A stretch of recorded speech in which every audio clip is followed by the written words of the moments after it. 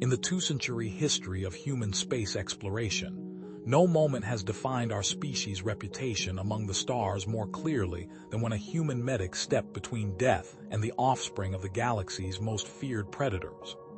Throughout the known universe, no other species, not even their closest allies, are trusted with Xindi young except humans. Nathan Roberts checks his environment suit diagnostics one last time before the airlock cycles. Behind the reinforced plexiglass observation window, the Xindi delegation stands motionless, their reptilian faces betraying no emotion to untrained human eyes. But Nathan sees it, subtle flaring of throat scales, the microscopic dilation of vertical pupils. Fear. Harmony Station, this is Roberts confirming final approach to Xindi vessel Tooth of Dawn, he reports into his comm. Their delegation appears. Tense. Confirmed, Roberts, comes the reply from Ambassador Chen. Intelligence reports classify this as unprecedented.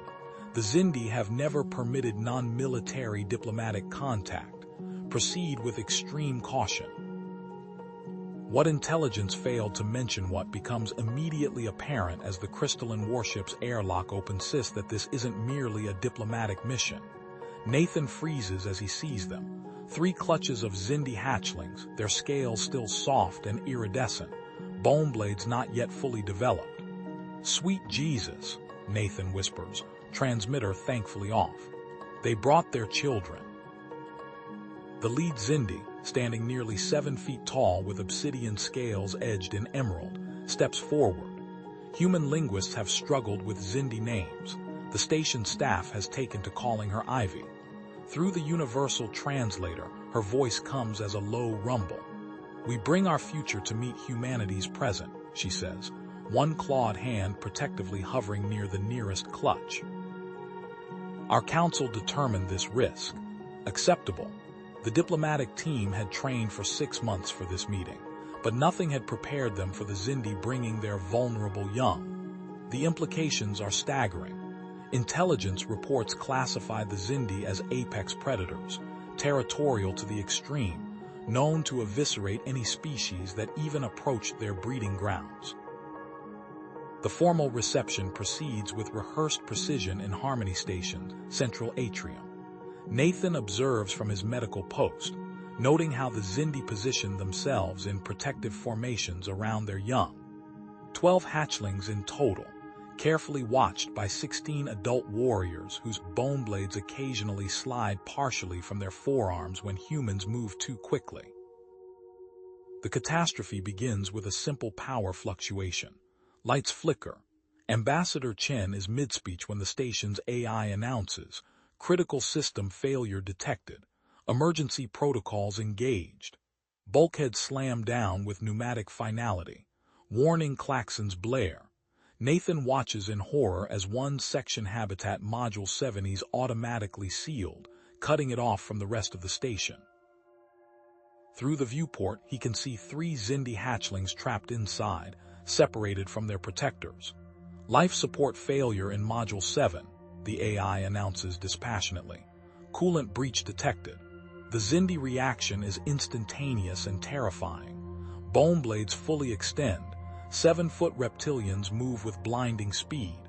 2 security officers go down before they can draw weapons. Ivy's roar drowns out the alarms as she slams against the sealed bulkhead. The young will suffocate in minutes, she snarls through the translator. Open this door or your station dies.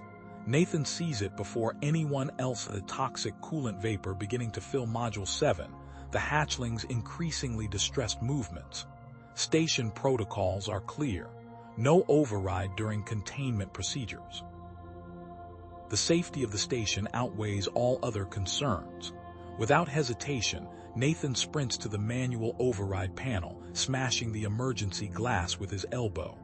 Roberts, stand down immediately. Commander Patel's order crackles through his comm. Nathan ignores it, fingers flying across the emergency controls. Override authorization Roberts 7 Delta 9. Override accepted, the AI confirms as the bulkhead begins to rise. Toxic fumes billow out. Nathan takes a deep breath of clean air and ducks under the rising door, not waiting for it to fully open. Behind him, he hears Ivy's enraged roar and the sound of her massive form following him into the poisoned air. The hatchlings lie on the floor, their breathing shallow. Nathan tears off his uniform jacket, activating his emergency medkit. His lungs burn as he fashions an oxygen tent from the fabric and a portable O2 canister. His skin blisters where the coolant vapor touches exposed flesh, but he works methodically, covering the hatchlings, establishing a clean air zone while connecting vital sign monitors. He feels Ivy's presence before he sees her. 7 feet of apex predator looms above him, bone blades fully extended, but she doesn't strike. Instead, she watches as Nathan sacrifices his own safety for her offspring, his skin reddening with chemical burns as he works. Nathan meets her gaze, still shielding the hatchlings with his body. "They'll make it," he gasps through the pain. "Just need to hold until engineering restores systems." Ivy's translator struggles with her response, but her actions speak clearly as she kneels beside him, adding her own body to the protective barrier around both Nathan and her young. Nathan's vision swam as pain radiated across his exposed skin. The emergency medical team burst into the module, faces obscured behind hazmat masks. Their voices sounded distant, drowned by the blaring alarms and the labored breathing of the Xindi warrior mother still crouched protectively beside him. "Roberts, can you hear me?" The chief medical officer's gloved hands gripped his shoulders. "We need to move you now." The last thing Nathan registered before consciousness slipped away was Ivy's massive form shielding the hatchlings as they were carefully extracted from the contaminated area, her vertical pupils fixed on him with an intensity he couldn't interpret. 3 weeks later, Nathan stared at the ceiling of the medical bay, counting the small imperfections in the panels for perhaps the 100th time.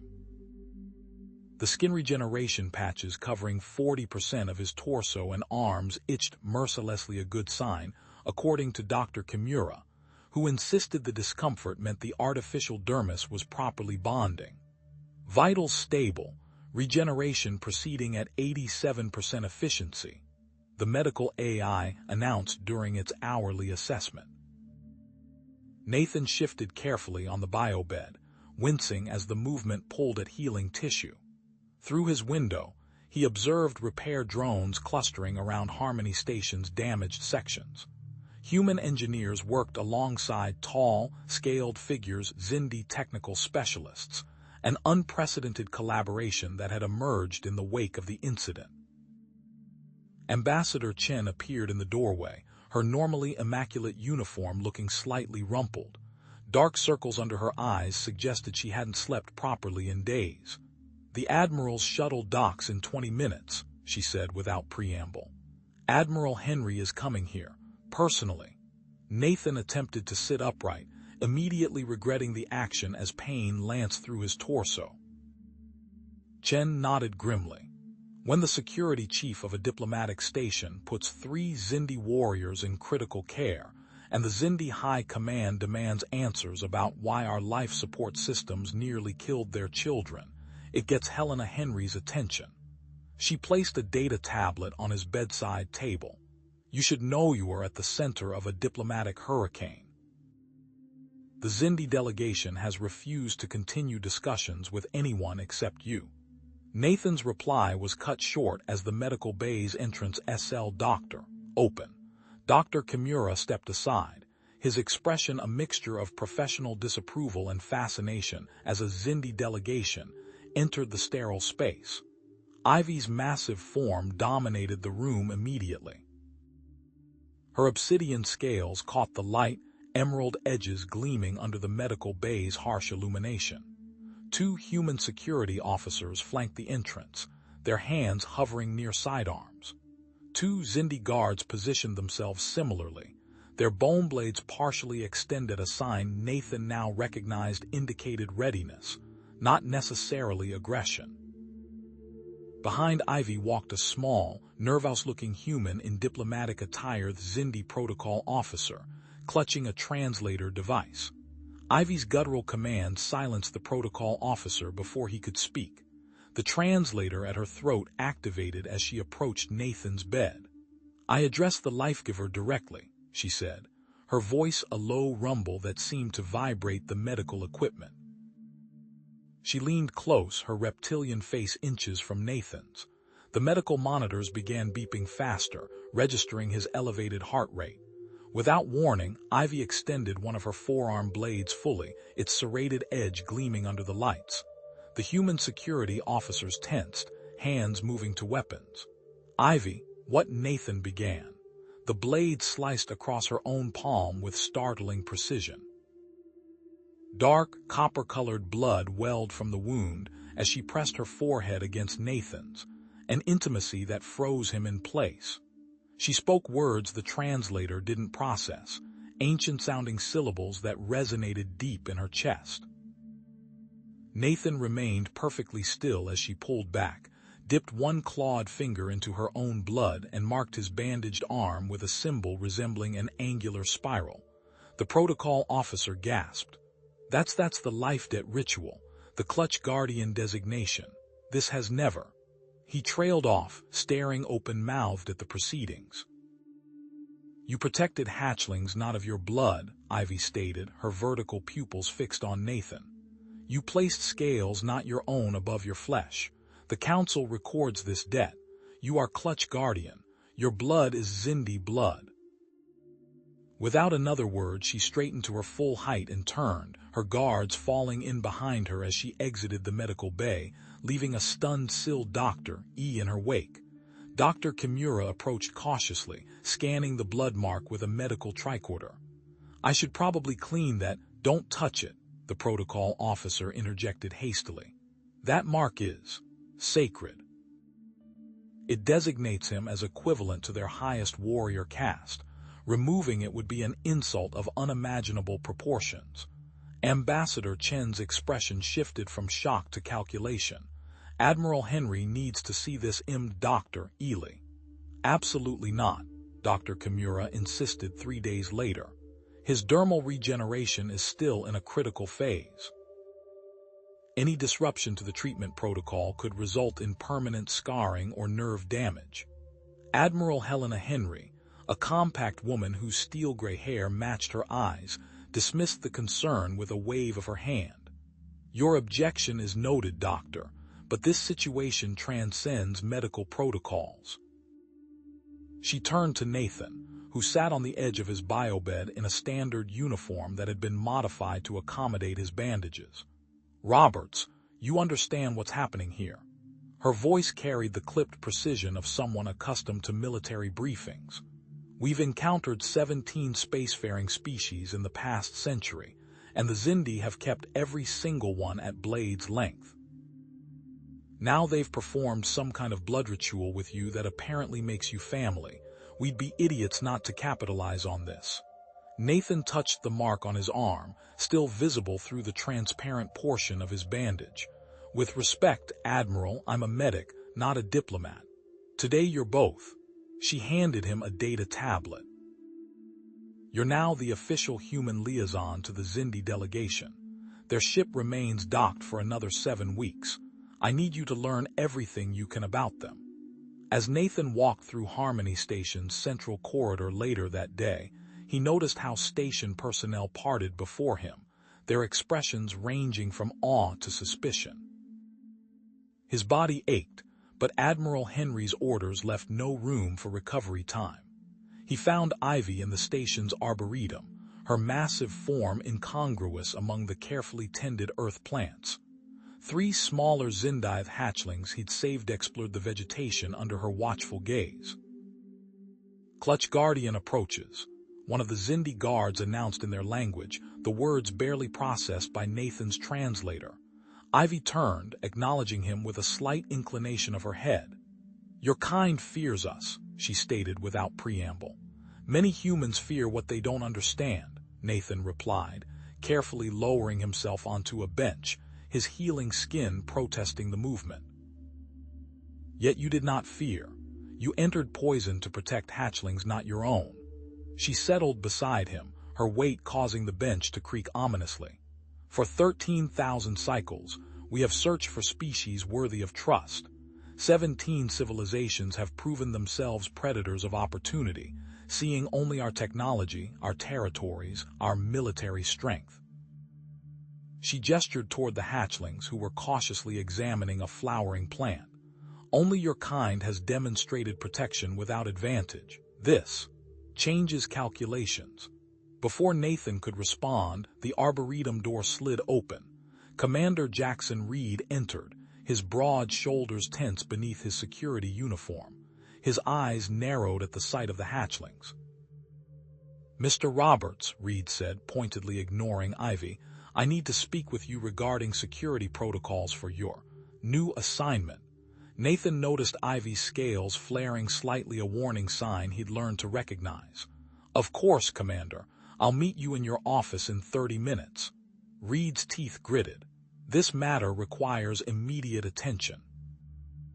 30 minutes, Commander, Nathan repeated firmly, aware of how Ivy's posture had shifted subtly toward her young. After a tense moment, Reed nodded curtly and departed. The door had barely closed when Ivy spoke, her voice lower than usual. "That one bears hate in his blood. He sees hatchlings and thinks enemy." Nathan couldn't disagree. The commander's hostility was palpable and it worried him. As liaison, he was caught between worlds, trusted by the Xindi but still answerable to Harmony Station's command structure. 2 cycles from now, the saved hatchlings receive their names, Ivy said unexpectedly. "You will attend." It wasn't a question, and Nathan understood the significance immediately. The hatching ceremony. "On your vessel.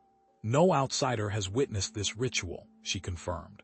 "The council debated for 7 days. Your presence honors the life debt." Nathan's pulse quickened at the unprecedented invitation. Admiral Henry would view this as an intelligence goldmine, a chance to learn about Xindi culture no human had ever been granted. As Ivy departed with her hatchlings, Nathan's comm unit buzzed with a priority message from Admiral Henry, requesting an immediate briefing. Simultaneously, a second message appeared, a security directive from Commander Reed, requiring Nathan to submit to standard diplomatic screening procedures before any further contact with the Xindi delegation. Nathan stared at both messages, the weight of competing expectations settling heavily on his shoulders. Whatever happened in the coming weeks, he knew Harmony Station would never be the same, and neither would humanity's place among the stars.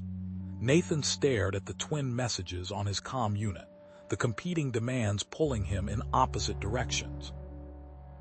He tapped a brief response to Admiral Henry, confirming his availability for the briefing later that day, then closed the device.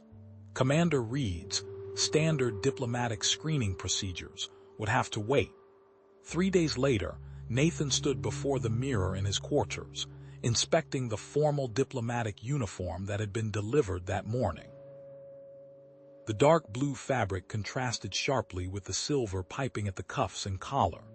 A small insignia representing Harmony Station gleamed on his chest, a circular emblem showing Earth, and a stylized alien world connected by a bridge of SDRS. A chime at his door announced Dr. Kimura's arrival.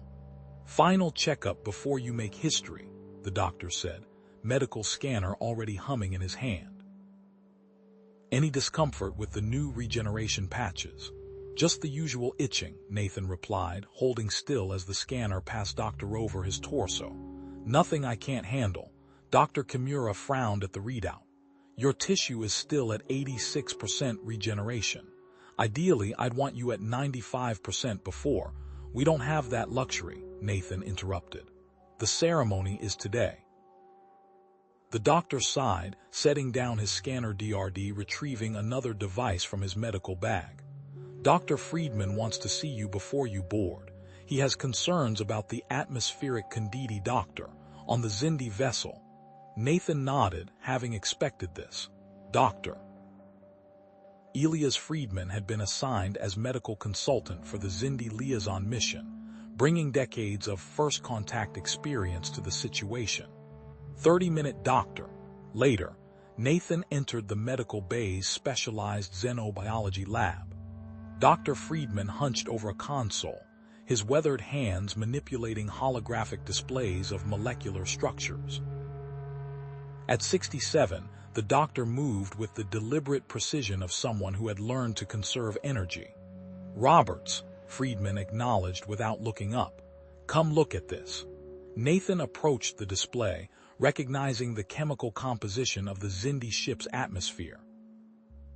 "Their atmospheric mix contains 8% more nitrogen compounds than our standard," Friedman explained, highlighting several molecular clusters. "These particular compounds will irritate your damaged tissue." He tapped the display, bringing up a simulation of human skin reacting to the compounds. "It won't be immediately dangerous, but you'll experience increasing discomfort the longer you're exposed." "I can handle discomfort," Nathan said. "I expected you'd say that." Friedman reached for a case on the adjacent workbench. "Which is why I've prepared this." He opened the case to reveal a thin, nearly transparent device shaped to fit around Nathan's nose and mouth. "A modified filtration system," Friedman explained. "It's designed to be minimally visible while filtering out the irritants in their atmosphere. It won't interfere with verbal communication or facial expressions." Nathan lifted the device, noting its negligible weight. "Will they consider this disrespectful?" "I consulted with the Xindi medical officer. They understand our biological limitations." "Just don't make a show of it. Treat it as you would an unobtrusive medical necessity, not a statement about their air quality." Nathan nodded, slipping the device into his pocket. "Thank you, Doctor." Friedman's expression grew serious. "One more thing, Roberts. You'll be the first human to participate in their naming ceremony. We have no idea what that entails." "If at any point you feel, I'll be fine," Nathan assured him, though the doctor's concern registered clearly. "Your courage is commendable," Friedman said. "Just remember that diplomatic incidents have been started over less than a sneeze at the wrong moment." The crystalline airlock connecting Harmony Station to the solemn claw gleamed under the lights, creating rainbow refractions across the deck. Nathan stood at the entrance, conscious of the small crowd that had gathered to witness his departure. Ambassador Chen had briefed him for 3 hours on proper diplomatic protocol, most of which concerned things he shouldn't do rather than things he should. Admiral Henry approached, her uniform immaculate as always. "Roberts, a word." They stepped aside, away from the curious ears of the station personnel. "This ceremony is unprecedented access," she said quietly. "I don't need to tell you what an intelligence opportunity this represents.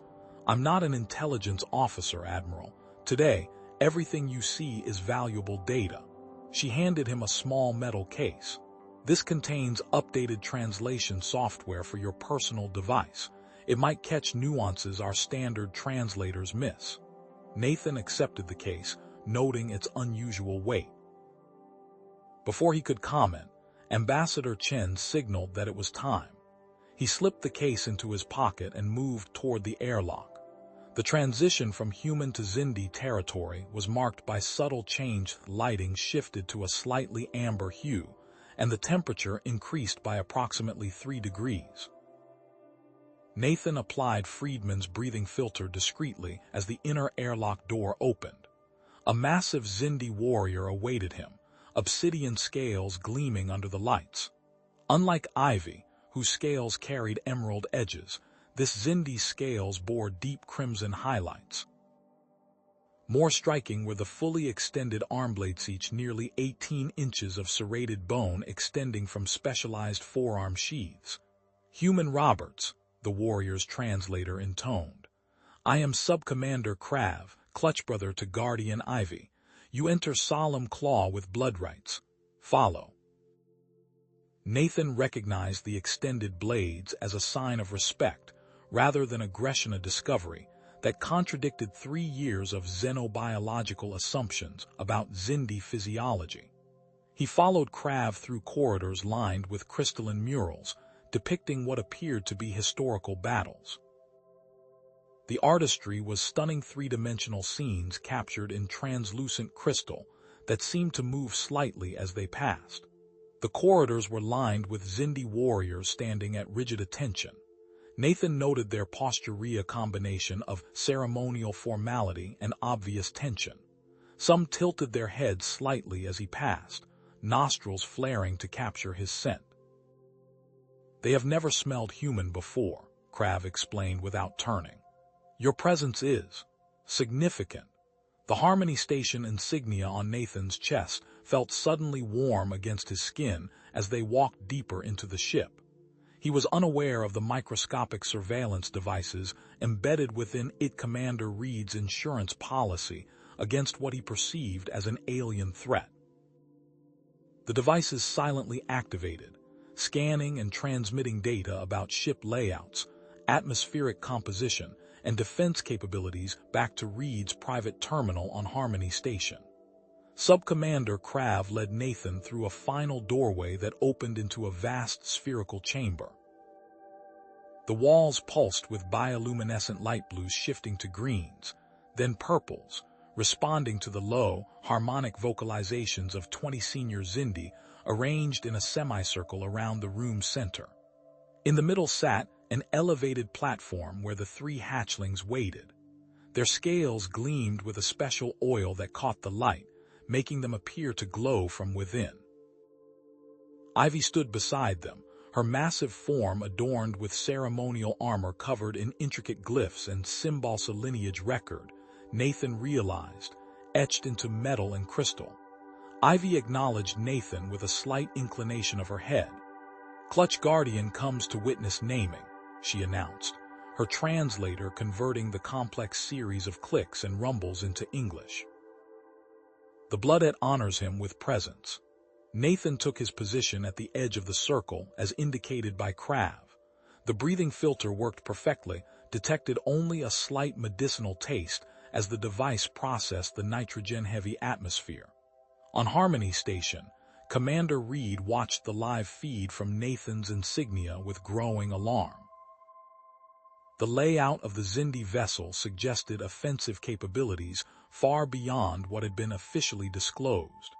He began compiling data for an urgent report to Earth Defense Command, bypassing standard diplomatic channels. The ceremony began with a series of rhythmic sounds, not quite music by human standards, but possessing a complex harmonic structure that seemed to resonate with the bioluminescent walls. Ivy approached the first hatchling, extending her forearm blade.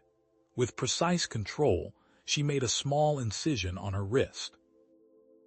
Dark, copper-colored blood welled from the wound as she touched a drop to the hatchling's forehead, speaking words too complex for the translator to process completely. The second hatchling received the same ritual marking, accompanied by different vocalization patterns that the translator interpreted as lineage declarations and future expectations. When Ivy reached the third and smallest hatchling, one Nathan remembered cradling against his chest during the evacuation, unexpectedly paused. The harmonic sounds in the chamber shifted, taking on a questioning tone. Ivy turned toward Nathan. "Clutch Guardian," she said, motioning him forward. "Approach the naming circle." The assembled Zindi warriors shifted position, hands moving to ceremonial weapons at their sides. Nathan felt the tension spike in the room as he stepped forward. This was clearly a deviation from expected protocol. "This hatchling," Ivy said, gesturing to the smallest of the three, "carries your blood markers. Our healers detected human biological signatures in its developing immune structure. Your damaged tissue transferred during protection." Nathan glanced at the small Zindi, noticing now the slightly different pattern to its scales, a faint bluish tint that distinguished it from its clutchmates. "By most ancient tradition," Ivy continued, "blood transfer creates bonds that cannot be severed. This hatchling is connected to you in ways our ancestors recognized as sacred." She extended her blade again, the copper-colored blood still visible along its edge. "I request your participation in naming as Ka Guardian."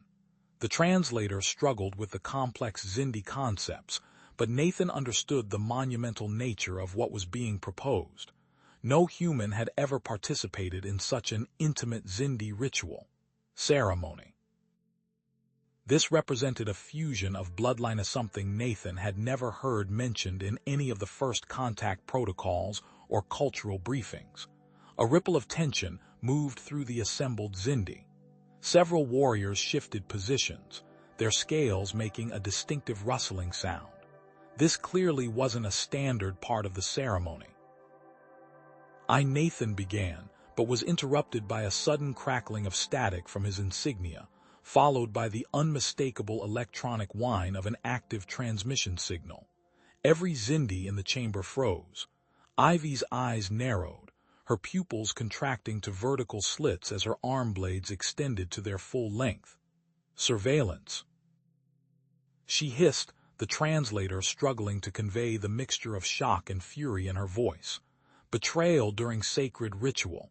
Nathan looked down at the insignia on his chest in confusion. The small emblem now emitted a faint electronic pulse that hadn't been present before. "I didn't know," he said quickly, reaching to remove it. This wasn't, but it was too late. A Xindi warrior leapt forward, pinning Nathan against the wall with one massive scaled arm.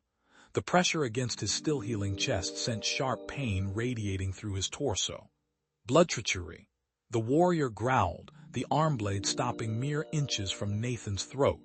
Ivy barked a command, her voice cutting through the growing chaos. The chamber's access points sealed immediately, creating the distinctive pneumatic hiss of emergency lockdown protocols. "Release him," Ivy ordered. The warrior hesitated for a moment before stepping back, blade still extended. "Scan for additional devices." Two technicians approached with handheld scanners that resembled crystalline prisms. They swept the devices over Nathan's body methodically while he stood motionless, acutely aware that the slightest wrong move might result in his immediate execution. "The insignia contains multiple surveillance modules," one technician reported. "Active transmission to external receiver, human design." Ivy's gaze bored into Nathan. "Explain." "I was not informed," Nathan said firmly. "This is not my doing."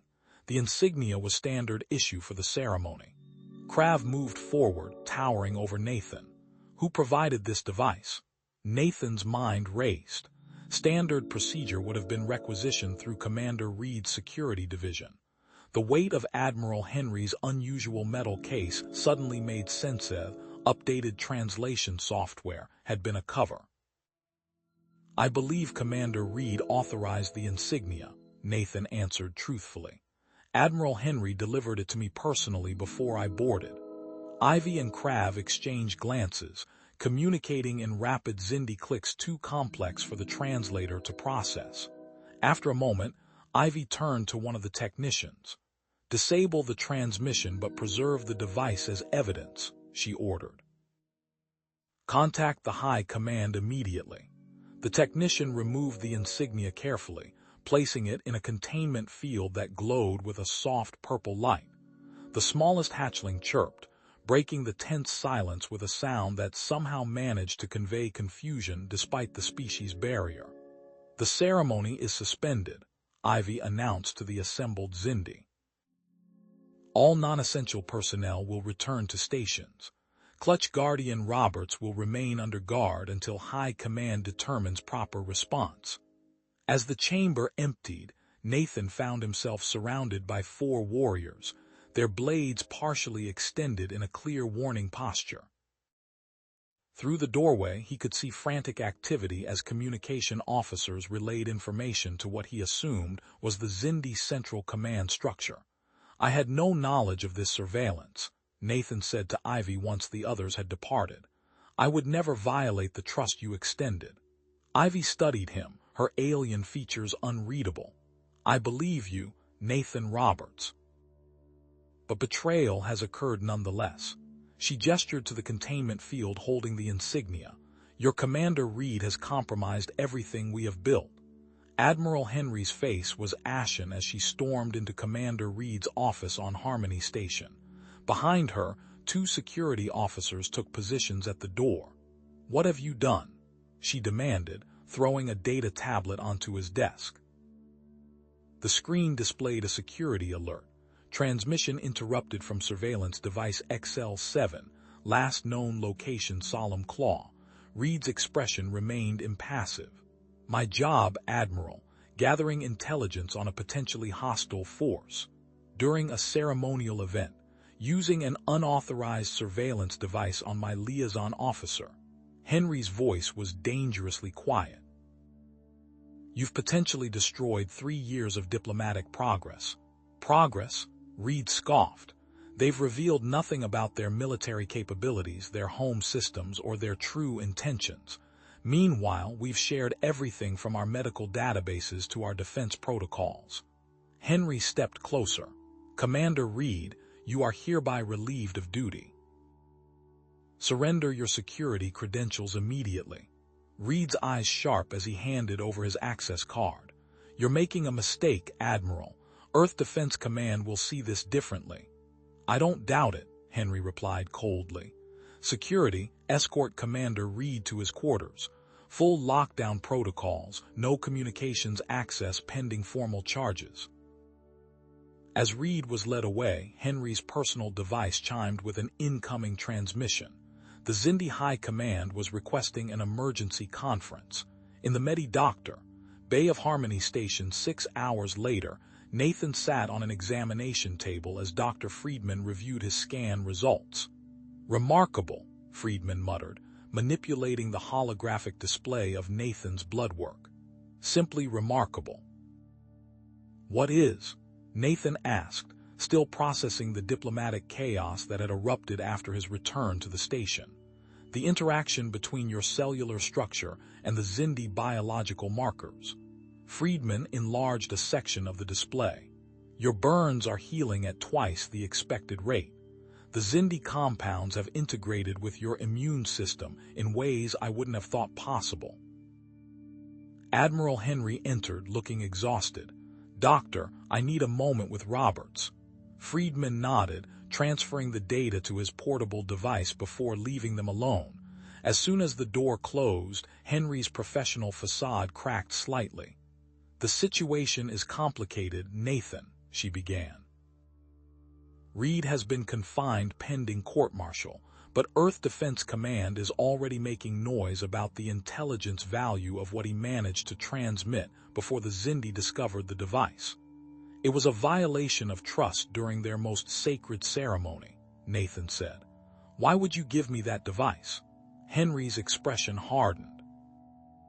"The case I gave you contained exactly what I said. Updated translation software.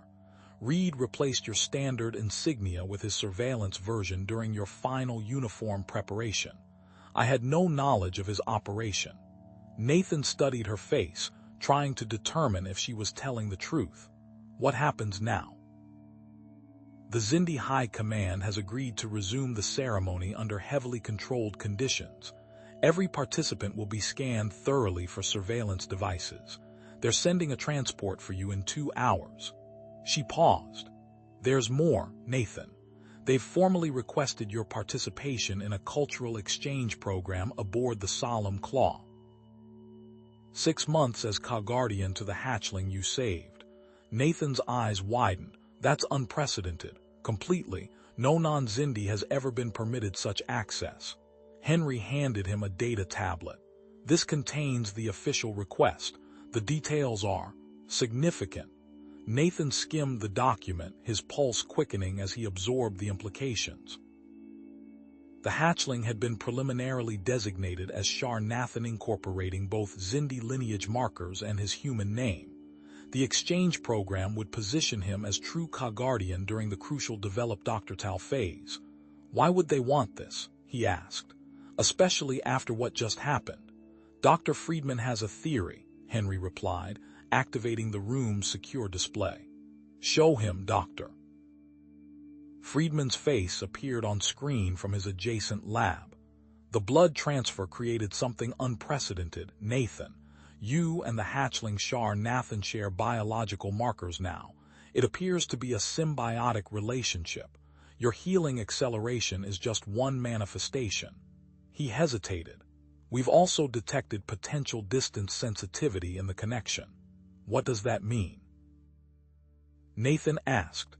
Preliminary data suggests separation beyond approximately 500,000 kilometers could cause physiological stress to both you and the hatchling, Friedman explained.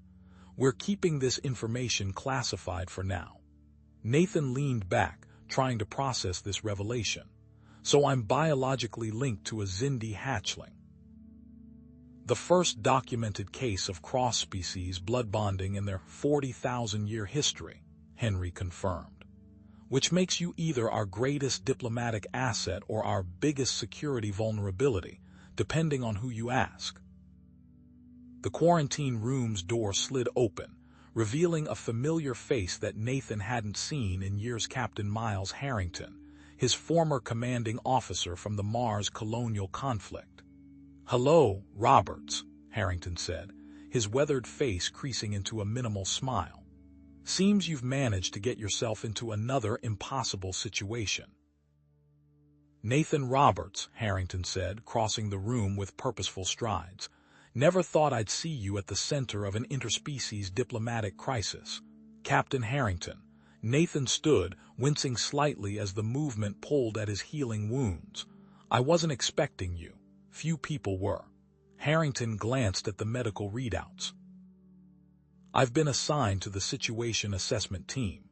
Admiral Henry requested me specifically." Henry nodded. Captain Harrington's experience with cross-cultural conflict resolution makes him uniquely qualified to advise on this matter. For the next 24 hours, Nathan found himself at the center of intense debate. The station's primary conference room had been converted into a secure communication hub linking Harmony Station directly to Earth's central government. Holographic projections of government officials, military strategists, and xenobiologists filled the room as they argued over his fate. "The risks are unacceptable," General Thorne's projection declared.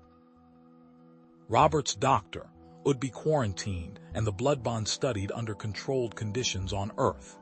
"Impossible," Dr. Friedman countered, displaying Nathan's latest medical data. "Separation could cause irreversible damage to both human and Xindi physiology. We're dealing with unprecedented biochemical integration." Nathan sat silently as they debated his future. Across the table, Admiral Henry maintained a neutral expression, though her eyes betrayed her exhaustion. The arguments continued through the night cycle. Nathan watched as factions formed and dissolved, proposals were raised and rejected. Captain Harrington occasionally caught his eye, giving almost imperceptible nods of encouragement. Finally, as station lighting shifted to morning cycle, Admiral Henry received the official transmission from Earth. "The decision has been made," she announced, silencing the room. "Nathan Roberts will accept the Xindi invitation to serve aboard the Solemn Claw as Shar Nathan's Ka-Guardian." Relief washed through Nathan, but it was short-lived. "However," Henry Doctor continued, "there are conditions. Regular medical check-ins via secure channels, monthly in-person evaluations by Dr. Friedman, detailed reports on all Xindi interactions. The Xindi representatives, connected via their own communication system, clicked their arm blades through a gesture Nathan now recognized as reluctant acceptance. These terms are acceptable, Ivy translated through the communication link. The blood bond situation requires accommodation FR Doctor, both species. Over the next week, Nathan's life transformed into a whirlwind of preparation. Mornings were spent with Dr. Friedman, receiving specialized immunizations designed to help his body adapt to the Xindi ship's atmospheric conditions. "This one might sting," Friedman warned, pressing an injector against Nathan's neck. The device hissed, delivering a compound that burned through his veins for several seconds. "Respiratory adaptation serum. Your lungs will gradually become more efficient at processing the higher nitrogen content aboard Xindi vessels." Afternoons were dedicated to intensive cultural training. Nathan studied Xindi hierarchical structures, dietary customs, and developmental milestones for hatchlings. The evenings brought combat training with Captain Harrington, who insisted on refreshing Nathan's hand-to-hand skills. "You'll be surrounded by warriors with natural weapons," Harrington pointed out as Nathan picked himself up off the training mat for the fourth time. "You need every advantage." 3 days before his scheduled departure, Nathan was reviewing hatchling developmental charts in his quarters when his terminal chimed an emergency alert. The door slid open, revealing Admiral Henry flanked by security officers. "We need to move you," she said without preamble. "Security breach in progress." Nathan grabbed his data tablet and followed them through back corridors to a secure section of the station. Inside a reinforced conference room, he found Captain Harrington reviewing security feeds with a lean, sharp-eyed man in his mid-30s. Station security detected an unauthorized access attempt in the medical database, Harrington explained. "They were specifically targeting your blood work and the symbiotic connection reports." The unfamiliar officer stepped forward. "Lieutenant Marcus Way, sir, former intelligence operative. The cyber intrusion originated from an external source using Vrul Confederacy technology signatures." The Vrul. Nathan had studied the reports on the xenophobic coalition during his preparatory briefings.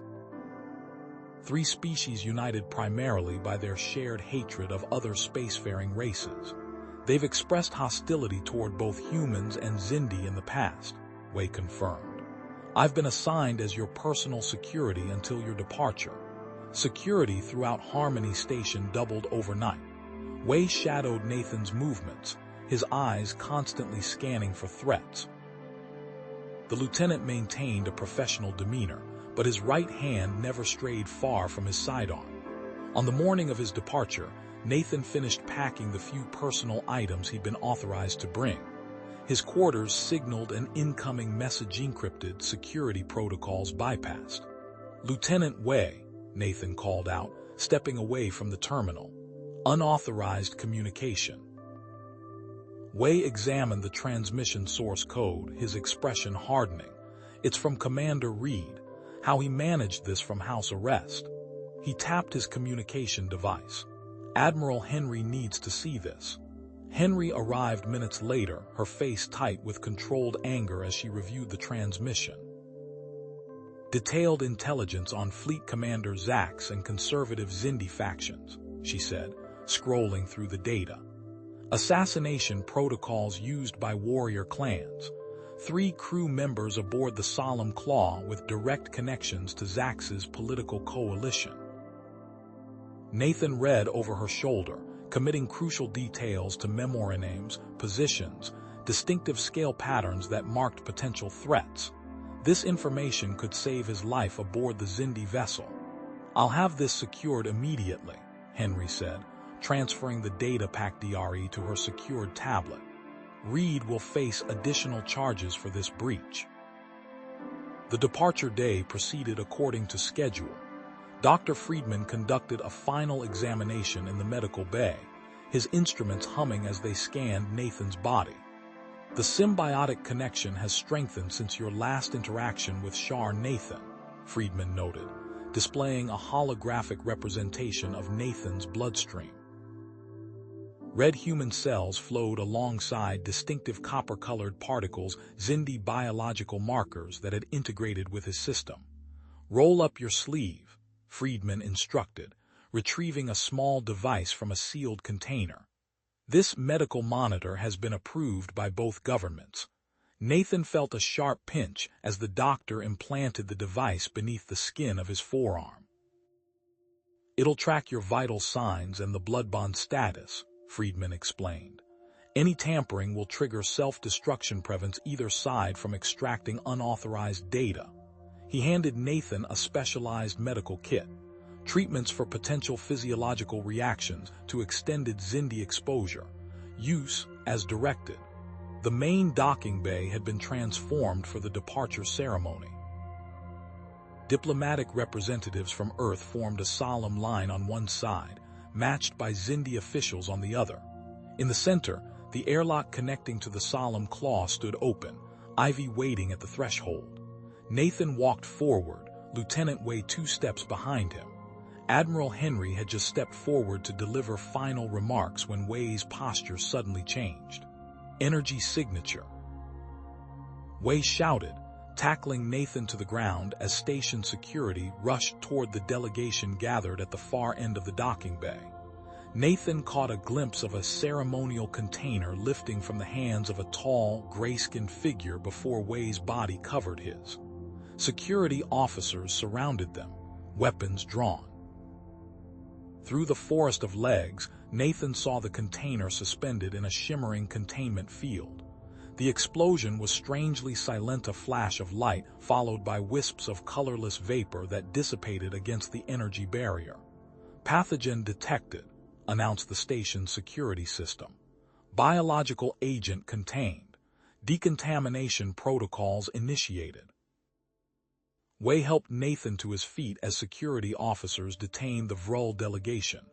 The ambassador, his gray skin now mottled with stress patterns, hissed incomprehensible sounds as he was restrained. Station-wide lockdown in effect, Admiral Henry announced, her voice cutting through the chaos. All personnel remain at stations. Hours later, after emergency decontamination procedures confirmed Nathan remained unaffected, he sat across from Ivy in a secure conference room. The Xindi scales had darkened at a sign of intense emotion, Nathan had learned. The pathogen was genetically targeted, Ivy said, her translator conveying the grave tone. Designed to attack the unique blood markers you share with Shar Nathan. The High Command has revised our arrangement, she continued after a moment. The solemn claw is no longer your destination. Where then? Nathan asked. Zarkin, Ivy replied simply. Nathan stared at her, processing the implications. The Xindi homeworld. For your protection, Ivy confirmed. You will reside at the ancestral clutch grounds with Shar Nathan and the other hatchlings. She extended her arm blade slightly, a gesture of formal invitation. You will be the first human to walk on Zarkin soil. Nathan glanced at Admiral Henry, who nodded once, her expression carefully neutral. When do we leave? He asked. Now, Ivy answered. Transport is prepared. Now, Ivy answered. Transport is waiting. We must move quickly. Nathan found himself rushed through secured corridors, surrounded by a protective detail of both human and Xindi security personnel. Lieutenant Way maintained constant vigilance, his eyes scanning every corner and intersection they passed. The Vrul attempt changes everything, Admiral Henry explained as they hurried toward the station's high-security docking area. Earth and the Xindi High Command have agreed that the ancestral clutch grounds on Zarkin offers the best protection. No human has ever been permitted there, Way added, checking his tactical scanner. You're making history, sir. Within hours, Nathan was aboard a heavily armed Xindi transport vessel, watching Harmony Station recede into the distance through a reinforced viewport. The journey to Zarkin took 11 days of faster-than-light travel, during which Nathan studied intensively. He memorized Xindi social hierarchies, practiced respiratory exercises designed to help him adapt to Zarkin's atmosphere, and reviewed specialized medical protocols for his unique condition. 2 months later, Nathan rose before Zarkin's dual suns breached the horizon.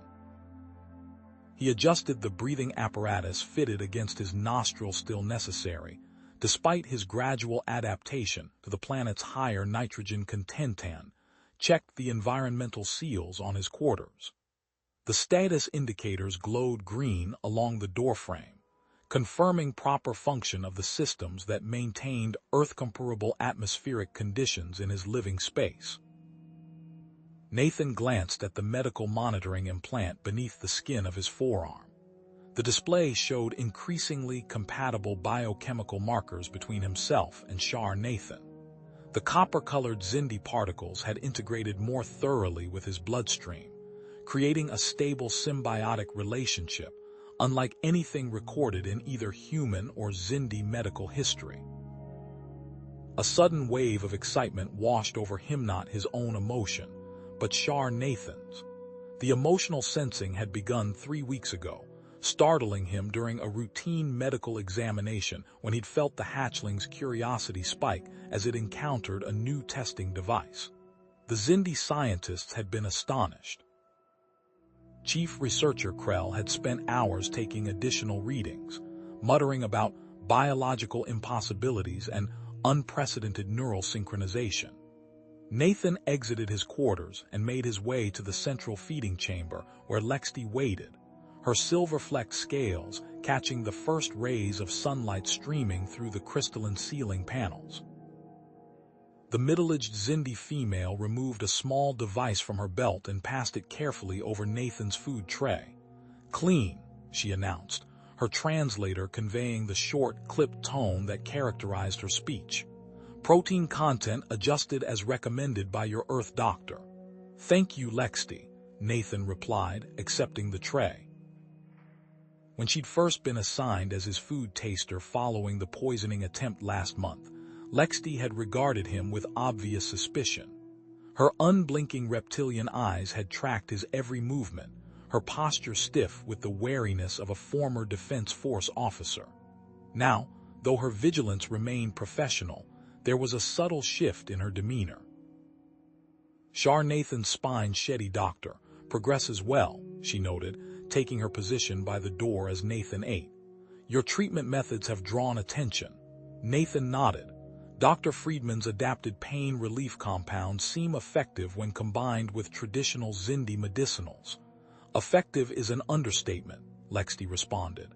7 other hatchlings have now received your treatment." The clutch grounds have never been so quiet during a shedding season. 3 nights ago, Nathan had noticed Shar Nathan's distress through their bond. The hatchling lay curled in its sleeping pod, trembling as the juvenile back plates began doctor, parroting from newly forming adult armor beneath. Rather than accepting this pain as the inevitable trial all Xindi young faced, Nathan had contacted Dr. Friedman, who quickly formulated a modified analgesic compound safe for Xindi physiology. Nathan had stayed awake through 3 consecutive night cycles, applying the compound and traditional Xindi healing pastes to Shar Nathan's back. The hatchling's relief had flowed through their bond, reinforcing Nathan's commitment despite his exhaustion. "Where is Shar Nathan now?" Nathan asked, finishing his meal. "Morning instruction with Elder Vex," Lexti replied. The hatchling requested additional language sessions. Nathan felt a surge of pride. Shar Nathan had begun speaking rudimentary human words alongside native Xindi vocalizations, an unprecedented developmental milestone that both fascinated and alarmed various Xindi factions. As if summoned by his thoughts, Ivy entered the feeding chamber, her scales gleaming with the deep blue hue that indicated concern. "Grand Guardian Moxnar requests your presence," she said. "Fleet Commander Zax has formally petitioned the High Council to terminate the blood bond experiment." Nathan rose immediately. "On what grounds?" "He claims human interference threatens evolutionary strength," Ivy answered, leading him through the winding corridors of the clutch grounds. The petition has gained significant support from military commanders and regional governors. They entered Moxnar's chamber, a vast space dominated by a circular stone table etched with ancient Xindi symbols. The Grand Guardian's imposing figure stood at the far side, her massive frame bearing the distinctive gold-rimmed scales that marked her prestigious position. "Nathan Roberts," Moxnar's voice rumbled through the translator. "The situation has escalated. Zax moves against us politically while his agents act from the shadows." "What do you mean?" Nathan asked. "Chief Researcher Krell has invited you to the Science Directorate," Moxnar said. "You and Shar Nathan will undergo advanced scanning to document the blood bond's progression. We suspect Zax will attempt to interfere." Ivy shifted beside him. "We've detected unauthorized surveillance devices in your quarters. The technology matches Fleet Commander Zax's military division." Nathan's pulse quickened. "What kind of surveillance?" Devices monitoring your vital signs and blood chemistry, Ivy replied. Most concerning was a mechanism designed to gradually alter your quarter's atmospherical changes that would weaken your immune system while evading standard detection protocols. I have ordered a complete security overhaul, Moxnar stated. And I have made an unprecedented request to your Admiral Henry for human security expertise. The implications of this statement weren't lost on Nathan. For the Xindi to request human security assistance on their homeworld represented a monumental shift in interspecies relation. Dr. N.S. When do we visit the Science Directorate? Nathan asked. Tomorrow, Moxnar answered. Prepare yourself. The Directorate houses both allies and enemies. Dr. Thax wishes to meet a progressive geneticist whose research supports our cause. Meanwhile, Zax's scientific advisors will search for any reason to declare the blood bond dangerous. Nathan nodded, feeling a distant anxiety that wasn't his own. Nathan sensing his concern through their strengthening bond. There is one more matter, Ivy said, her tone solemn. According to ancient Xindi law, a blood-bonded guardian has the right to defend their charge using lethal force if necessary. This right is normally reserved for biological parents or designated warrior guardians of the highest castes. Nathan processed this information carefully. You're saying I have legal authorization to kill any Xindi who threatens Nathan? Yes, Moxnar confirmed. The blood bond grants you this right. I suggest you remember this as political tensions escalate. As Nathan left the chamber, Wei's voice came through his communication device. Sir, Admiral Henry has approved emergency security deployment. I'll be arriving on Zarkin within 48 hours with a specialized team. The surveillance devices? Nathan asked. Just the beginning, Wei responded. The Vrul ambassador's communications reveal a growing coalition against human Xindi cooperation. They specifically mention you and Nathan as the biological bridge that must be severed. Be extremely cautious until we arrive. That night, Nathan checked on Nathan one final time before retiring to his quarters. The hatchling slept peacefully, its newly formed back plates gleaming softly in the low light of the sleep chamber. Rest well, Nathan whispered in the Xindi language, feeling a gentle contentment pulse through their bond in response. He returned to his own quarters, completing his nightly security checks before settling into sleep. Hours later, Nathan jolted awake, a searing pain radiating up his arm from the blood bond. His vision blurred as Doctor. Distress flooded his consciousness. Nathan stumbled from his bed, gasping as the pain intensified. Something was terribly wrong. He grabbed the emergency medical kit. Dr. Friedman had prepared and raced toward the hatchling chambers, his heart pounding with both his fear and Nathan's. The night cycle lights cast long shadows as Nathan burst into Nathan's sleep chamber. The hatchling lay convulsing in its pod, its scales pale and body trembling violently. Nathan immediately recognized the symptoms from his medical training: neurotoxin exposure.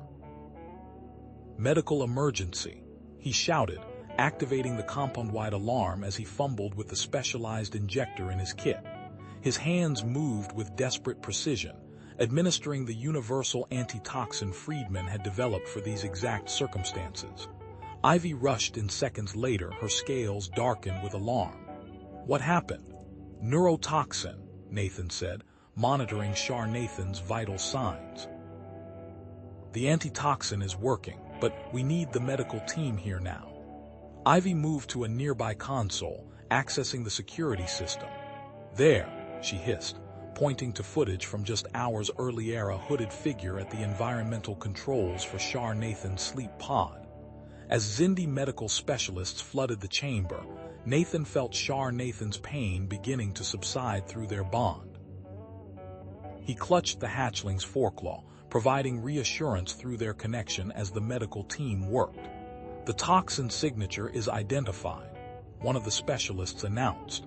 It's a synthetic compound developed exclusively by Fleet Commander Zax's Military Research Division. Nathan's gaze met Ivy's. This was no longer a political maneuver or subtle sabotage, it was a direct assassination attempt targeting Shar Nathan. The Shadow War had escalated to new and dangerous territory. "Contact Lieutenant Wei," Nathan said quietly to Ivy as the medical team stabilized the hatchling. "Tell him to hurry. Tell him to get Shar Nathan to the secure medical wing immediately," Nathan instructed Ivy, not taking his eyes off the hatchling. "And activate emergency containment protocols." This wasn't random. Medical specialists swarmed around them as Shar Nathan's tremors gradually subsided. Nathan felt each painful spasm through their bond, a shared agony that made it difficult to focus. He maintained physical contact with the hatchling, one hand firmly grasping its foreclaw, while the other helped the medical team secure monitoring devices to its pale scales. "Vital signs stabilizing," announced the lead medical specialist, a veteran Zindi physician named Thax Ver. "The antitoxin is neutralizing the compound, but complete purging will take time." Nathan monitored the readouts on his implant, watching as Shar Nathan's biochemical markers fluctuated wildly. Through their bond, he sensed confusion and fear alongside the physical pain. "I'm here," Nathan whispered in Zindi, leaning close to the hatchling's sensory ridge. "You're safe." A faint pulse of recognition echoed through their connection. Within minutes, a secure medical transport arrived. 6 guards, 3 Zindi and 3 humans from the advanced security team created a protective perimeter as Shar Nathan was moved to the specialized medical wing deep within the clutch grounds. Lieutenant Wei arrived as they reached the secure medical chamber, his face grim. "Perimeter established," Wei reported, scanning the room with practiced efficiency. "I've got 2 snipers on the upper causeway, motion sensors at all access points, and chemical analyzers monitoring the doctor, ventilation system." Nathan nodded, his attention divided between Wei's security briefing and the medical team stabilizing Shar Nathan. "The antitoxin is neutralizing the compound, Doctor," Thax Ver explained, displaying a molecular diagram on the central monitor. "But recovery will require at least 7 days of intensive monitoring. The neurotoxin targeted developing neural pathways specific to Zindi hatchlings, which means this was explicitly designed to kill young," Ivy said, her scales darkening to a deep blue. "An abomination against our most sacred laws." Wei approached the monitor displaying security footage of the hooded figure. "I need access to your full surveillance system," he told Ivy. "My team has advanced image enhancement algorithms that might identify our assassin." As Wei coordinated with the Zindi security team, Nathan maintained his vigil beside Shar Nathan. The hatchling had fallen into a healing trance, a natural Zindi response to severe trauma. Through their bond, Nathan sensed the gradually diminishing pain, replaced by a dull, persistent discomfort. Hours passed. Nathan refused meals and rest, monitoring each fluctuation in Shar Nathan's condition. Medical specialists came and went, adjusting treatment protocols and administering additional doses of the antitoxin as needed. Near dawn, Grand Guardian Moxnar entered the chamber, her massive frame filling the doorway. The room fell silent as she approached Shar Nathan's medical pod. "The attack on this hatchling strikes at the foundation of Zindi society," she said, her translator conveying the deep resonance of her voice. "For 15,000 years, the ancestral clutch grounds have remained inviolate." She turned to Nathan, golden-rimmed scales catching the light. "As blood-bonded guardian, you have rights under our Modoctor ancient laws. The Clutch Grounds Governing Council will convene in 6 hours. Your presence is required." "I won't leave Shar Nathan," Nathan replied firmly. "The hatchling is stabilized," Dr. Thax Ver interjected. "The next critical treatment phase begins in 8 hours. You may attend the council and return before then." Wei stepped forward. "I'll establish a rotating guard, detail 3 humans, 3 Zindi at all times. No one enters without biometric verification and chemical screening. Nathan reluctantly agreed, sensing Shar Nathan had stabilized enough for him to briefly depart. "I'll need information about the council protocols," he told Moxnar. "Ivy will prepare you," the Grand Guardian responded. "What occurs today has not happened in 7 centuries of our history." 6 hours later, Nathan stood before the entrance to the council chamber. Ivy had briefed him on the ancient ceremonial procedures and helped him dress in specialized garments, a combination of traditional Xindi Guardian attire modified to accommodate his human physiology. "The council chamber lies at the heart of the planet's largest crystal formation," Ivy explained as they descended a spiraling ramp. 30 Guardians with a combined experience of over 2,000 years will hear your words." The temperature dropped noticeably as they continued downward. Nathan's breathing apparatus automatically adjusted to the changing air pressure. "What exactly happens in this council?" Nathan asked. "Justice," Ivy replied simply. "The Guardians will determine how to respond to this violation of our most sacred space." They reached a massive crystal archway, its surface etched with ancient Xindi script that glowed with internal light. 2 Guardian sentries, bearing ceremonial weapons that predated Xindi space travel, stood at attention. "Nathan Roberts, blood-bonded guardian of Shar Nathan, approaches the ancient council," Ivy announced formally. The sentries touched their weapons to the crystal floor, producing a resonant tone that echoed down the corridor. The massive crystal doors swung inward, revealing the chamber beyond. Nathan entered a vast circular space carved from a single massive crystal. 30 raised platforms surrounded a central speaking position, each occupied by an elder Xindi guardian. The chamber's walls refracted light in complex patterns, creating an atmosphere both solemn and otherworldly. Moxnar stood at the primary position, her golden-rimmed scales identifying her rank. Nathan Roberts approached the center. Nathan walked forward, feeling the weight of 60 ancient eyes upon him. The crystalline floor beneath his feet amplified his footsteps, each sound reverberating through the chamber. "The blood bond you share with Shar Nathan has been violated by an act of deliberate malice," Moxnar stated. "An attempt was made to sever this bond through the murder of a hatchling within the sacred grounds." "What do you seek from this council?" Nathan had considered his words carefully during the hours at Shar Nathan's side. Drawing from the knowledge Ivy had provided, he spoke the ritual phrase that would set in motion ancient Xindi law.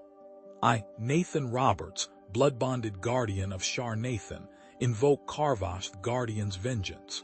A hush fell over the chamber. Several of the elder guardians leaned forward, their expressions revealing shock despite their reptilian features. "Karvash has not been invoked in 7 centuries, one elder guardian said, his translator barely capturing the complex harmonics of his voice. "You understand the implications of this declaration?" "I do," Nathan replied. "This was not merely an attack on a hatchling. It was an attempt to destroy the blood bond itself, to eliminate the living proof that humans and Xindi can share biological connection. This represents blood treason against the Xindi species and its future." Moxnar raised a ceremonial staff, striking it against the crystal floor 3 times. The sound resonated through the chamber with increasing intensity. "The invocation of Karvash is accepted," she declared. "The assassination attempt on Shar Nathan is now elevated beyond criminal matter to blood treason. The High Council must be notified immediately." Another guardian rose. "The human does not understand our ways. Karvash requires blood payment." "I understand perfectly," Nathan interrupted, his voice steady. "Karvash demands that those responsible face justice before the highest authorities of Xindi society. It removes jurisdictional protections, including those of military rank or political position, and it grants me, as blood-bonded guardian, the right to participate in that justice." The guardian inclined his head, surprised by Nathan's knowledge. "The human speaks truth," Moxnar confirmed. This council acknowledges the invocation of Karvash. High Counselor Daxmer will be summoned to oversee the investigation. As the council continued its deliberations, Nathan's implant vibrated with an incoming message from Wei. He glanced at the display embedded beneath his skin. Security footage ENHA and CED. Suspect identified. Return immediately. Nathan rushed back to the medical wing, where Wei and his team had transformed a side chamber into an impromptu security center. Screens displayed enhanced images from the surveillance footage, alongside chemical analysis reports and personnel files. "We've got him," Wei said without preamble. Subcommander Vrex, Fleet Commander Zax's executive officer. The enhanced image clearly showed Vrex's distinctive scale pattern despite the hood covering most of his features. Additional screens displayed entry logs and chemical signatures. "The neurotoxin is military-grade," Wei continued. "Specifically developed by Zax's research division for defensive countermeasures, according to their classified records. Our analysts accessed the chemical formulation data. This stuff was designed to target developing neural pathways in Xindi young." "Why target hatchlings?" Nathan asked, reviewing the data. "Control," Ivy said from the doorway. "In our history, military factions have occasionally used threats against clutches to enforce political compliance. But actual attacks on hatchlings are unprecedented in modern times." Wei nodded. "We've tracked Vrex's movements. He's currently boarding a military transport vessel bound for the outer defense perimeter. I've already notified our embassy, but we can't legally intervene without Xindi authorization." A series of priority alerts flashed across the monitoring screens. Wei accessed the incoming transmission. "High Counselor Daxmer has arrived at the clutch grounds," he announced, "and he's brought an elite team from the Justice Ministry." Nathan felt a wave of emotion through his bond with Shar Nathan, not pain this time, but a seeking sensation. He moved to the hatchling's side, placing his hand on its foreclaw. "I'm here," he said softly. Through their Connect Doctor, Nathan sensed not just recognition but a fragmented thought and awareness of danger, and a protective impulse directed back at him. The bond was evolving, becoming more complex with each passing day. Dr. Thax Ver approached, reviewing the latest medical scans. The hatchling's neural patterns show unprecedented adaptation. "The damage from the neurotoxin is being rerouted through new pathways that mirror human neurological structures." "Is that possible?" Nathan asked. "Theoretically, no," the doctor replied. "But the blood bond appears to be facilitating neural adaptation we believed biologically impossible. Shar Nathan is using your neural patterns as a template for recovery." A commanding figure appeared in the doorway, nearly 10 feet tall, with ancient gray-green scales bearing the scars of countless battles. High Counselor Daxmer surveyed the room with eyes that had witnessed over a century of Xindi history. "Nathan Roberts," Daxmer's translator conveyed his deep, powerful voice. "I understand you have invoked Karvash. Show me what you have discovered about this attack on our future." "Blood-bonded human, I bring evidence of the security breach." Daxmer gestured to a Xindi officer who stepped forward with a data crystal. "The attacker's identity has been confirmed through multiple verification protocols." Nathan nodded grimly. "We've identified him as well." Subcommander Vrex, Fleet Commander Zax's executive officer. Daxmer's scales rippled with what Nathan had learned to recognize as surprise. "Your human security protocols are more efficient than anticipated." "Lieutenant Wei is exceptionally thorough," Nathan replied, gesturing to the security chief who stood by the monitoring station. Wei stepped forward.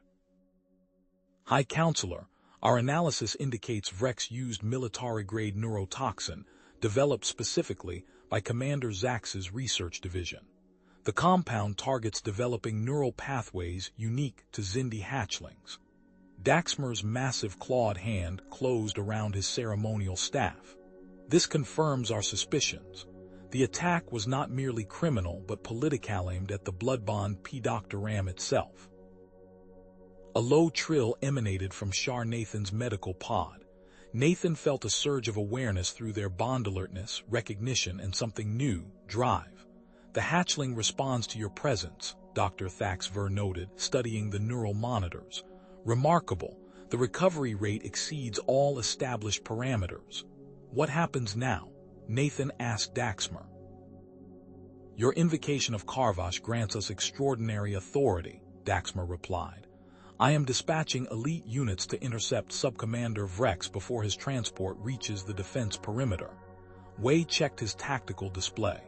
That vessel entered restricted military space 17 minutes ago. We'll need Xindi military cooperation to pursue.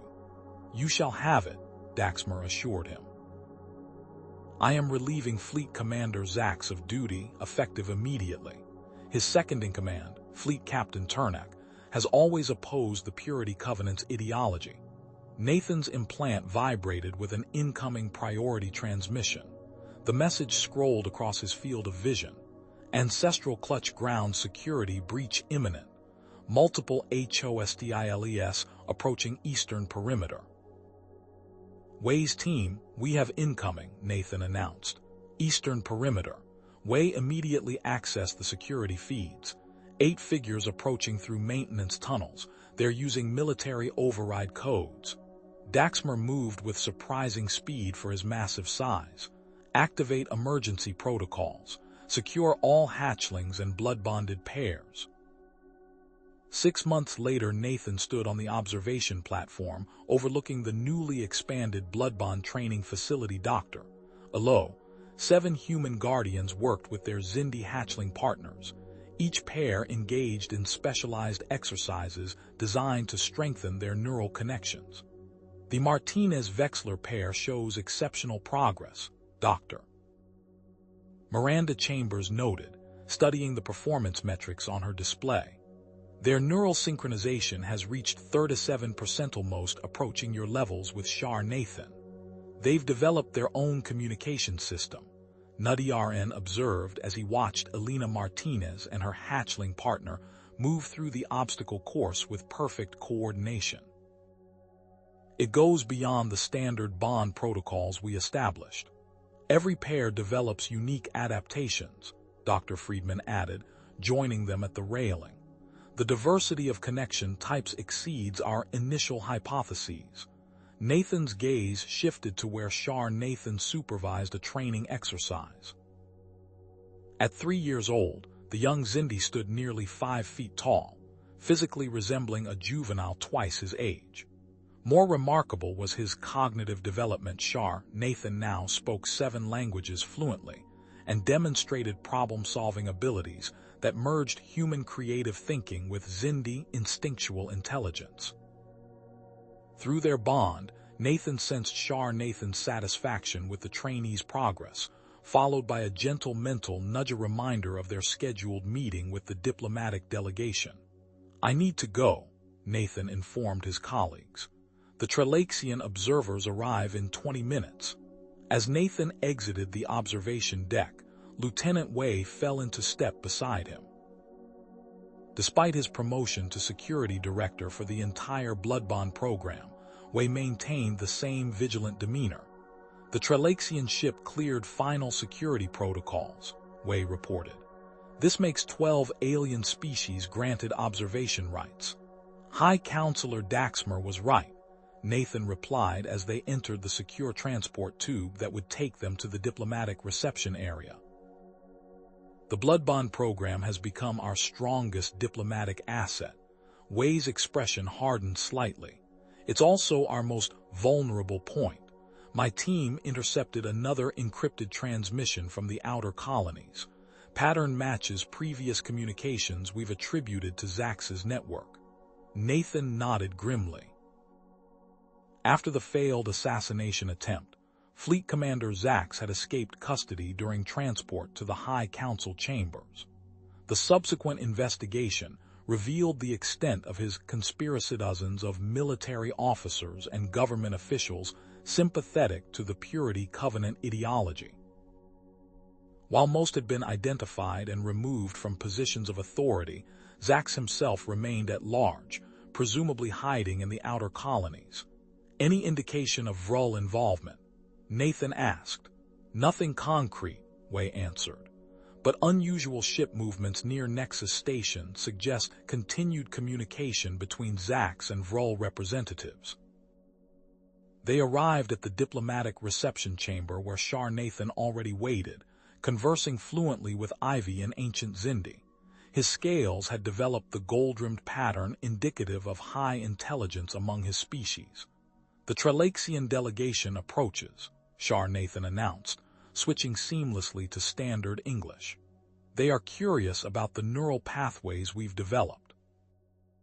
Their species possesses distributed neural clusters rather than centralized brains. Nathan felt a surge of pride through their bond. At times, it was easy to forget that Shar Nathan was still technically a child by Zindi standards. His accelerated development, a direct result of their bloodbond, had transformed him into something unprecedented, a bridge between species that transcended mere diplomatic relations. The chamber doors parted to admit High Counselor Daxmer, accompanied by Admiral Henry. The human admiral had aged visibly during his tenure as Earth's ambassador to Zark Doctor, but his eyes remained sharp and alert. Nathan, Admiral Henry greeted him with a firm handshake. Good to see you.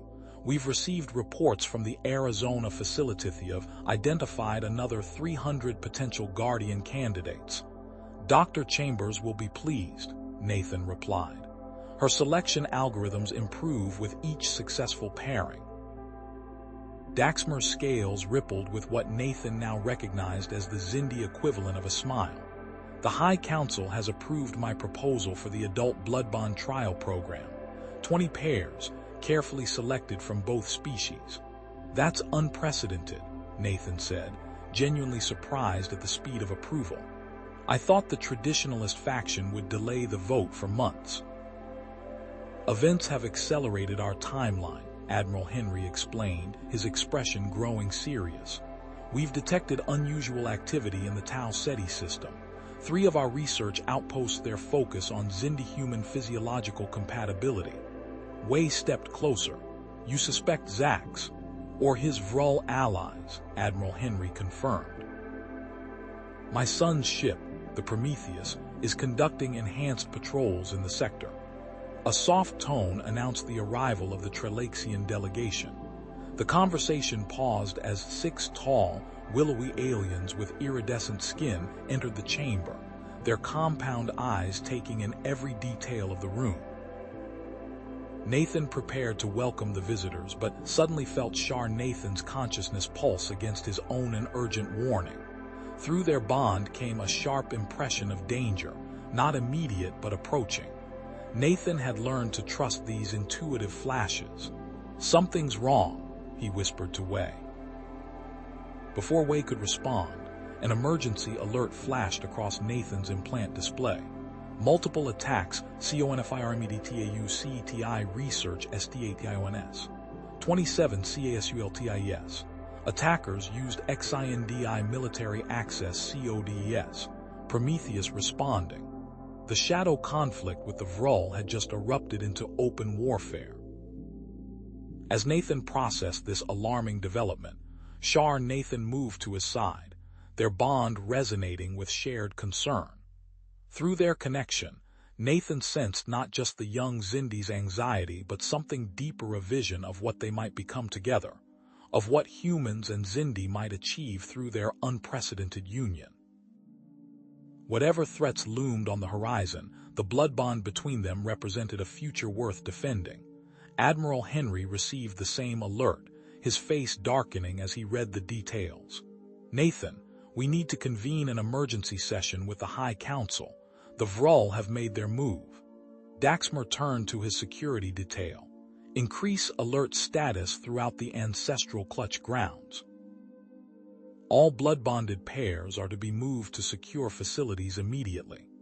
As the chamber erupted into controlled chaos, Nathan felt Shar Nathan's consciousness brush against his own, sharing a complex impression that transcended language, a sense of paths converging, of evolutionary destinies intertwined. Whatever challenges they faced, they would face them together, neither fully human nor fully Xindi, but something new and unprecedented. The first shots in an interstellar conflict had been fired, and the Blood Bond program stood at the center of forces that would reshape the balance of power among the stars. The alert vibrated against Nathan's wrist again as he processed the implications. He glanced at Admiral Henry, whose face had hardened into a mask of grim commitment. "How bad?" Nathan asked. "Total loss at the Tau Ceti Alpha Station.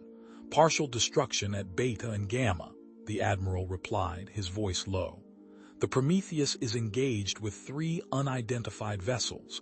Commander Henry reports Xindi weapons signatures combined with unknown technology." Shar Nathan moved closer to Nathan, their bond pulsing with shared anxiety and sudden clarity. "We must move underground," the young Xindi said, scales rippling with urgency. "Now." Before Nathan could respond, Lieutenant Wei's tactical display lit up with proximity alerts. Multiple craft entering Zarkan atmosphere. Military configuration, transponders disabled. Daxmer's massive form straightened to its full height. "Activate planetary defense grid," he commanded his security detail. "Alert all provincial commanders." A deafening explosion shook the diplomatic chamber, sending fragments of ornate ceiling tiles raining down. The Trelaxian delegates huddled together, their iridescent skin pulsing with distress patterns. "Perimeter breach." Wei shouted over the building's alarm system. Multiple points of attack at the eastern and northern barriers. Through their bond, Nathan felt Shar Nathan's consciousness expand outward, connecting with something ancient and powerful beneath them. Images flashed through Nathan's mind. Crystalline structures pulsing with energy, dormant systems awakening, defense protocols thousands of years old. "The ancestral defenses," Nathan said, translating the impressions flowing through the bond. "Moxnar gave us access codes during the security audit last month." Wei immediately understood. The crystalline erasthi are still functional. "They will be," Nathan affirmed, moving toward the central control panel. "Shar Nathan knows how to activate them." The young Xindi placed his scaled hand on the control surface. The ancient panel recognized his genetic signature, illuminating with patterns unseen for millennia. Through their bond, Nathan guided Shar Nathan's consciousness toward the correct activation sequence. "All blood-bonded pairs to central chambers," Nathan ordered through the facility's communication system. "Wei, coordinate security teams to escort them." Admiral Henry established a secure connection to Earth Command. "Initiating Protocol Sanctuary," he stated, authorization codes flowing from his implant to the transmission buffer. "Authorization, Henry 7 Epsilon 9. The building shuddered again under another impact. Through the observation windows, Nathan glimpsed Xindi attack craft streaking across the sky bearing the distinctive crimson markings of Zax's personal battle fleet. "We've lost contact with the capital," Wei reported, fingers dancing across his tactical display. "Daxmer, your security detail can't get. Forces have established a perimeter." The High Counselor's scales darkened with anger. "I must reach the military command center. The southern provinces remain loyal. We have 3,000 elite warriors ready to defend the capital." "Go," Nathan urged. "We'll secure the Blood Bond program." As Daxmer and his security team departed through a secondary exit, Nathan felt the building's structure vibrate beneath them, not from weapons fire, but from something awakening deep below. The ancient crystalline arrays, powered by Zarkan's natural geothermal energy, surged to life. Shar Nathan's consciousness pulled back from the defense systems, his eyes refocusing on Nathan. "The protective dome will activate in 4 to 7 seconds. Anyone outside its perimeter will be unable to enter." Wei dispatched security teams to escort the remaining diplomatic staff to safety. "What about the other blood-bonded pairs?" he asked. Already moving to the central chamber, Nathan confirmed, receiving status updates through his implant. Alina and Vexler are coordinating their evacuation. The air around the clutch grounds shimmered as ancient technology activated. A transparent dome of energy, iridescent with patterns that resembled flowing water, materialized above theme expanding outward to encompass the entire compound. Outside, Zax's attack craft fired volleys of energy weapons at the barrier, the impacts dissipating harmlessly against the ancient defense system. Temporary solution, Wei noted, studying the tactical display. They'll find a way through eventually. Nathan nodded. We need a command center, something secure below ground. Nathan stepped forward, eyes gleaming with purpose. I know where we must go. The young Zindi led them through corridors Nathan had traversed countless times, yet suddenly Nathan turned toward an unmarked wall panel. Through their bond, Nathan sensed not confusion but absolute certainty. Ancient access point, Nathan explained, placing his hand against the seemingly solid surface. Predates modern security systems. The wall panel slid aside, revealing a narrow passage illuminated by bioluminescent crystals that activated at their presence. The group descended into levels of the clutch grounds that Nathan had never known existed, chambers carved directly into Zarkin's bedrock doctor, untouched for thousands of years. Wei immediately assessed the strategic advantages of the location. Perfect command center. Naturally shielded from sensor scans, multiple access points. Nathan's implant vibrated with an incoming transmission from Dr. Friedman, now aboard Harmony Station in high orbit. Nathan, are you receiving? Friedman's voice came through with minimal distortion. We're monitoring unprecedented neural activity across all blood-bonded pairs. The stress response is triggering adaptive synchronization at rates we've never observed. What does that mean for the pairs? Nathan asked, watching as the 7 human guardians and their Zindi charges filed into the underground chamber. Each pair moved with remarkable coordination, as if choreographed. Enhanced tactical coordination, Friedman replied. The humans and Zindi are processing information simultaneously through their bonds. It's like their nervous systems are functioning as distributed networks. Alina Martinez approached Nathan, her young Zindi partner Vexler moving in perfect sync with her. We can sense each other's intentions, she explained. Not just emotions, no actual tactical thoughts. Wei immediately recognized the strategic potential. We can use this. Coordinate defense teams through the blood bonds. Nathan felt Nathan's consciousness brush against his again, this time sharing not just impressions but complex spatial information schematics of the clutch grounds that extended far beyond the known facilities. There are tunnels, Nathan said, translating the knowledge flowing through their bond. Ancient evacuation routes from some kind of civil war. They lead to... He paused, processing the information. A hidden spaceport built inside a dormant volcano 30 kilometers from here. Wei checked his tactical display. Zax's forces are establishing siege positions. 17 attack craft are conducting sorties against the dome, methodical pattern theory testing for weaknesses. And the Vrul? Nathan asked. 7 battlecruisers approaching Zarkin.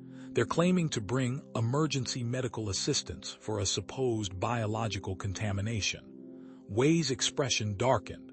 3 vessels have already landed outside the capital. Nathan's implant vibrated with another priority transmission, this time from Admiral Henry. Protocol Sanctuary is active, the Admiral reported. 3 stealth transports are initiating atmospheric entry. ETA to DRR position is 4 to 7 minutes. Major Donovan commands the extraction team. Received, Nathan confirmed. We've discovered evacuation tunnels leading to a hidden spaceport. We'll need coordinates for rendezvous. As Nathan coordinated with Admiral Henry, Dr. Thax Ver approached from the medical station he had established in the corner of the chamber. The Xindi physician's scales displayed patterns of scientific excitement despite the crisis surrounding them. "Nathan, you must see this," Thaxver insisted, displaying medical scans on his portable terminal. "Your latest neural patterns with Shar-Nathanthev have achieved what I can only describe as symbiotic resonance." "What does that mean?" Nathan asked, studying the complex neural mapping displayed on the screen. "It was theoretically impossible," Thaxver explained. "Your neural patterns have achieved harmonic synchronization despite your different species origins. This explains why Shar-Nathan has accessed ancestral knowledge he should have no way of knowing, and why you've been adapting to Zarkin's atmosphere." Nathan startled at this revelation. "I haven't used my breathing apparatus since we came underground." "Exactly," the physician confirmed. "Your physiology is adapting through the blood bond." And Shar-Nathan's cognitive development has accelerated dramatically. Their conversation was interrupted by an alert from Wei's tactical station. "One of the Earth transports is hit. It's going down 2 kilometers from our position." Nathan moved quickly to the command console. "Status of the dome: holding, but Zax's forces are making progress on the eastern quadrant. They've brought in military-grade excavation equipment." Through their shared bond, Shar-Nathan conveyed urgent information, complex tactical assessments that belied his chronological age. Nathan nodded, understanding the plan forming in the young Xindi's mind. "We need to evacuate through the tunnels," Nathan announced to the chamber. "Wei, establish a security perimeter. We'll move the blood-bonded pairs first, followed by scientific personnel." Grand Guardian Moxnar stepped forward, his ancient scales bearing the marks of countless seasons. "I will remain with a volunteer force to maintain the illusion that all blood-bonded pairs remain within the compound." Nathan started to object, but sensed Moxnar's unwavering commitment. "How many Guardians will stay?" 20 of my senior staff have already volunteered," Moxnar replied. "We will buy you time." As Nathan organized the evacuation, Shar-Nathan suddenly stiffened beside him, scales flickering with alarm patterns. The bond between them pulsed with danger, immediate and deadly. "What is it?" Nathan asked, placing a hand on the young Xindi's shoulder. "We are not alone in the tunnels," Shar-Nathan replied, his senses extending where human technology could not reach. 9 Vrul commandos have entered through an unknown access point. They carry weapons designed to disrupt blood-bond neural patterns. Wei immediately pulled up the tunnel schematics Shar-Nathan had provided. "They'll intercept the evacuation before we reach the spaceport." Nathan assessed their options, the bond with Shar-Nathan sharpening his tactical thinking. "We need a defensive position, a natural choke point where we can delay them." "Here," Wei indicated on the map. "The passage narrows 2 kilometers in perfect ambush position." "I'll take a team," Nathan decided. "Wei, you and 3 security officers. The rest will continue with the evacuation." Shar-Nathan moved to Nathan's side. "I will remain with you." "No," Nathan countered. "You need to guide the others to the spaceport." For the first time since their bonding, Shar-Nathan directly opposed Nathan's instruction. "I will not leave you," the young Xindi stated firmly. "Our tactical effectiveness decreases by 6 to 3% when separated. The mission parameters require our continued neural synchronization." Nathan recognized the logic behind Shar-Nathan's decision and, through their bond, felt the deeper emotional connection driving it. This wasn't just tactical reasoning, but something more profound. Shar-Nathan would not abandon his blood-bonded guardian. As they prepared for the confrontation ahead, Nathan's implant displayed a message from Captain James Henry aboard the Prometheus. "Executing emergency hyperspace jump through KALARA Nebula. ETA XARKON 27 hours. Hold position." Nathan glanced upward, though he couldn't see through the layers of rock above them. Somewhere in orbit, the Vrul fleet prepared weapons specifically designed to eradicate all traces of human Xindi blood bonds. On the surface, Zax's forces worked methodically to breach the ancient dome protecting the clutch grounds. And somewhere in the tunnel system ahead, Vrul commandos advanced toward them with technologies engineered to sever the very connections that had revolutionized both human and Xindi society. Wei handed Nathan a modified weapon combining human tactical design with Xindi energy technology. Ready when you are. Nathan checked the power cell, feeling Shar Nathan's consciousness align with his own, as they prepared to defend not just their lives but the future of interspecies cooperation itself. Nathan checked the modified weapon's power cell once more, feeling Shar Nathan's consciousness align with his as they prepared for the approaching Vrul commandos. The tunnel narrowed ahead, creating a natural choke point, the perfect position to delay the enemy's advance. Defensive perimeter established, Wei reported, directing the two remaining security officers to positions behind crystalline outcroppings that provided both cover and clear firing lines. Nathan studied the ancient markings on the tunnel walls, recognizing patterns similar to those in the main chamber. He pressed his palm against a faded glyph, feeling a subtle vibration through his touch. The tunnel security systems are still operational, he said, connecting his medical monitoring implant to the control interface embedded in the wall. Shar Nathan, can you help me activate this? The young Xindi stepped forward, placing his scaled hand beside Nathan's. Through their bond, Nathan felt Shar Nathan's consciousness extend into the ancient systems, not accessing information, but awakening dormant technology that recognized their linked neural patterns. The tunnel walls illuminated with blue-green light as crystalline barriers emerged from recessed compartments, creating a series of staggered defensive positions extending 50 meters down the passage. This will force them into single file, Wei observed, nodding with approval. Tactical advantage is ours. Wei distributed the remaining modified weapon hybrid technology combining human assault rifle designs with Xindi energy cells. These will penetrate Vrul exoskeletons. 2 burst center mass should drop them. Nathan's implant vibrated with an incoming transmission. The signal was weak but clear enough to understand. Major Donovan to Nathan Cooper. We've breached Zax's perimeter. Moving toward your position. ETA 40 minutes. 5 operators remaining. Acknowledged, Nathan responded. We've established a defensive position at Tunnel Junction K7. Be advised, Vrul commandos have infiltrated the tunnel system. Copy that, Donovan replied. 2 team members deployed for protocol sundering. Miller and Rodriguez are carrying EMP devices calibrated to disrupt Vrul fleet communications. Before Nathan could request clarification, a second transmission cut through on the emergency channel. Cooper, this is Captain Henry aboard Prometheus. We've successfully navigated the Kalara Nebula. ETA to Zarkin orbit, 3 hours. We're bringing a prototype defensive shield designed specifically for Vrul biomechanical weapons. Hope surged through Nathan's Minda, feeling immediately shared with Shar Nathan through their bond. The young Xindi's scales flickered with patterns of restored dedication. Wei's tactical console lit up with movement alerts. 9 signatures approaching. Vrul biosigns confirmed. Distance. Nathan asked, positioning himself behind the first crystalline barrier. 200 meters and closing, Wei replied. Speed indicates cautious advance.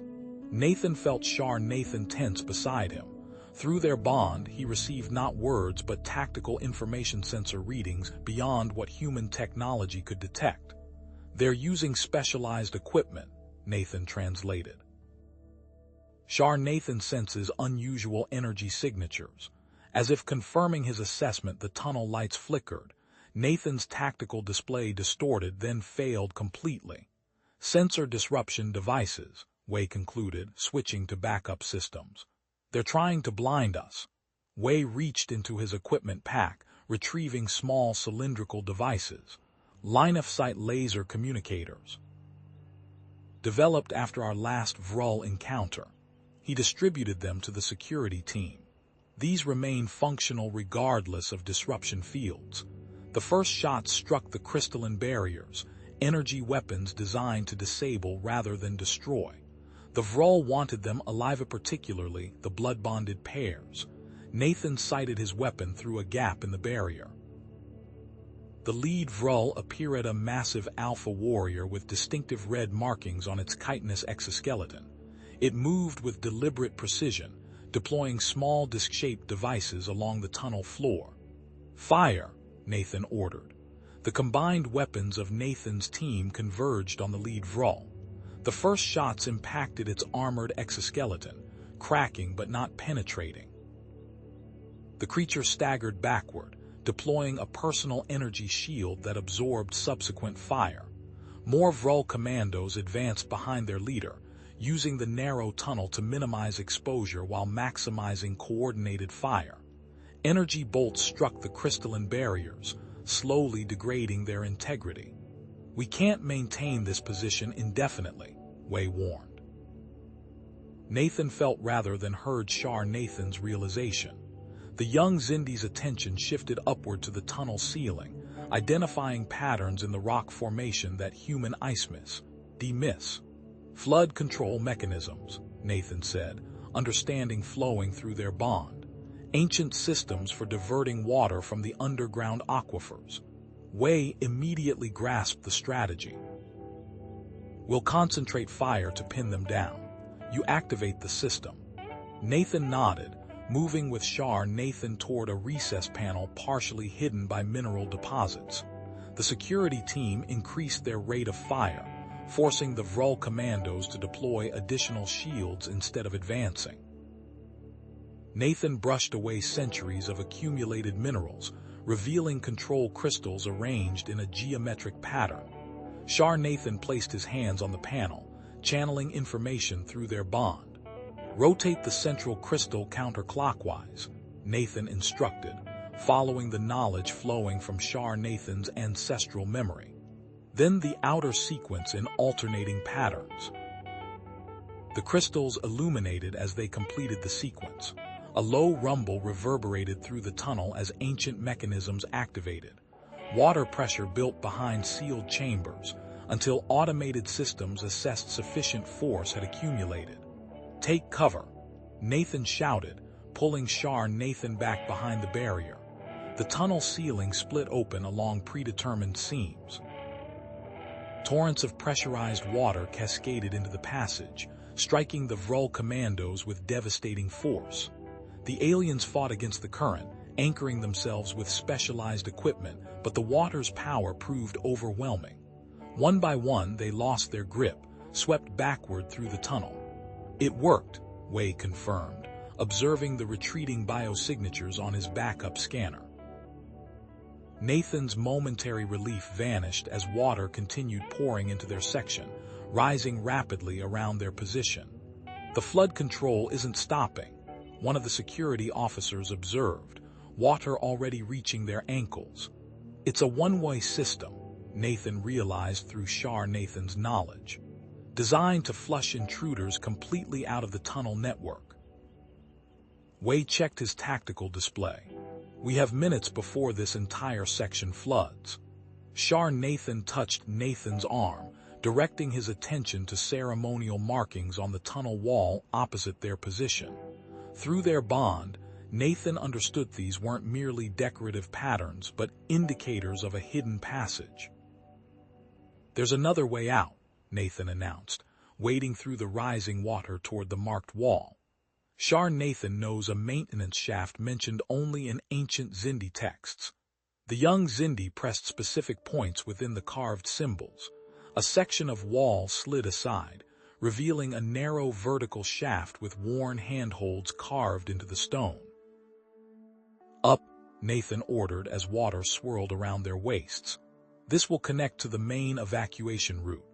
Wei directed the security team into the shaft DRSD, followed by Shar Nathan. Nathan entered last, pulling the hidden door closed behind them.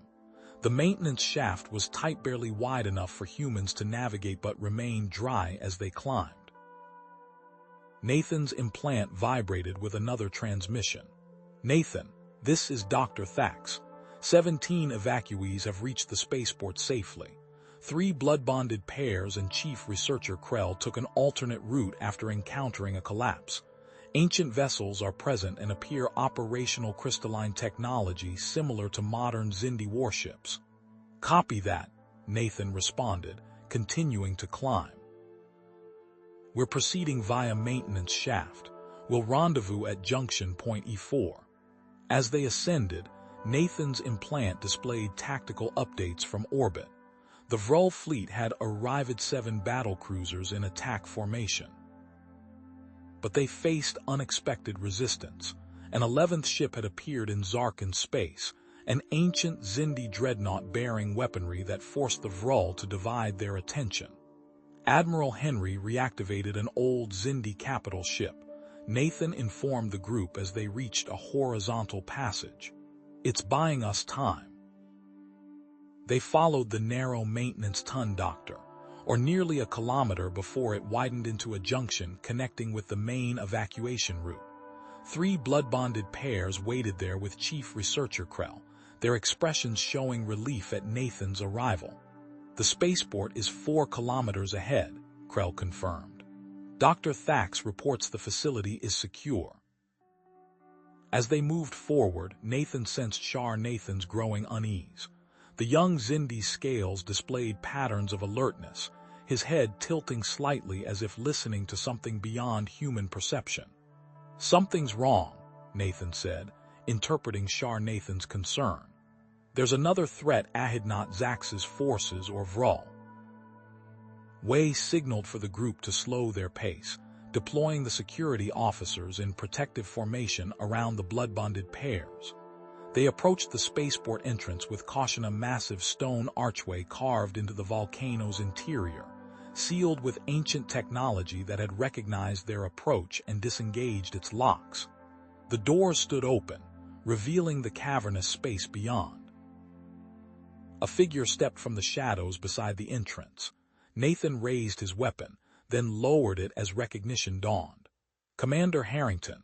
Miles Harrington nodded, 8 specialized operatives in tactical gear emerging from concealed positions around the entrance. "Been monitoring the situation since your arrival, Cooper. We established an observation post near this volcano 3 months ago." "How did you find this place?" Wei asked, suspicion evident in his voice. "Followed energy signatures from the ancient vessels inside," Harrington explained. "Same way 3 Vrul scouts found it yesterday. We eliminated them before they could report back." Harrington gestured them inside, where the massive spaceport revealed itself, a cathedral-like space carved from volcanic rock, housing 7 crystalline vessels arranged in a circular pattern. The ships glowed with internal light, awakened from millennia of dormancy by the presence of the blood-bonded pairs. "We have a problem," Harrington continued, activating a tactical display. "Zax has mobilized his personal guard to secure this facility. He knows about the evacuation."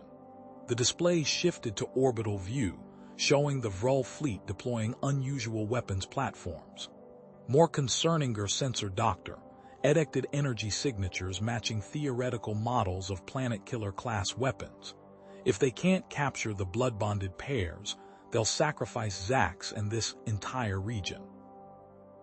Nathan exchanged a look with Shar Nathan, their bond transmitting mutual understanding of the escalating stakes. Dr. Thax approached them from the central platform, excitement overriding the crisis surrounding them. "Nathan, you must see this. The facility's computer core has reactivated. It contains historical records dating back 15 millennia." Thax led them to a crystalline terminal where data flowed in ancient Xindi script. The records confirm something extraordinary. Xindi were created through genetic engineering by a precursor civilization. They combined their DNA with reptiles transported from Earth over 20,000 years ago. That explains the compatibility between human and Xindi biology, Nathan realized. "Yes, but there's more," Thax continued.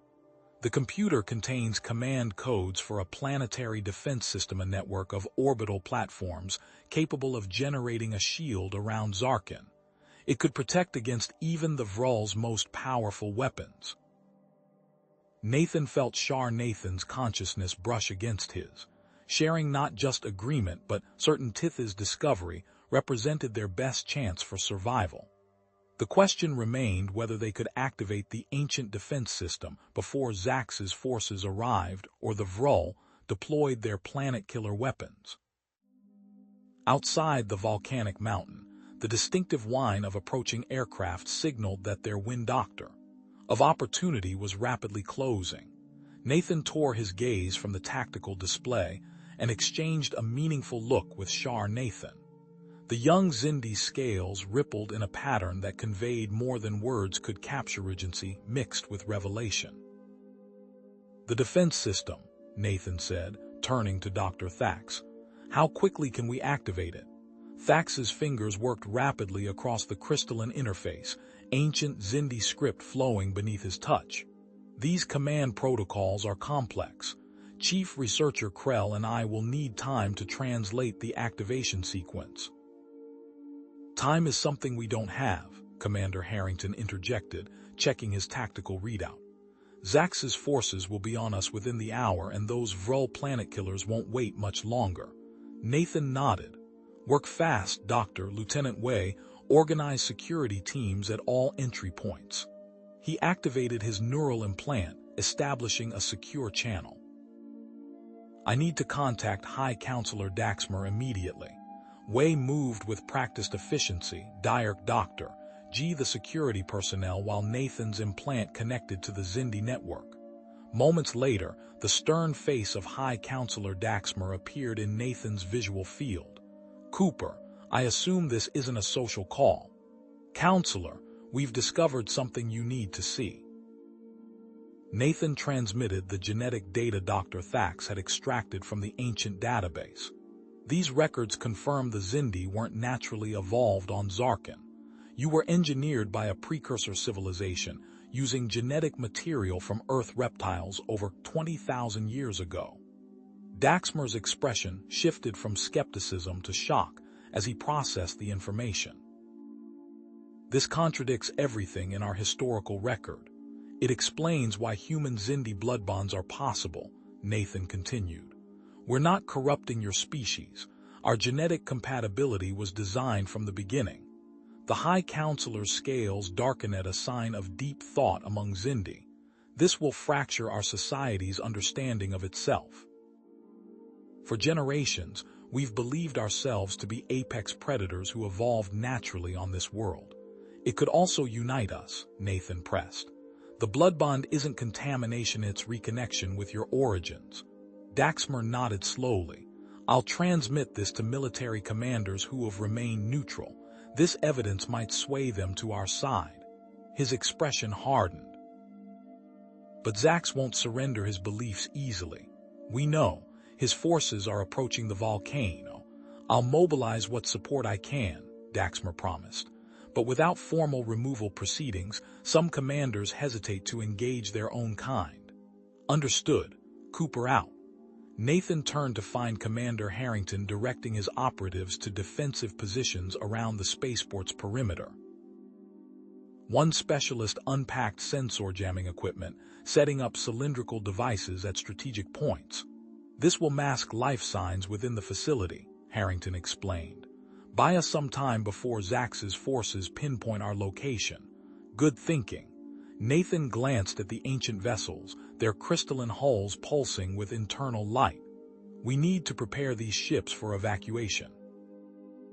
Wei approached, carrying an armful of communication devices. "I've established secure channels for all teams. Divide the blood-bonded pairs into 3 groups," Nathan instructed. "Assign each to different vessels. We'll launch once the defense system is activated." As Wei organized the evacuation groups, Nathan felt a curious sensation through his bond with Shar Nathan. Excitement mingled with revelation. The young Zindi stood beside one of the Dr. Ent ships, his clawed hand resting on its crystalline surface. "What is it?" Nathan asked, approaching. Shar Nathan's thoughts flowed through their bond, not words, but impressions and instinctual knowledge.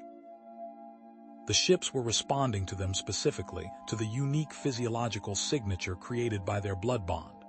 Dr. Thax looked up from his work, watching the interaction. Fascinating. These vessels were dormant when discovered by pure Xindi crews in recent decades, but they respond to you. They were designed for blood-bonded pairs, Nathan realized, interpreting Shar Nathan's impressions. More precisely, Thax clarified, they were designed for beings with the combined genetic markers of the precursor species and their Terran-based creations. The blood bond creates a signature similar to what their original pilots would have possessed. Nathan's neural implant vibrated with an incoming transmission. Cooper here. Nathan, it's Captain Henry. Prometheus has arrived ahead of schedule. We're engaging the Vrul fleet now. Through the tactical uplink, Nathan watched as the Prometheus executed a daring maneuver, positioning itself directly in the firing path of the Vrul's largest vessel, one carrying the planet-killer weapon. Clever strategy, Harrington commented, watching the same feed. They can't fire without destroying themselves. The ancient Xindi dreadnought joined the battle, its powerful but outdated weapons engaging 3 smaller Vrul ships. The orbital space above Zarkin erupted in flashes of weapons fire. Another transmission cut through. Cooper, this is Miller. Rodriguez and I have reached the Vrul communication relay, implementing protocol sundering now. Seconds later, the tactical display showed Molt-Doctor, Vrul vessels drifting out of formation, their coordinated attack faltering as electromagnetic pulses disrupted their communication systems. 20 minutes before they restore full communication capacity, Doctor. Why? Harrington calculated. We need to use that window. Nathan returned to the spaceport's central control platform where Dr. Thax and Chief Researcher Krell worked frantically on the ancient interface. We've identified the activation sequence, Krell announced, the elder Xindi's voice showing rare excitement. But there's a problem. Dr. Thax pointed to a recessed chamber adjacent to the control platform. The system requires direct neural authentication from a being with combined human and Xindi genetic markers. A blood bond won't suffice, Nathan asked. No, Thax said. The interface was designed for a single user with naturally combined genetics, not 2 separate individuals connected by a bond. The implications settled heavily in the room. Krell examined a crystalline data node. We might have a solution, though the risks are substantial. We could temporarily intensify your blood bond, Thax explained, creating a unified neural pattern that might satisfy the authentication requirements. What does that entail? Nathan asked, feeling Shar Nathan's curiosity pulse through their connection. A significant exchange of genetic material beyond your current bond, Thax said. It would cause permanent physiological changes in both of you. The risks include neurological damage, immune system collapse. He hesitated. Or death if the integration fails. Before Nathan could respond, the facility's security alerts activated. Major Donovan strode into the chamber, her tactical armor bearing scorch marks from recent combat. Zax received reinforcements, she reported. 3 orbital platforms declared for his faction. They'll reach us in 30 minutes. She handed Nathan a data chip. My team intercepted communications. Zax has Vrul bioweapons designed specifically to target blood-bonded pairs. Nathan processed this information as alarms sounded from the spaceport's upper atmosphere sensors. Debris from the orbital battle began entering the atmosphere, creating dangerous conditions for any evacuation attempt. Lieutenant Wei appeared at his side. Evacuation vessels are prepared, but flying through that debris field under Fur Doctor would be suicide. Nathan felt Shar Nathan's presence in DRS mind, not pushing or demanding, but offering calm certainty. Their shared thought crystallized. The planetary shield wasn't just their best defense against the Vrul, it might be their only hope for survival. Begin preparations for the enhanced blood bond procedure, Nathan decided. Contact Dr. Friedman on Harmony's station wheel. Need her expertise remotely. Dr. Thax nodded grimly. I'll prepare the medical equipment. As the doctor moved away, Commander Harrington received a transmission that made his normally impassive expression falter. Cooper, you need to see this. He projected a holographic display showing 17 massive vessels of unknown design appearing at the edges of multiple star systems including Sol. Earth intelligence calls them the Silent Watchers. They've been inactive for millennia. Who are they? Unknown. Historical records indicate they only emerged during extinction-level events in galactic history. Dr. Rington's eyes met Nathan's. Something about this conflict has triggered their re-emergence. Nathan felt the weight of escalating stakes press down on him. Outside, Zax's forces breached the volcano's outer defenses. In orbit, the Vrul fleet maneuvered to deploy their planet-killer weapon. And now, mysterious ancient observers had appeared, their intentions unknown. Dr. Thax returned with medical equipment. The chamber is prepared. I must warn you both, this procedure will alter you permanently in ways we cannot fully predict. Nathan looked at Shar Nathan, who stepped forward without hesitation. Through their bond flowed complete understanding and consent, the mature acceptance of need. Dr. Sari sacrifice. Let's do it, Nathan said. They followed Dr. Thax to the medical chamber as Lieutenant Wei reported Zax's forces had penetrated deeper into the volcano complex. The clock was ticking as they entered the sterile room where equipment hummed with power. Two reclined medical beds faced each other, connected by a Dr. Lex array of crystalline technology. One final warning, Dr. Thax said, his voice solemn. If this succeeds, you will be the first true human Xindi hybrid in recorded history, neither fully human nor fully Xindi. Nathan lay back on the medical bed, watching as Shar Nathan did the same across from him. Through their bond flowed not fear but resolute acceptance. Begin the procedure, Nathan said. Dr. Thax activated the equipment. Crystalline needles extended from the beds, penetrating both patients' skin precisely. Nathan felt an immediate burning sensation as Xindi genetic material flowed into his system at an accelerated rate. Across from him, Shar Nathan's body spasmed as human DNA integrated with his reptilian cells. The pain intensified, and Nathan's vision blurred. Through their bond, the barriers between their separate Dr. Ausnesses began to dissolve. He was no longer certain where his thoughts ended and Shar Nathan's began. As their minds merged more deeply than ever before, Nathan glimpsed something unexpected, a third consciousness awakening within the ancient systems around them, responding to their transformation. Something long dormant was stirring to life, called forth by the very genetic combination they were creating. Dr. Thax activated the equipment. Crystalline needles extended from the beds, penetrating both patients' skin precisely. Nathan felt an immediate burning sensation as Xindi genetic material flowed into his system at an accelerated rate. Across from him, Shar Nathan's body spasmed as human DNA integrated with his reptilian cells. The pain intensified, and Nathan's vision blurred. Through their bond, the barriers between their separate consciousnesses began to dissolve. He was no longer certain where his thoughts ended and Shar Nathan's began. As their minds merged more deeply than ever before, Nathan glimpsed something unexpected, a third consciousness awakening within the ancient systems around them, responding to their transformation. Something long dormant was stirring to life, called Dr. RTH by the very genetic combination they were creating. Transparent tubes connected their bodies, carrying synthesized proteins derived from both DRIR blood samples. Nathan's skin flushed, Hathai's core temperature rising rapidly toward Xindi thermal norms.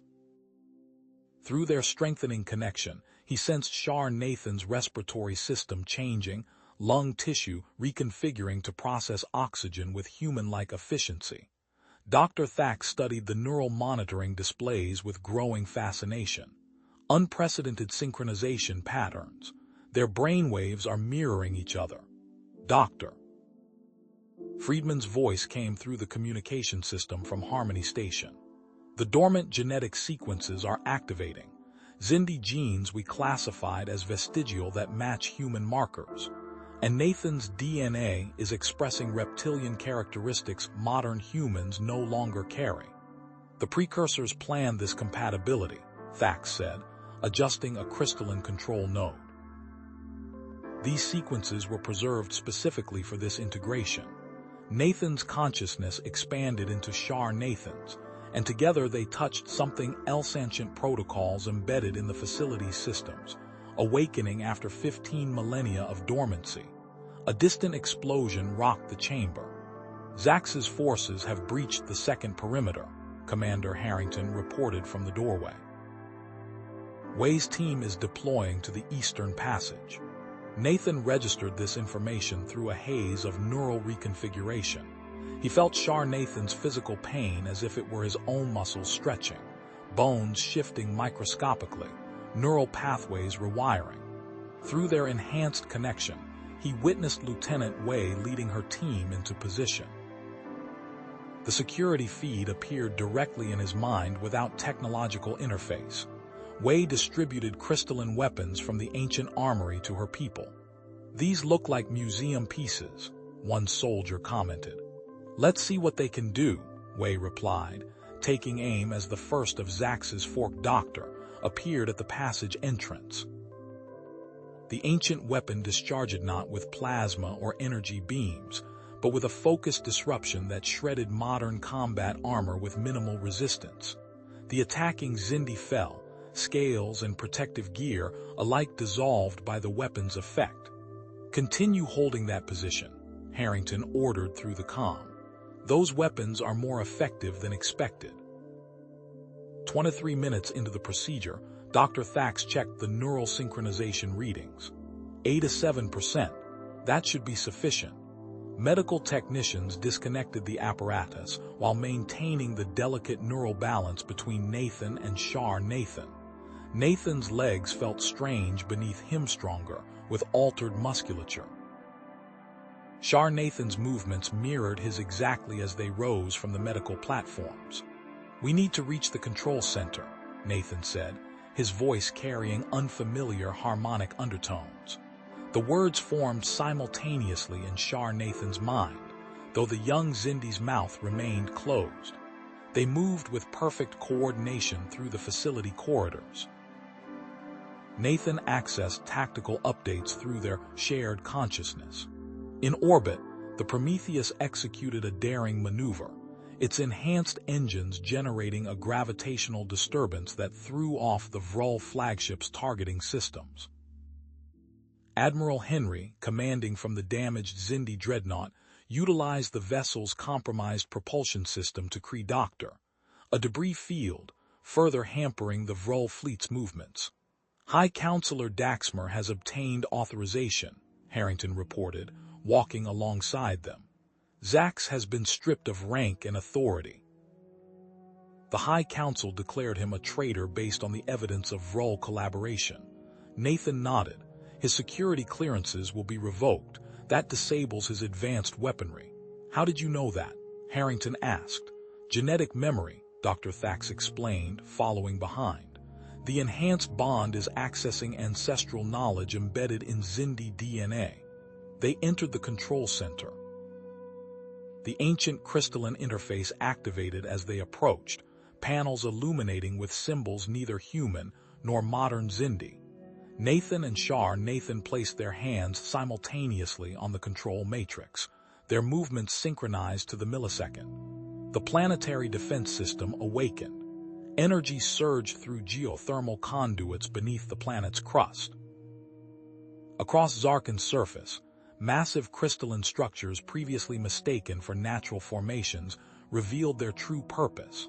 Mountain peaks reconfigured. Ocean depths churned as ancient platforms rose from the waters. Monuments in Xindi cities transformed, shedding their decorative exteriors to expose advanced technology beneath. Energy beams projected from each platform, converging in the upper atmosphere to form an interlocking grid around the planet. The silent watchers are scanning the shield formation, Harrington said, checking a data feed. Earth intelligence reports they're showing particular interest in the technology. They recognize it, Nathan said, the knowledge flowing from somewhere beyond his personal experience. They encountered the precursors before. Through their neural link to the defense system, Nathan observed the shield's interaction with Vrol weapons. The first volleys from the alien fleet's secondary armament splashed harmlessly against the energy grid. The shield is holding, but their primary planet killer operates on different principles, Nathan said. We need to access the offensive capabilities. Their consciousness expanded deeper into the system, uncovering weapon controls buried beneath protective protocols. A violent explosion rocked the lower levels of the facility.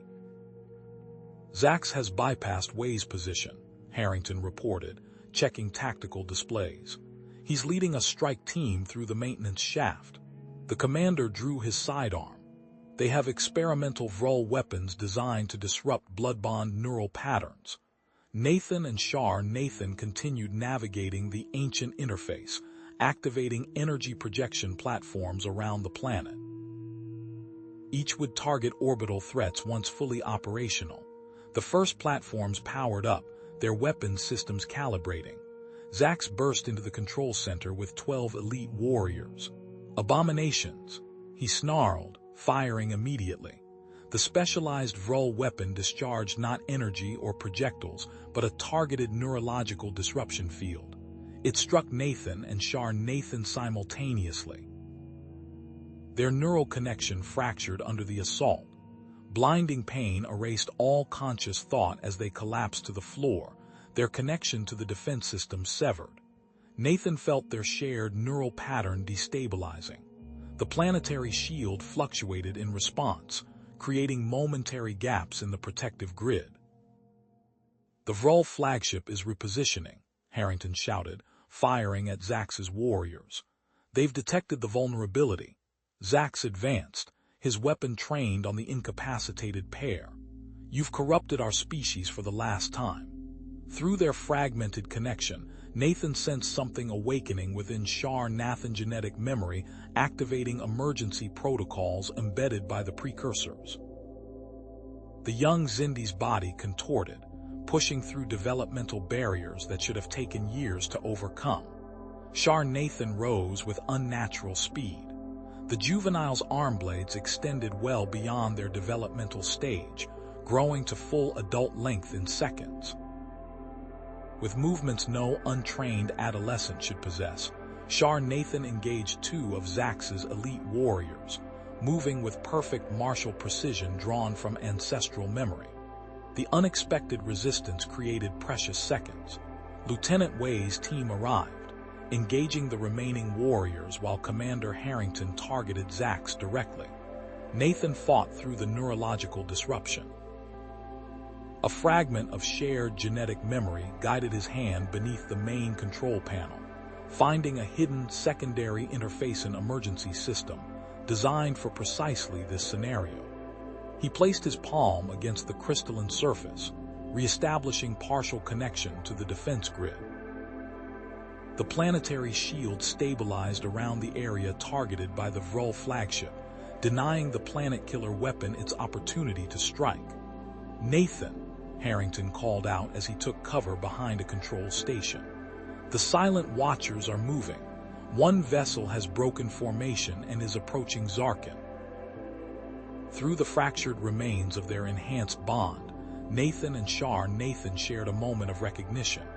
The silent watchers weren't just observers, they were executors of an ancient protocol set in motion 15 millennia ago. Their arrival wasn't coincidence, but culmination.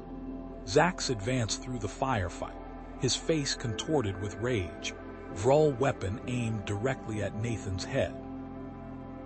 Zax's weapon remained trained on Nathan, his finger tightening on the trigger. Nathan locked eyes with the Xindi commander, the neural disruption still rippling through his system like electric fire. Each pulse weakened the connection with Shar Nathan further, fragmenting their shared consciousness into disjointed pieces.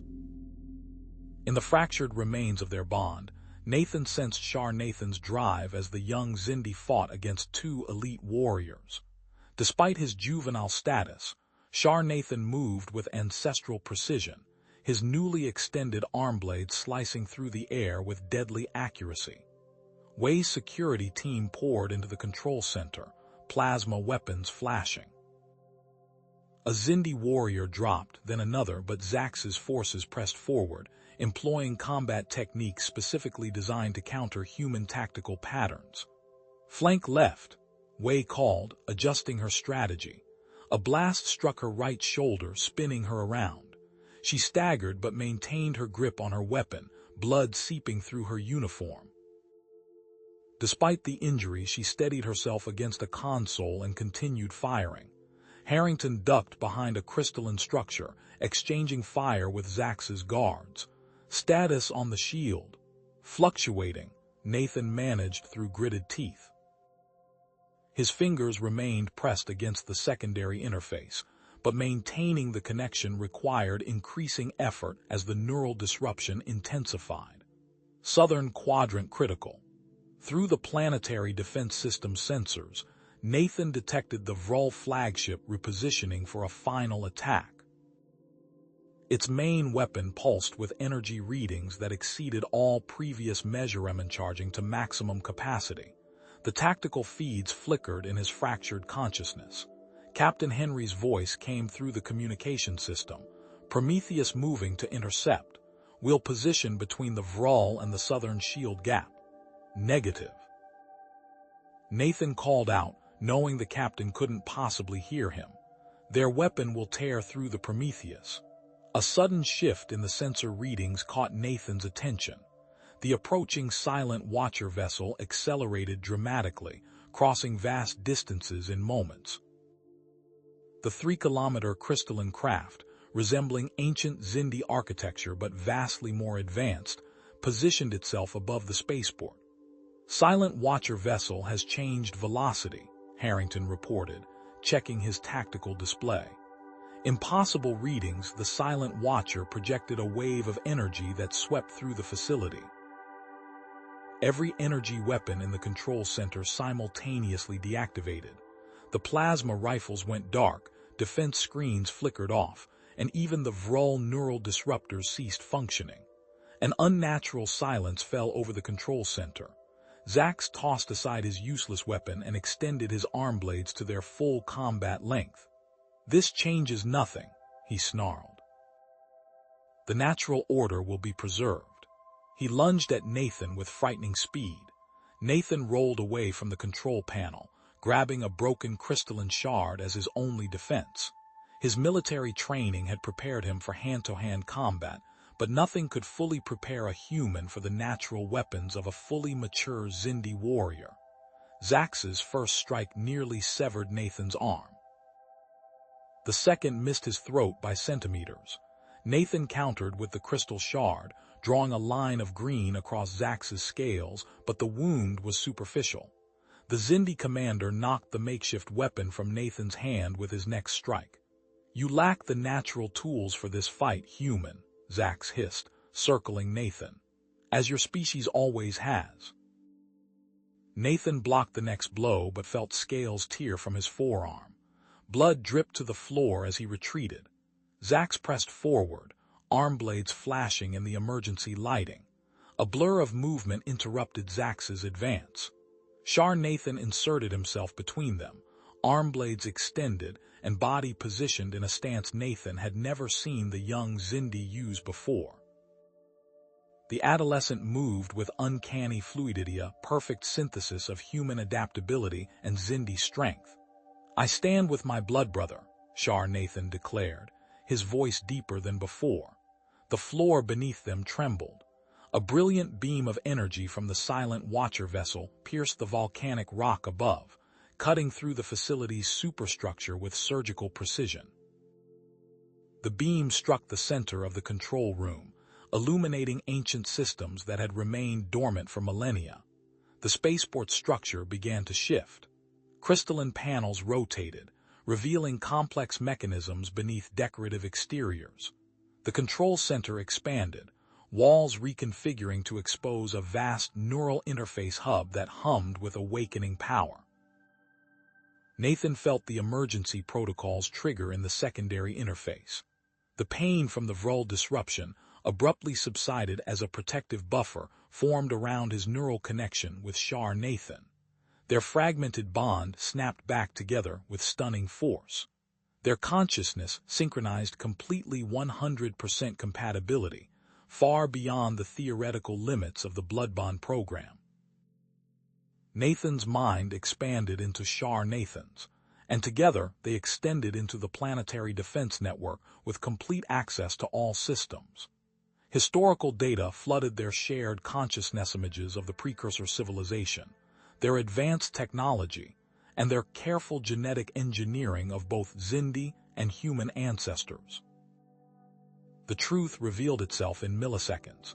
They weren't creating something new, but fulfilling a plan set in motion 15,000 years ago, when the precursors faced extinction from an unspecified cosmic threat. The precursors had engineered the Xindi from Earth reptiles, infusing their own genetic material to create potential successors. They had always intended for the Xindi to eventually reconnect with Earth mammals, specifically human sons. Both species achieved sufficient technological advancement. "The shield," Nathan said aloud, though speech felt redundant with their perfect neural synchronization. Together, they stabilized the planetary defense system. The shield expanded beyond its original parameters, forming a comprehensive barrier that extended through Zarkin's upper atmosphere.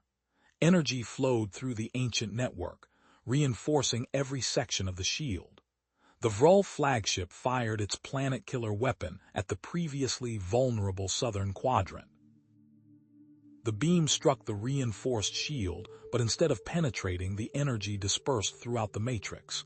The shield actually strengthened, its adaptive properties converting the attack into additional power. "They're failing," Shar Nathan observed through their shared consciousness. In orbit, Admiral Henry coordinated the counterattack.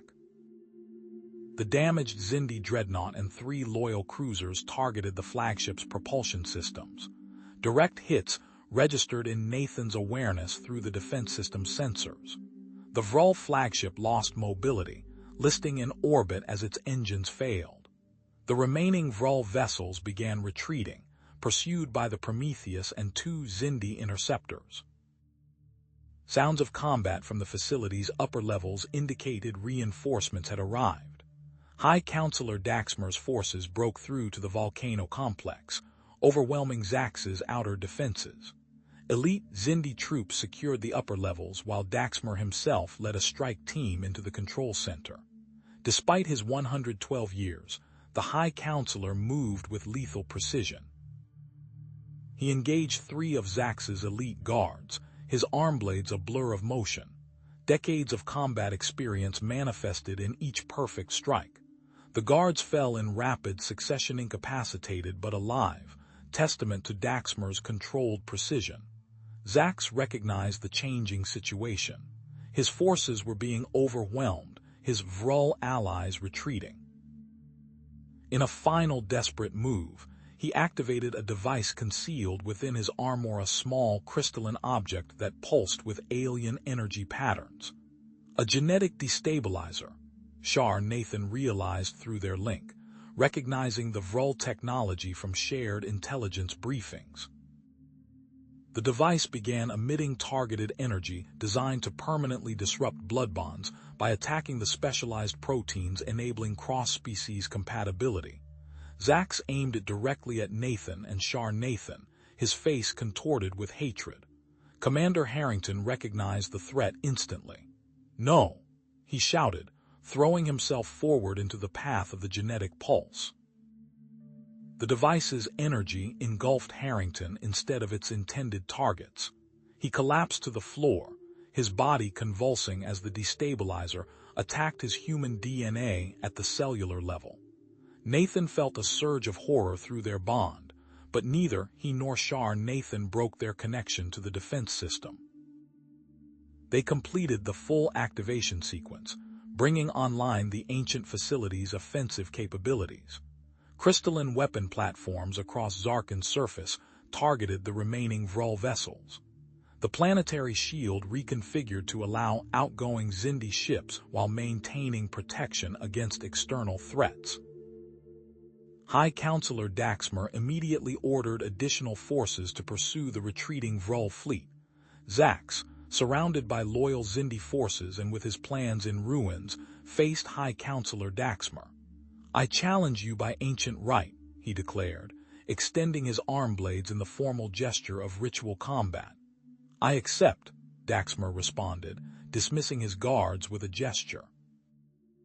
The two circled each other as Nathan and Shar Nathan maintained their connection to the planetary defense system.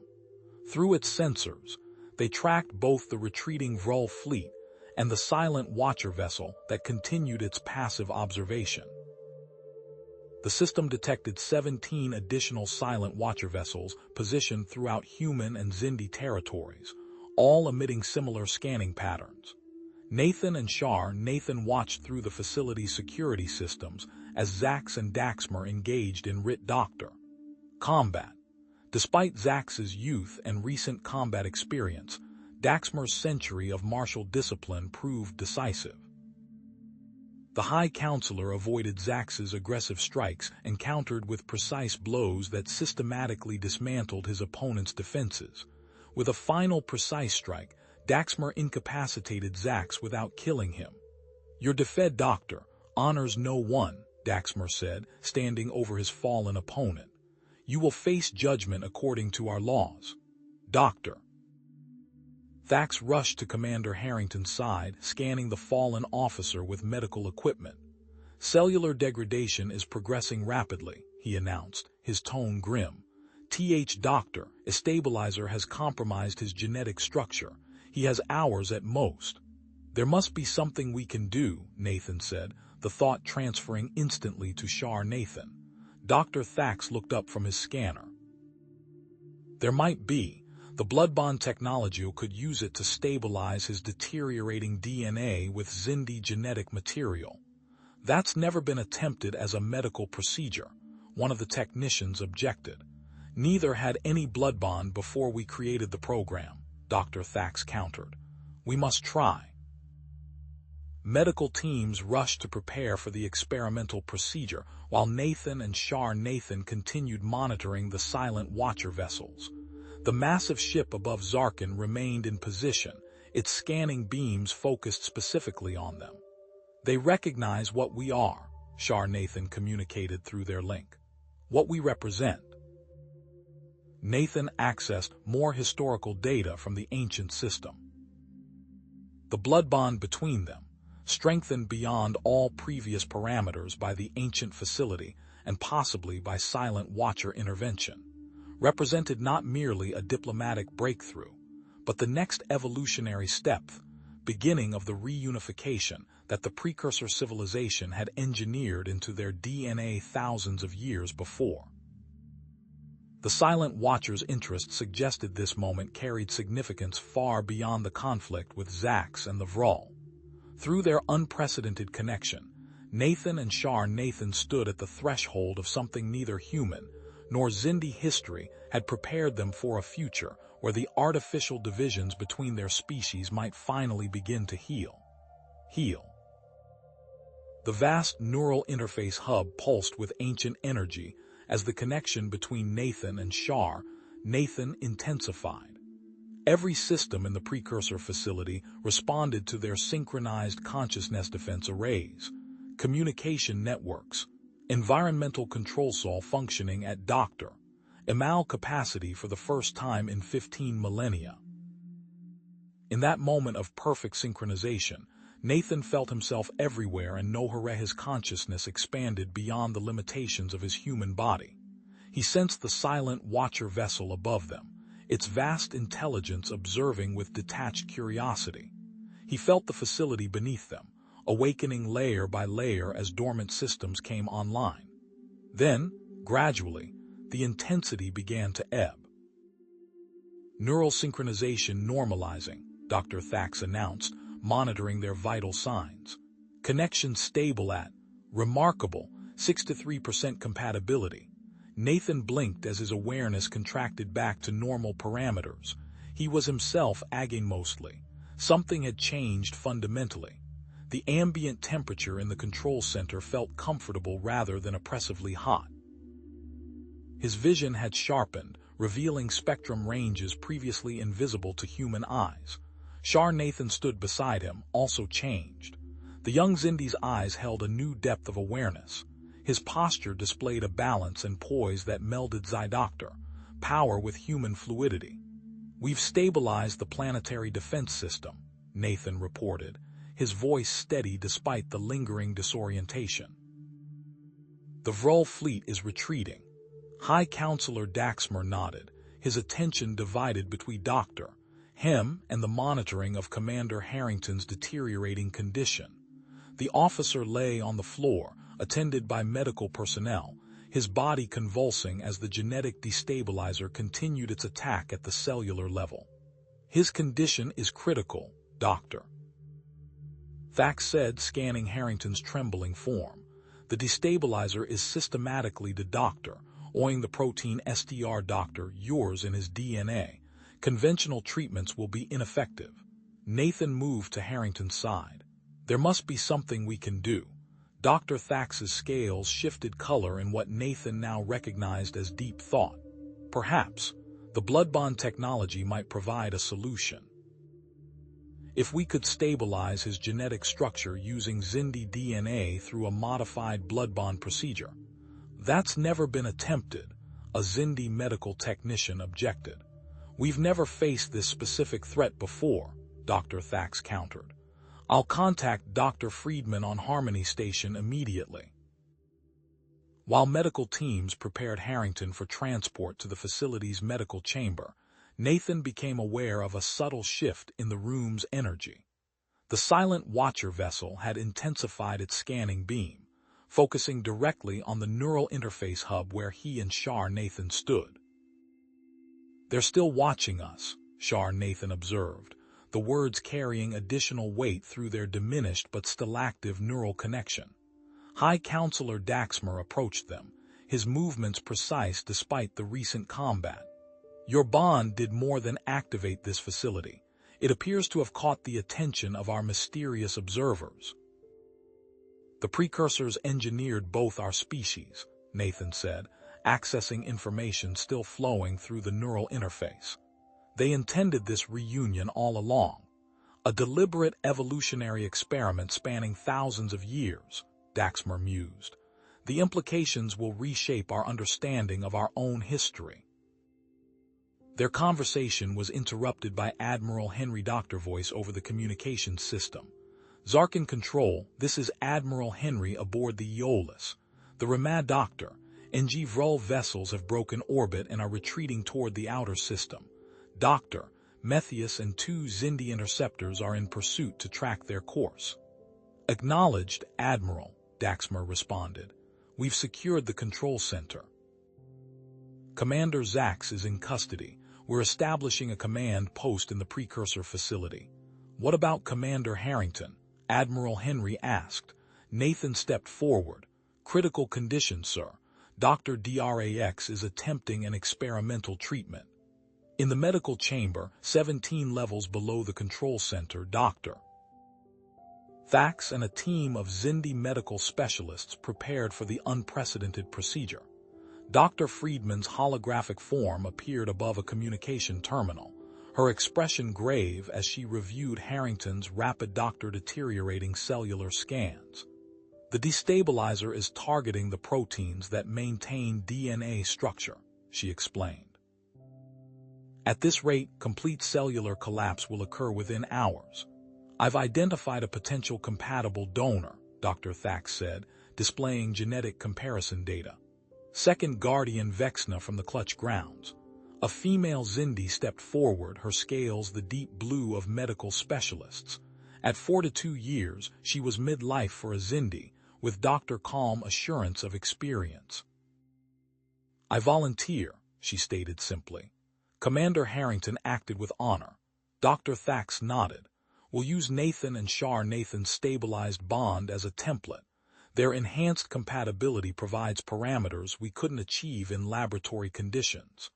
Nathan and Shar Nathan submitted to additional neural scans, while the medical team prepared Harrington and Vexna for the experimental procedure. Through their bond, Nathan sensed Shar Nathan's mixed emotions, pride in their achievement, concern for the commander, curiosity doctor about their changed physiology. "Dr. Thax," Nathan called, "have you noticed any physiological changes in us since the synchronization?" The doctor paused his preparations. "Numerous changes. Your body temperature has elevated to near Zindi norms. Initial blood analysis shows increased adaptation to Zarkin's atmospheric composition." He turned to Shar Nathan. "And you, young one, are demonstrating accelerated neural development and cognitive patterns that incorporate human problem-solving approaches." "The bond changed us physically," Nathan said, understanding dawning. "Directed co-evolution," Dr. Thax confirmed. "Unprecedented in either of our medical records. I'll document everything once we've stabilized Commander Harrington." 17 hours later, Nathan stood at the observation window of the medical chamber. The emergency blood bond procedure was underway, specialized equipment, adapted from the precursor facility, monitoring both Harrington and Vexna as the experimental treatment progressed. Nathan sensed a presence behind him and turned to find Captain James Henry, recently returned aboard the Prometheus. "The Vrul vessels regrouped at coordinates we've designated Point Erebus," the captain reported. "Intelligence suggests they're marshaling forces for something much larger than this incursion." "How much larger?" Nathan asked. 17 battle fleets recalled from frontier outposts, Henry said grimly. "All concentrating near Vrula Prime. We're looking at preparation for full-scale war, targeting both human and Zindi worlds. Timeline estimate is 60 days until they're ready to launch offensives." Before Nathan could respond, he felt a strange sensation not through his bond with Shar Nathan, but directly into his consciousness. The neural interface hub activated without physical input, connecting his mind to the facility's communication systems. Images formed in his mind, not visual data, but pure conceptual understanding. The Silent Watcher vessel was initiating contact, bypassing conventional communication channels to interface directly with his neural patterns. Nathan closed his eyes as information flooded his consciousness. The Silent Watchers identified themselves as the Preservers, an ancient species dedicated to monitoring evolutionary experiments throughout the galaxy. They confirmed everything the precursor archives had revealed and more. "They're speaking to you," Shar Nathan said, sensing the communication through their bond. "Not speaking exactly," Nathan replied, eye doctor, still closed, "pure information transfer, the Vrulthier revealing what the Vrul truly are." High Counselor Daxmer approached, his curiosity evident. "What do they say?"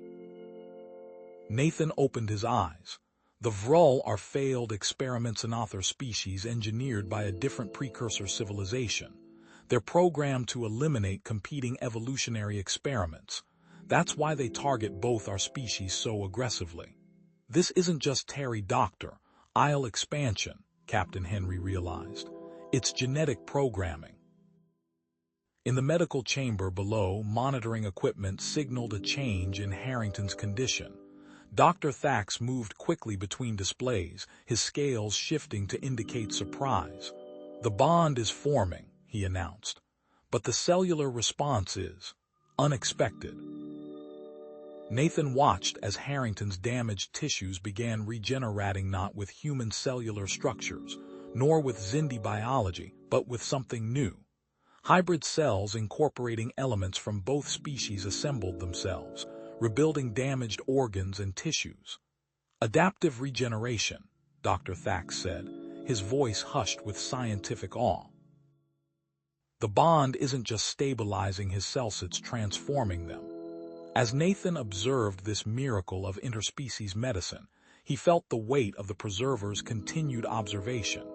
Their vessel remained in position above the spaceport, passive yet attentive. Through the neural interface, Nathan understood their unspoken message. The coming conflict with the Vrol would determine whether humans and Xindi received further assistance from these ancient observers. The ancient facility continued revealing its secrets as systems activated throughout the structure. Nathan and Nathan explored deeper levels through their neural connection, discovering vast archives of precursor knowledge technological specifications, medical treatments, starship designs, defensive systems, all accessible only through their combined neural patterns. This knowledge could transform both our civilizations, Nathan said as they examined a holographic display of advanced propulsion technology. Nathan nodded, and help us prepare for the Vrol offensive. In the secure command center established by High Counselor Daxmer and Admiral Henry, military strategists from both species reviewed the intelligence gathered during the Prometheus's tracking mission. The scale of the Vrol mobilization indicated they recognized the existential threat that a unified human-Xindi alliance posed to their expansionist plans. "We need to formalize our military alliance," Admiral Henry said, addressing the assembled officers. "Combine our technologies, our tactical approaches." "Agreed," Daxmer replied. "This ancient facility will serve as our headquarters. Its defenses are unmatched in either of our territories." Nathan felt a tug through his bond with Nathan, an awareness of something else hidden in the precursor archives. He accessed the neural interface again, discovering star charts that identified 3 additional hostile species, engineered by CompDRNG precursor civilizations, all located in unexplored regions of the galaxy. The Vrol may be just the beginning, he realized, the implications sending a chill through him despite his elevated body temperature. In the medical chamber, Commander Harrington opened his eyes for the first time since the procedure began. Beside him, Second Guardian Vexna also regained consciousness. Their gazes met, and without words, each doctor cognized the neural connection that now bound them. Totally different from the Guardian hatchling bond that Nathan shared with Nathan, but powerful in its own unique way. "How do you feel, Commander?" Dr. Thax asked. Harrington considered the question, his awareness extending to include Vexna's presence in his mind. "Like myself. And something more. More like myself. And something more," he said finally, his voice hoarse from disuse. Vexna nodded, DRER scales shifting to a thoughtful blue-green. "I sense your presence," she said. "Not thoughts precisely, but awareness, location, condition." "The bond formed successfully," Dr. Thax confirmed, analyzing the readings from both patients. "Cellular degradation has halted. The hybrid structures are stabilizing throughout your system, Commander." Nathan watched the medical miracle unfolding below, his mind simultaneously processing the information from the preservers and this unexpected success in saving Harrington's life. The implications stretched far beyond a single officer's survival.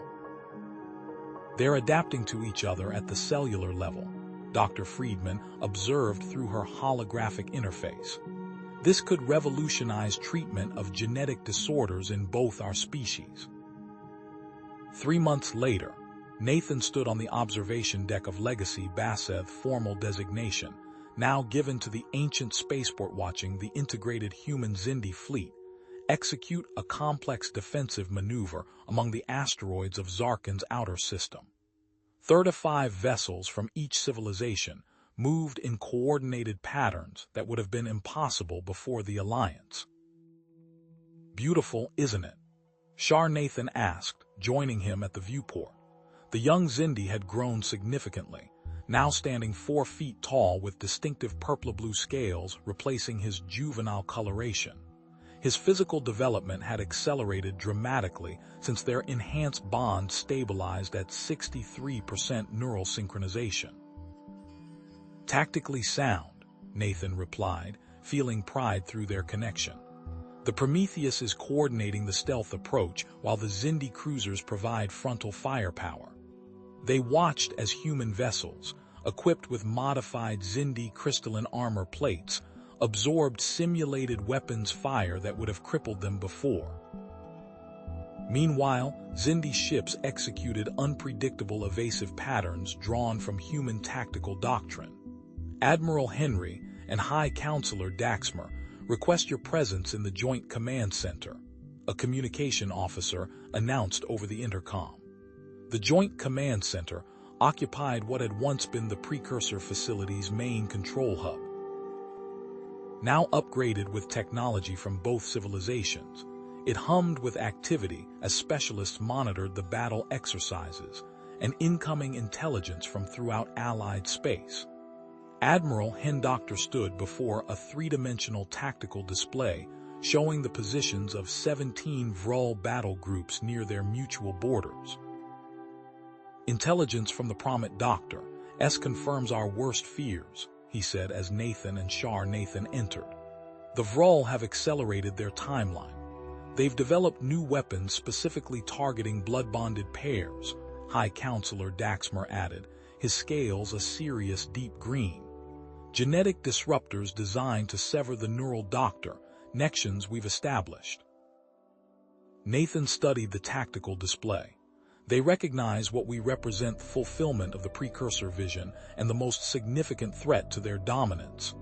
Dr. Thax has made progress translating the ancient archives," Daxmer said. "He believes Dr. found a countermeasure to these genetic weapons.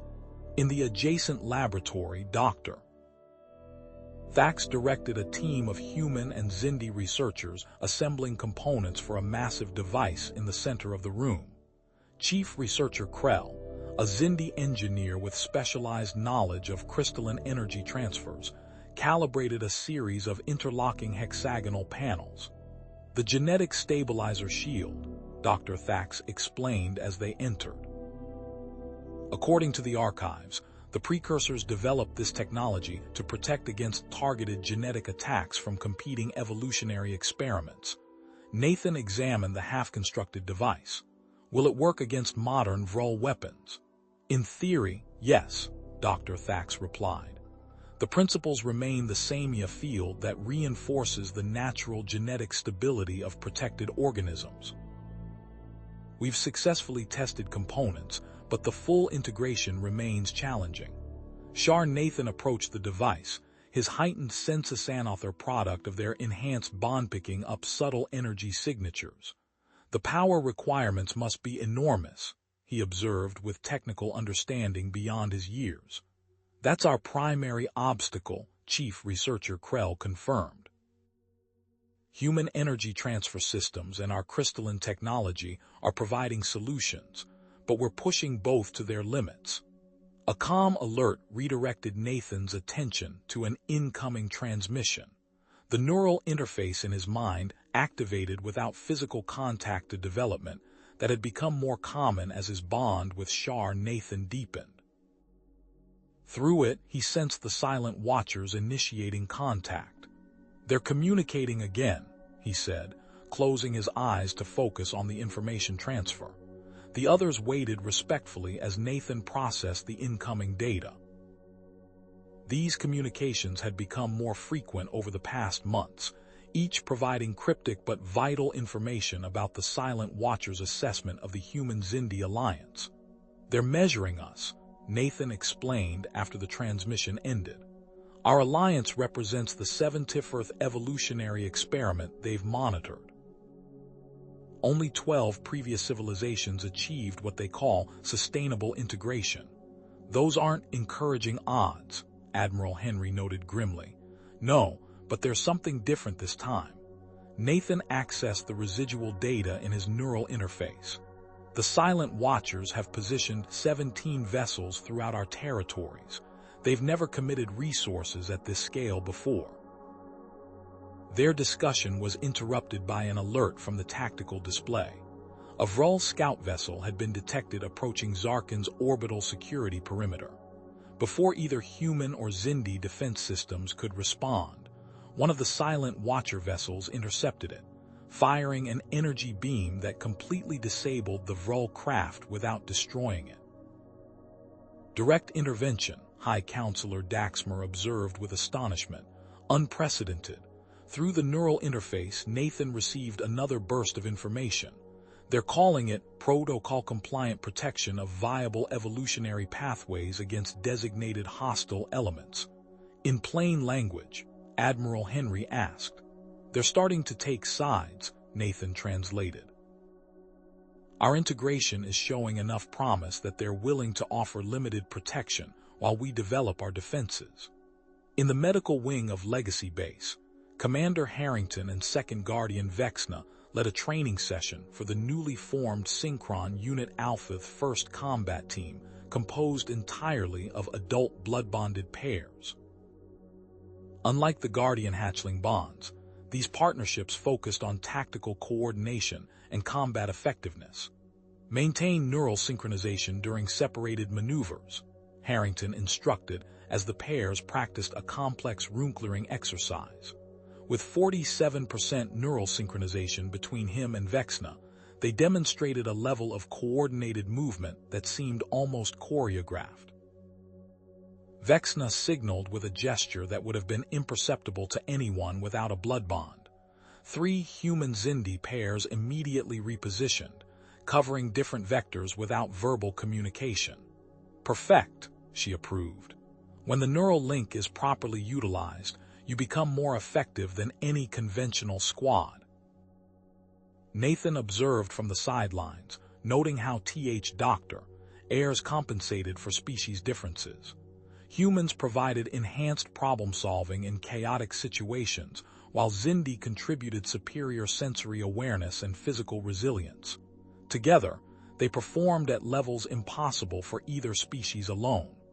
Commander, Nathan said when the exercise concluded. The Joint Military Council has reviewed your combat protocols. They're implementing them across the fleet as standard procedure for all blood-bonded units. Harrington nodded. Good, we'll need every advantage against what's coming. He placed a hand instinctively over his chest, where hybrid cellular structures had replaced damaged tissue. The Vrul won't underestimate us a second time. Doctor. Friedman reports promising results from Geneva, Nathan added. 27 patients with genetic conditions are responding to modified blood bond treatments based on your procedure. A better galaxy might emerge from all this, Harrington said, if we survive what's coming. Later that evening, Nathan conducted a remote lecture for the 7 original blood-bonded pairs now stationed across human and Xindi territories. Their Xindi hatchlings showed cognitive development far beyond normal parameters, while their human guardians displayed physiological adaptations that had previously been considered impossible.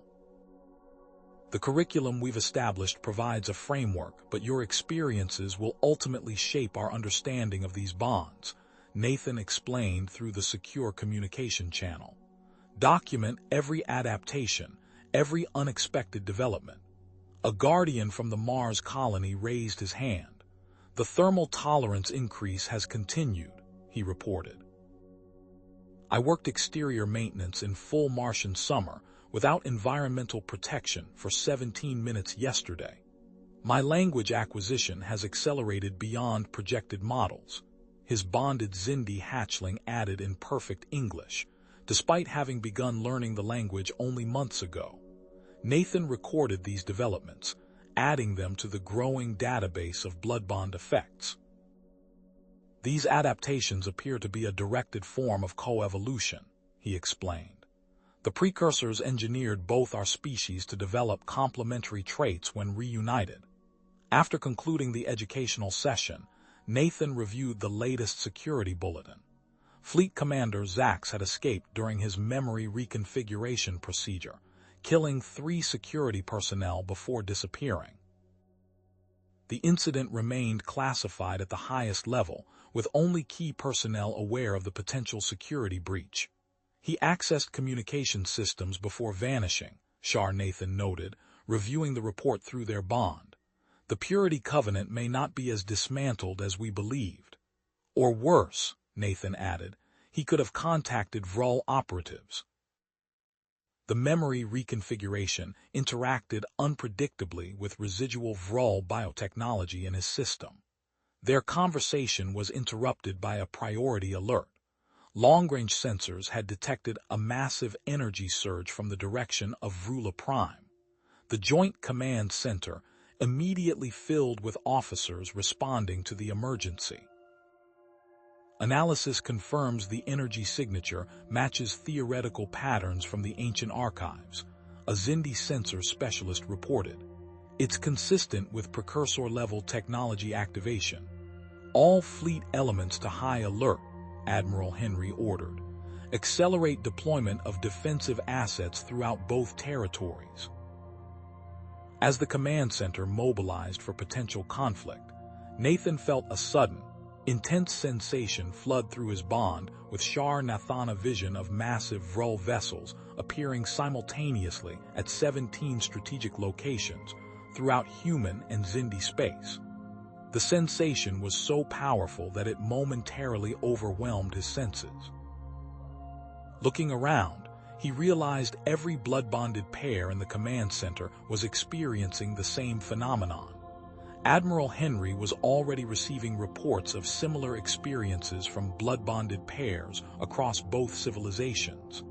"It's a warning," Nathan said, steadying himself against a console. The precursors engineered this capability into our connectionaural resonance warnings activated by imminent threats. 17 locations, Shar Nathan added, his scales paling with the intensity of the vision. They're planning a simultaneous attack across our territory, Doctor. Without hesitation, Admiral Henry and High Counselor Daxmer exchanged a look of grave understanding. "Activate Ancestral Shield," Daxmer ordered. "Confirmed," Admiral Henry responded. "All commands implement Ancestral Shield protocols immediately." Throughout Legacy Base, systems reconfigured as the facility transformed into the central command hub for the unified defense of both civilizations. Specialized communication arrays activated, linking 35 key installations across human and Xindi space. On the main display, fleet positions updated in real time as vessels moved to predetermined defensive formations. The Human-Xindi alliance prepared to face its first true test as a unified force. Dr. Thax's team worked with renewed urgency on the genetic stabilizer shield prototype, knowing it might represent their best hope against the Vrul's specialized weapons. In the training facilities, blood-bonded combat units prepared for deployment. The Silent Watchers maintained their vigilant observation, their 17 vessels positioned at key points throughout Allied space watching, measuring, perhaps waiting to see if this 70th evolutionary experiment would succeed where so many others had failed. Nathan and Shar Nathan stood at the center of it all, their enhanced bond a living symbol of what the Alliance could be. Cometwo species reunited after millennia of separation, their shared genetic heritage now their greatest strength against the coming storm. 38 minutes. That's all the warning they had. Alarms blared throughout Legacy Base as tactical displays lit up with 17 distinct signatures materializing across human and Xindi territories. The command center erupted into controlled chaos as officers rushed to stations, executing the Ancestral Shield protocols without hesitation. Vrul battle groups confirmed at all projected coordinates, announced the sensor officer, her voice steady despite the gravity of the situation. Emergence patterns consistent with the vision experienced by the blood-bonded pairs. Nathan watched as Admiral Henry and High Counselor Daxmer positioned themselves at the central command console, their faces illuminated by the holographic display showing real-time updates from across Allied space.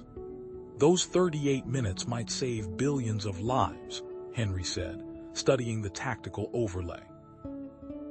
"Without the warning through the blood bonds, our outer colonies would have been completely exposed." Nathan felt a surge of information flow through his neural connection with Shar-Nathan tactical assessments, threat analyses, and historical combat data merging with his own understanding. Their bond had reached a new level of integration, allowing them to process information as a unified consciousness while maintaining individual perspective. "The Vrol forces are concentrating on specific targets," Nathan reported, highlighting several locations on the display. "Research facilities, training centers, settlements with blood-bonded pairs. They're systematically targeting our integration program." Daxmer's scales rippled with concern. "The blood bond represents our greatest evolutionary advantage. They seek to eliminate it before it can spread further." Through the command center's transparent ceiling panels, Nathan observed massive crystalline silent watcher vessels maintaining position in high orbit, their ancient hulls gleaming in Zarkan sunlight. They remained passive, observing as the first reports of engagement filtered in from the outer systems. "Tau Ceti shipyards under attack," reported a communications officer. Captain James Henry's Prometheus leading response flotilla, arrival estimated in 7 minutes. Admiral Henry nodded. "My son has 7 human vessels and 5 Xindi cruisers. Let's hope it's enough." Nathan accessed the facility's ancient databases through his neural interface, searching for patterns that might provide tactical advantage.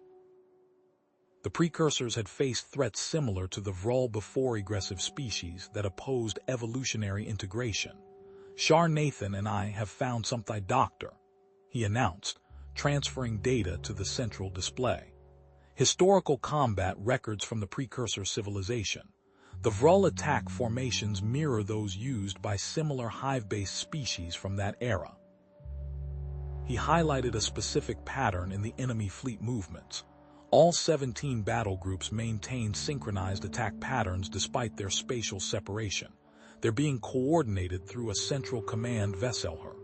He indicated a massive ship nestled within the largest Vrol formation. Designation: Hiveship Alpha. Admiral Henry studied the data, recognition dawning on his face.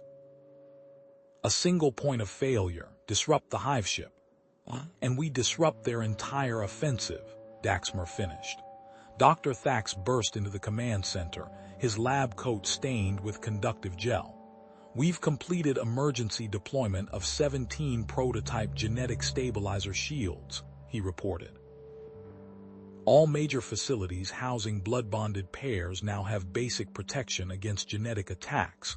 What about the smaller outposts?" Nathan asked. Thax's expression darkened. "We only had 17 functional prototypes.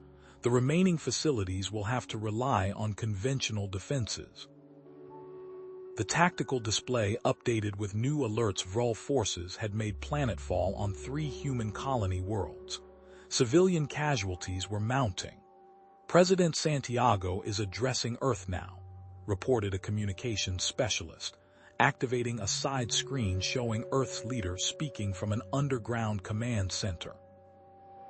"Today we face an enemy that seeks to destroy not just our worlds, but our future," Santiago declared. "A future where humans and Xindi stand united as the precursors intended. I am implementing Emergency Protocol Bastion, placing all civilian defense forces under joint command with our Xindi allies." Nathan turned his attention to a disturbing report from Outpost Ventura, a remote human research station housing 7 blood-bonded pairs. "Vrol ground forces have surrounded Ventura," he informed Admiral Henry. "They'll breach the perimeter within the hour. Commander Harrington's Synchron Unit Alpha is the closest qualified extraction team," Daxmer noted. "Authorize immediate deployment," Henry ordered. "Tell Harrington to bring those pairs home." In the southern hemisphere of Zarkan, another crisis unfolded. A tactical officer reported, "High Counselor, we have confirmation Fleet Commander Zax has seized control of Communi Doctor, Ion Hub 7 with approximately 30 loyalists." Daxmer's scales darkened with anger. The Purity Covenant rises again at the worst possible moment. "He's broadcasting anti-integration propaganda," the officer continued, claiming the Vrul attack proves that human-Xindi cooperation has doomed our world. "I'm dispatching Commander Rikstal to handle this personally," Daxmer decided. "We cannot divert significant resources from our primary defense." 3 hours into the conflict, Nathan and Shar Nathan monitored the unfolding battles from Legacy Base's command center. Through their enhanced connection, they processed information from dozens of engagement zones simultaneously, identifying patterns invisible to others. "Dr. Thax," Nathan called across the command center.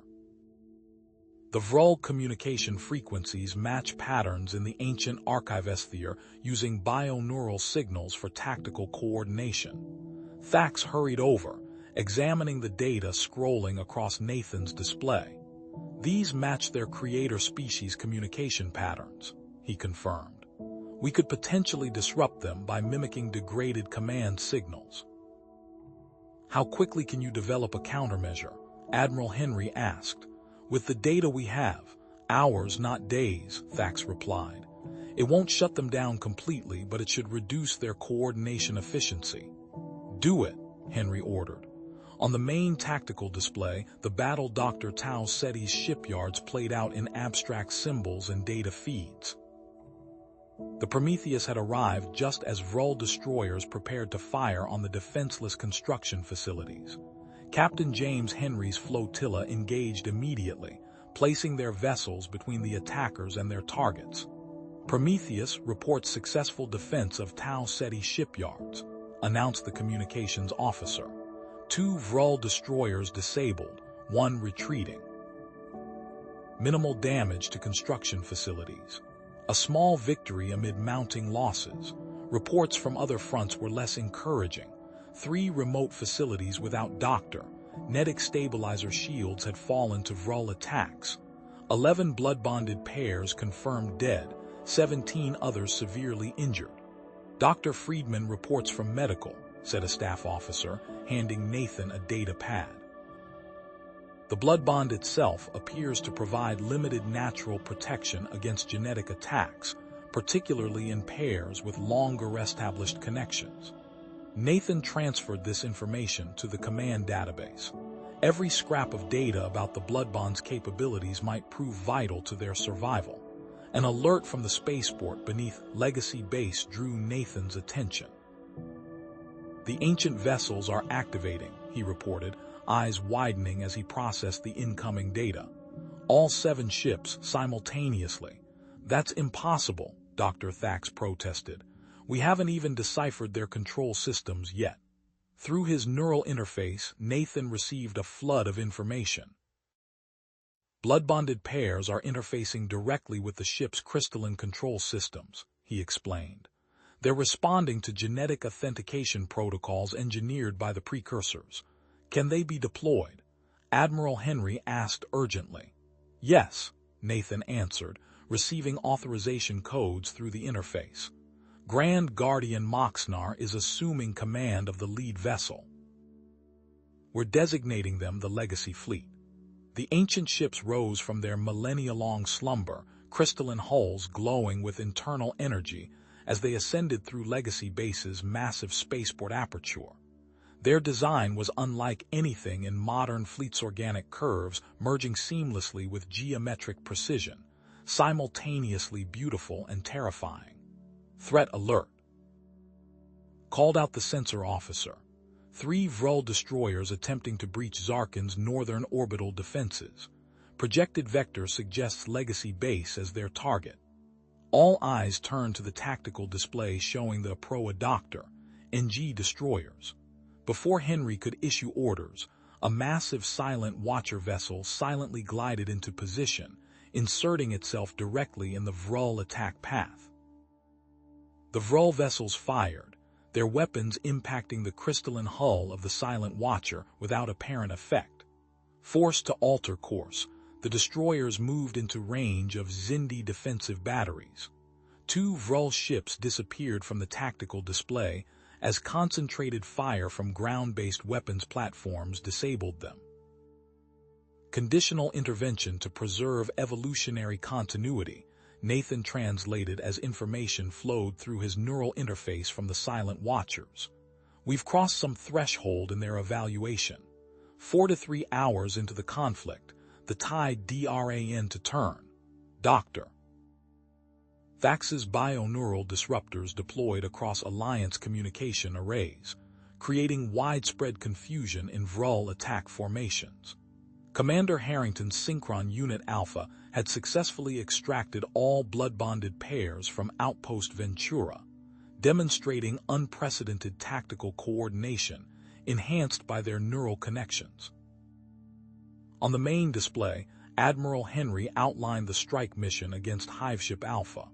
The Prometheus will lead this assault, he explained to the assembled command staff. Its combination of human stealth systems and Xindi weapons gives us our best chance of penetrating their defenses. Commander Harrington's team will board the Hiveship once the Prometheus creates an entry point, Daxmer added. They'll deploy Dr. Thax's disruptive countermeasure directly into the primary bioneural processor. Nathan felt a ripple of concern through his bond with Shar Nathan. The Vrul will have their strongest defenses concentrated around that ship, he cautioned. They'll encounter resistance unlike anything we've seen so far. It's a risk we must take, Admiral Henry acknowledged. Disrupt the Hiveship, and we disrupt their entire offensive. As the strike team prepared for deployment, long-range sensors detected a new threat-preventing additional Vrul vessels entering the outer system, reinforcements for their damaged battle groups. These ships showed energy signatures indicating more advanced technology than the initial assault force. Before anyone could react to this development, all 17 Silent Watcher vessels simultaneously shifted positions, forming a perfect barrier between the approaching Vrul fleet and the inhabited planets of the system. They're blocking them, Daxmer observed with astonishment. Not attacking, just preventing their advance. Through his neural interface, Nathan received a burst of information from the Silent Watchers. They say this represents conditional intervention to preserve evolutionary continuity, he translated. I think we've proven ourselves worthy of protection. Nathan detected unusual energy emissions emanating from the Silent Watcher vessel patterns that matched evolutionary catalysts documented in the ancient archives. Scans showed subtle accelerating changes in the physiology of blood-bonded pairs throughout the system, correlating with exposure to these fields.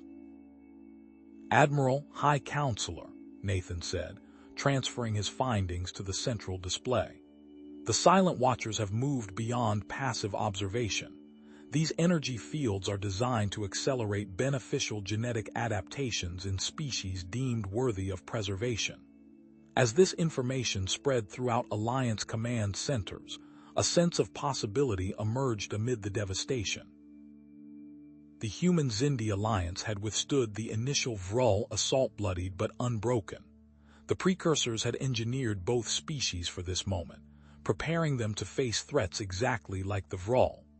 In the command center, Admiral Henry and High Counselor Daxmer authorized the Alliance's first major counteroffensive operation. The Legacy Fleet, commanded by blood-bonded pairs with direct access to precursor technology, would lead the assault against Vrul's staging areas in contested border regions. It's time we took the fight to them, Henry declared, as orders went out to all Alliance vessels.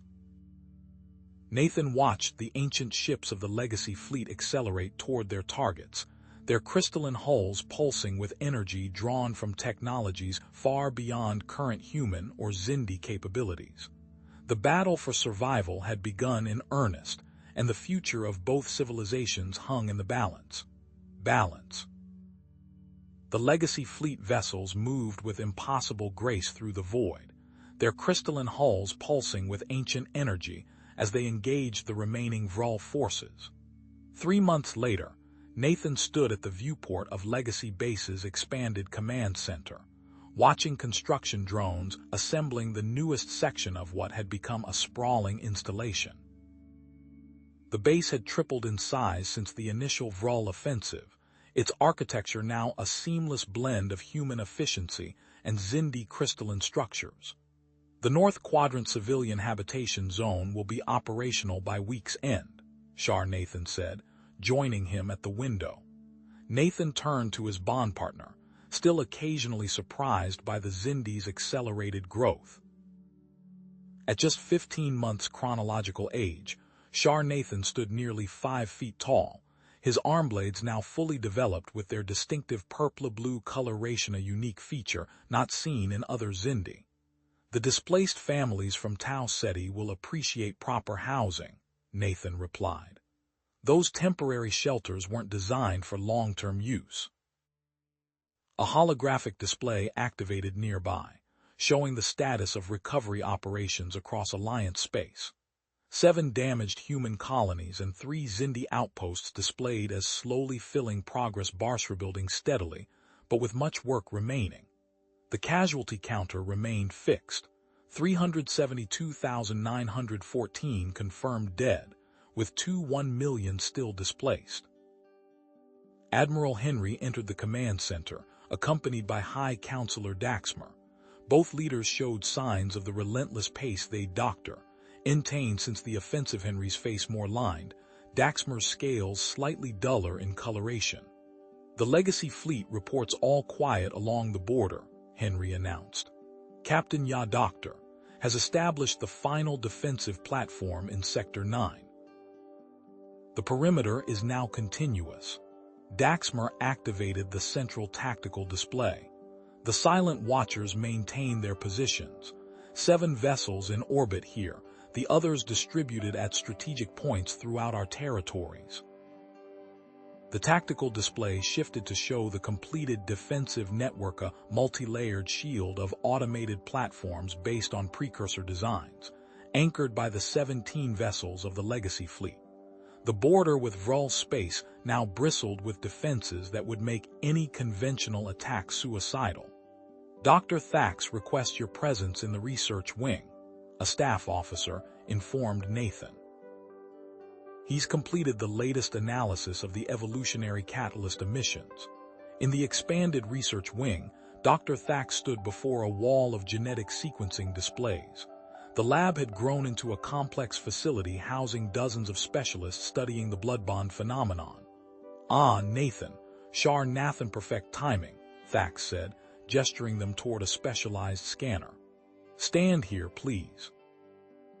The device hummed softly as it mapped their genetic structures. On the display, strands of DNA and Xindi genetic material intertwined in complex patterns. Remarkable, Thax muttered.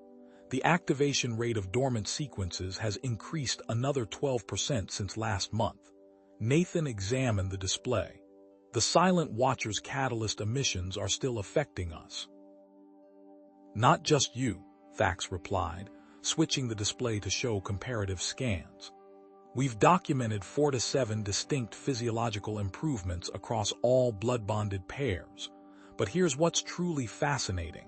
He brought up a new set of scans showing genetic modifications in non-bonded individuals. These are from base personnel with no direct blood bonds but who work closely with bonded pairs, Thax explained. The genetic improvements are spreading through proximity Adiari, albeit at a slower rate. Shar Nathan touched the display with a clawed hand.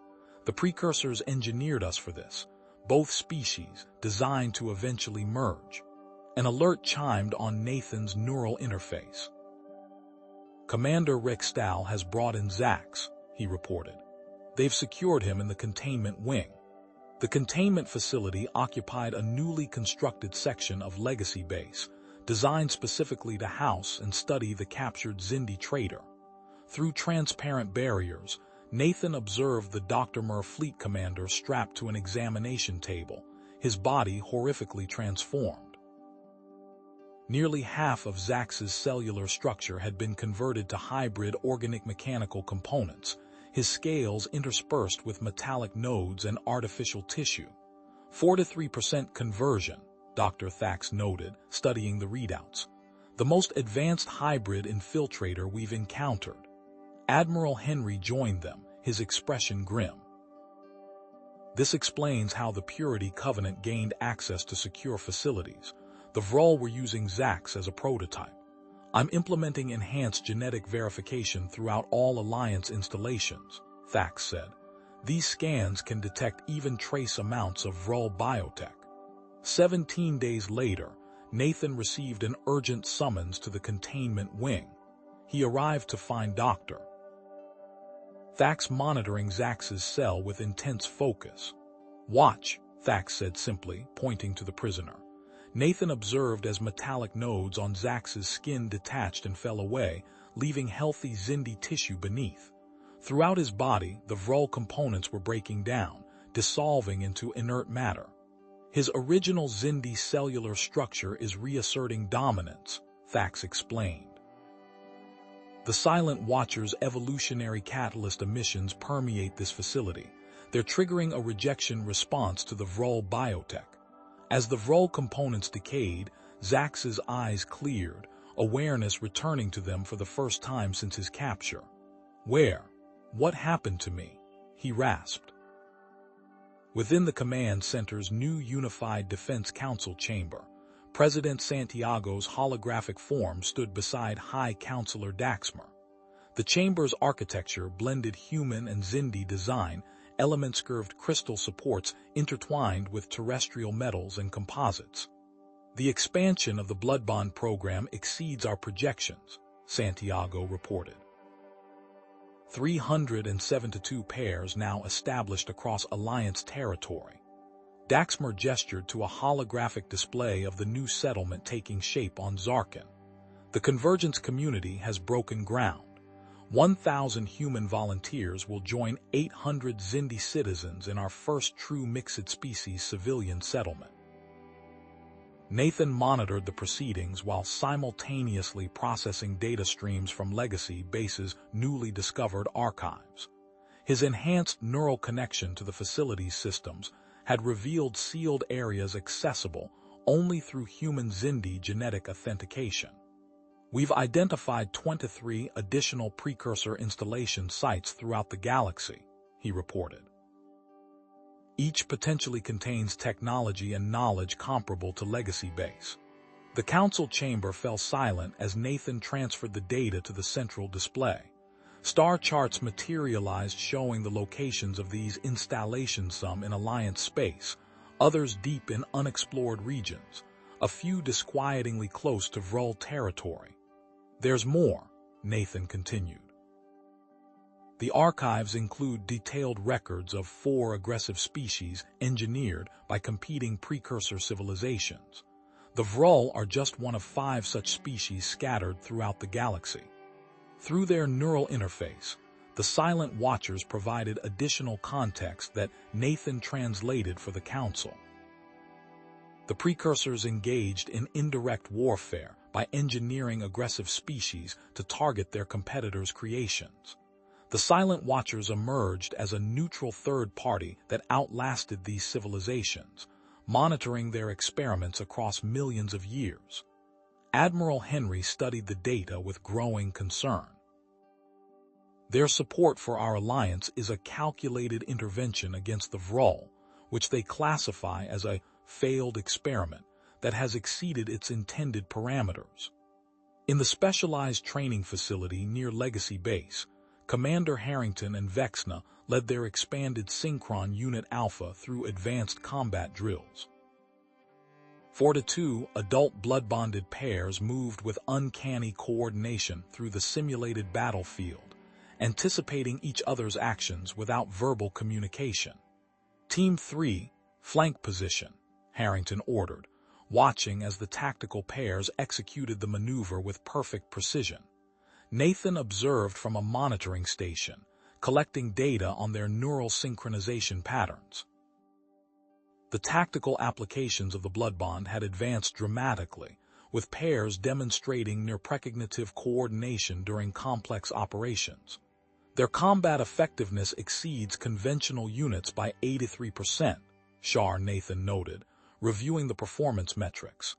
Captain James Henry's voice came through the communication array. Legacy Fleet to command. We've detected unusual activity at the edge of Vrul territory. The command center tactical display shifted to show long-range sensor data from the Legacy Fleet.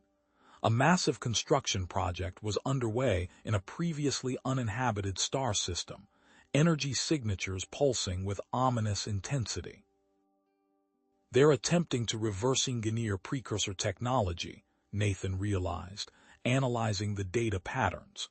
This is their version of a planetary defense system, preparing for another offensive. Admiral Henry asked. Nathan and Shar Nathan simultaneously detected an anomaly in the Vrul construction. Through their enhanced connection to legacy bases systems, they identified critical flaws in the enemy's implementation. They don't understand the fundamental principles, Nathan explained. The energy configurations are unstable. If subjected to specific resonance frequencies, the entire system could collapse catastrophically. A remote countermeasure, Shar Nathan added, already formulating the necessary calculations. We could neutralize the threat without direct engagement. Admiral Henry nodded grimly.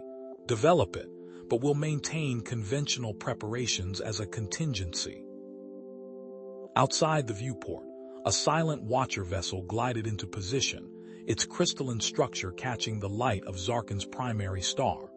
Through their neural interface, Nathan received a message cryptic but clear in its intent.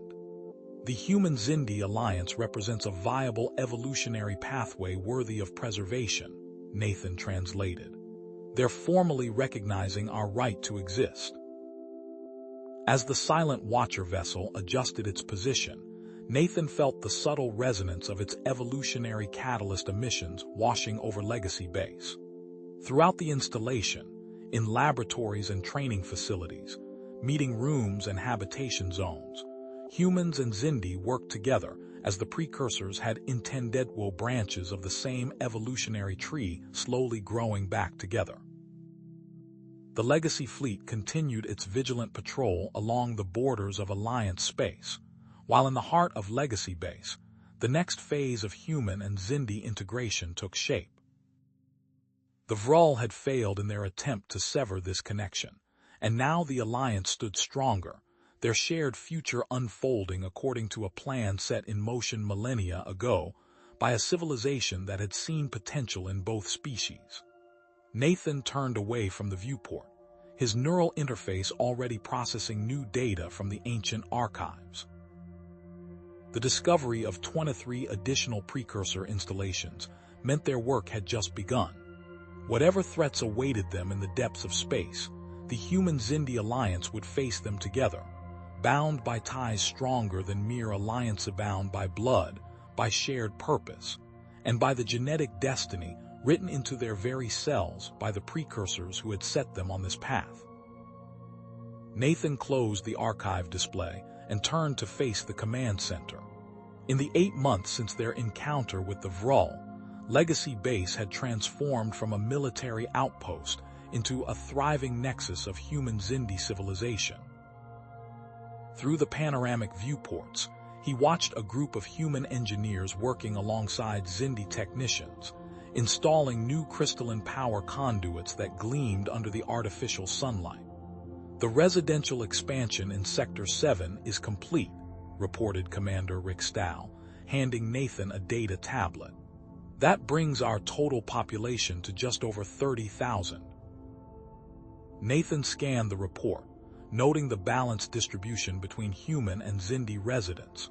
What had once been merely an installation had evolved into a sprawling complex spanning 70 square kilometers. A sea doctor, Antin city with research facilities, training academies, and agricultural zones tailored to support both species. The agricultural yields are exceeding projections, Nathan observed. The hybrid cultivation techniques are proving more efficient than either traditional human or Xindi methods. A familiar presence touched his mind. Nathan turned as Shar Nathan entered the command center. At 23 months chronological age, Shar Nathan now stood nearly 5.5 feet tall, his frame lean yet powerful. TDR, Doctor, tinctive purple-blue coloration of his arm blades unique among blood-bonded Xindi caught the light as he moved. DRHE Defense Council meeting begins in 17 minutes, Shar Nathan said, his voice deeper than it had been even a month prior. His accelerated development doctor surprised everyone except Dr. Thax, who monitored the changes with scientific enthusiasm. Nathan nodded, feeling a surge of pride through their bond. Admiral Henry requested our input on the reconnaissance mission. They walked together through the corridors of Legacy Base's Central Precinct. Doctor, here their residence was located. Personnel of both species moved with purpose, many wearing the distinctive INS-DRIA that identified blood-bonded pairs. The integration had progressed far beyond what anyone had initially imagined possible. In the medical wing, Dr. Thax and Dr. Friedman stood before a holographic display of Shar Nathan's physiological scan. 4 to 7 distinct adaptations, Dr. Thax explained to a group of medical specialists, each representing Evolutio Doctor, Y advantages that combine strengths from both species while eliminating weaknesses. Dr. Friedman highlighted a section of neural tissue. Note the integration of human creative cognitive structures with Xindi instinctual response pathways. The result is a neural architecture capable of processing information more efficiently than either baseline species. As Nathan a doctor, Shar Nathan passed, Dr. Thax waved them over. Perfect timing. We've completed the comparative analysis of the 300 blood-bonded pairs. Dr. Friedman brought up a new display showing a progression of genetic markers. The Silent Watcher's evolutionary catalyst emissions continue to accelerate beneficial adaptations across all categories of bonds. The original 7 Guardian hatchling pairs now demonstrate physiological changes, approaching 60% of those observed in U2.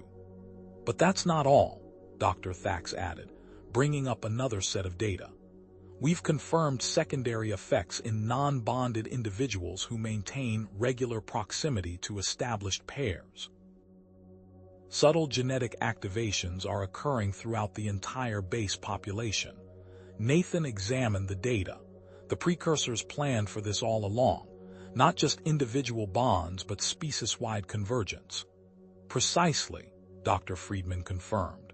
We're witnessing the early stages of what appears to be a deliberately engineered evolutionary pathway. In the Unified Defense Council chamber, Admiral Henry and High Counselor Daxmer stood before a holographic display of the Tau Scorpii system. The EDS Prometheus will lead the expedition, Admiral Henry explained, highlighting the vessel's specifications. Captain James Henry has selected his crew, including 17 blood-bonded pairs specifically chosen for their interface capabilities. Nathan and Shar Nathan joined the council as Admiral Henry continued the briefing. The chamber H-Doctor expanded since its initial construction, now accommodating representatives from 12 human colonies and 9 Xindi territories. Based on the archives, we believe this installation houses technology comparable to Legacy Base, but possibly specialized for different functions, Nathan explained, bringing up data recovered from the archives doctor. The blood-bonded pairs should be able to activate dormant systems, just as we did here. High Counselor Daxmer nodded. Chief Researcher Krell has assembled a scientific team with expertise in precursor technology. If successful, this expedition could significantly accelerate our understanding of the precursor's intentions. Nathan manipulated the display to show the mission timeline. The Prometheus departs in 3 days. With the upgraded propulsion systems, they should reach Tau Scorpii in approximately 2 weeks. In a secure section of the medical wing, Dr. Thax supervised Zax's treatment. The former fleet commander lay on an examination table, his body still showing signs of Vrol modification. Where once metallic nodes had completely covered his skin, now patches of healthy Xindi tissue were visible, comprising approximately 6 to 7% of his body. The rejection process can't, Doctor. Ease steadily, Dr. Thax noted, recording measurements of the remaining Vrol components. Each exposure to the evolutionary catalyst emissions accelerates the restoration of your original physiology. Zax flexed a hand that had recently been freed of mechanical components. I remember fragments from when I was converted, their facility, their methods. Nathan entered the room, standing at a safe distance. Though Zax was secured to the examination table, the restraints were largely precautionary. His mind had cleared significantly as the Vrol components diminished. You mentioned multiple castes within Vrol society, Nathan said. Can you elaborate? Zax's Iceno mostly restored to their natural Xindi appearance focused on Nathan. 7 distinct biological variants, each engineered for specific functions. The military caste you encountered represents only one faction. There are others, less committed to conflict. Doctor. Thax looked up from his instruments. Different physiological configurations for different societal roles. Yes, Zax confirmed. The science caste appears almost entirely different, smaller, with enlarged cranial capacity and minimal combat adaptations. They might be approachable under the right circumstances. Nathan processed this information. So the military caste leading the offensive against us isn't necessarily representative of all Vrol. No, Zax said, his voice stronger than it had been since his capture. The Confederacy maintains unity through strict hierarchical control, but there are divisions that could be exploited. In the specialized training facility adjacent to Legacy Base, Commander Harrington watched as Synchron Unit Alpha executed a complex maneuver sequence. 4 to 2 blood-bonded tactical pairs moved through the simulator with preternatural coordination, anticipating each other's movements without verbal commands. Response time has improved by 14% since last month, noted Vexna, Harrington's Xindi counterpart and blood brother. Their bond, though not formed during Vexna's hatchling stage, had strengthened considerably over the past months. They're ready, Harrington decided, closing his tactical display. Brief them on the operation parameters. The unit assembled in the briefing room, where a holographic display showed a remote outpost on the fringes of Vrol territory. Intelligence indicates this facility is developing genetic disruptor weapons, Harrington explained. Your mission is to infiltrate, recover research data and prototype components, and neutralize the threat with minimal casualties on either side. Vexna highlighted key points on the facility schematic. Our primary targets are here, here, and here. Science labs containing both digital research archives and physical prototypes. Intel suggests science caste personnel staff this facility, with minimal military caste security, Harrington continued. If possible, secure science caste specimens for study. This represents our first opportunity to examine Vrol outside the military caste. Beyond Legacy Base's perimeter, a silent watcher vessel adjusted its position, its crystalline structure refracting sunlight in prismatic patterns. Through their neural interface, Nathan received a data transmission detailing the vessel's defensive action during a recent Vrol incursion at an outlying settlement. Their involvement is becoming more direct, Nathan observed to Shar Nathan as they reviewed the data. 3 separate interventions at boundary settlements in the past month alone. Shar Nathan processed the tactical information. Their protection focuses on locations with established blood-bonded pairs. They're protecting their investment, Nathan agreed. But they're also sharing more historical context. He brought up the latest transmission on their private display, showing ancient star charts and historical records. The data painted a clearer picture of the precursor civilization that had engineered both humans and Zindia vast, technologically advanced species that had controlled the region of space, now occupied by the Alliance approximately 22,000 years ago. They were systematically wiped out by competing precursor species, Shar Nathan noted, scanning the historical record. After separating our evolutionary branches, a priority communication alert interrupted their analysis. Admiral Henry requests your immediate presence in the primary command center, announced the automated system. In the command center, Admiral Henry stood with High Counselor Daxmer before a holographic display of the Tau Scorpii mission. Captain James Henry's face filled one section of the display, his expression tense but controlled. "We've secured the perimeter around the facility," Captain Henry reported. Chief Researcher Krell is leading the initial exploration team. Preliminary findings confirm this is a specialized installation appears to be a precursor medical research center. The display shifted to show interior images transmitted from the expedition team. Vast chambers housed equipment unfamiliar to Alliance scientists, though certain architectural elements matched those found at Legacy Base. The blood-bonded pairs have successfully interfaced with the facility's systems, Captain Henry continued. They've activated dormant databases containing what appear to be complete genetic records of both humans and Xindi from before our evolutionary divergence. Chief Researcher Krell appeared in the transmission. "Admiral, High Counselor, we've discovered intact biological fabrication technology. Based on our preliminary assessment, these systems can engineer specialized adaptations or entirely new organisms using stored genetic templates. The implications are extraordinary." As Nathan absorbed this information, a sudden sensation pulsed through his neural interface with Legacy Base, not the familiar presence of the Silent Watchers, but something entirely different. The command center systems flickered momentarily before stabilizing with a new presence manifesting in the central holographic display. A symbol appeared complex, geometric, yet organic in its design. A voice spoke directly into Nathan's mind, then externalized through the command center's communication systems. Guardian Protocol activated.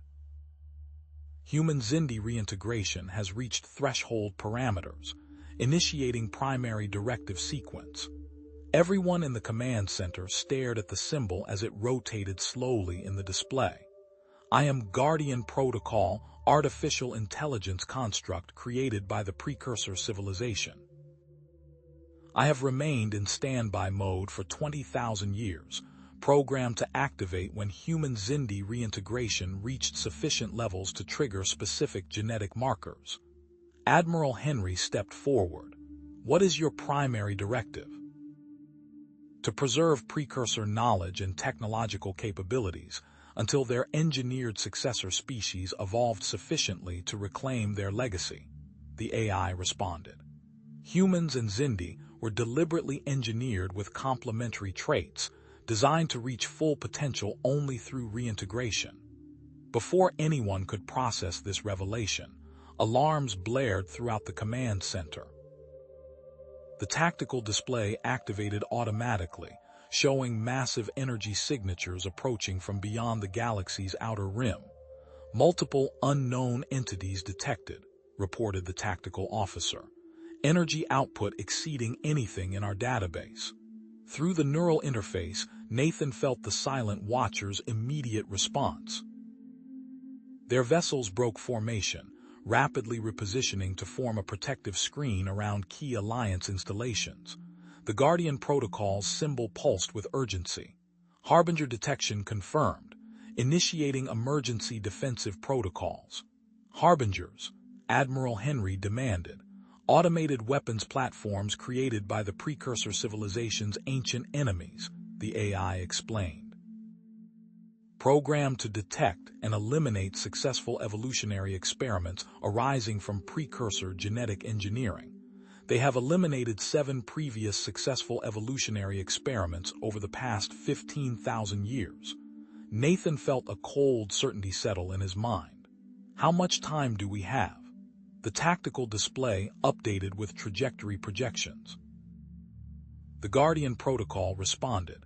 Harbinger weapons platforms will reach Alliance territory in 7 to 3 days.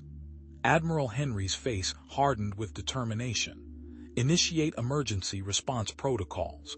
All available military assets to be mobilized immediately, including the Legacy Fleet and conventional forces from both territories. High Counselor Daxmer moved to a communication terminal. I'll implement evacuation procedures for civilian populations on the border worlds most likely to face initial contact. As the command center erupted into coordinated activity, Nathan and Shar exchanged a glance of shared understanding. Through their bond, they communicated without words. This was precisely the scenario the precursors had prepared for. The divergent evolution of Dr. Branches had been engineered to eventually reunite and reclaim their technological legacy for exactly Dr. Purpose. Guardian Protocol. Nathan addressed the AI directly. Does Legacy Base contain defensive strategies specifically designed against Harbinger attacks? Affirmative, the AI responded.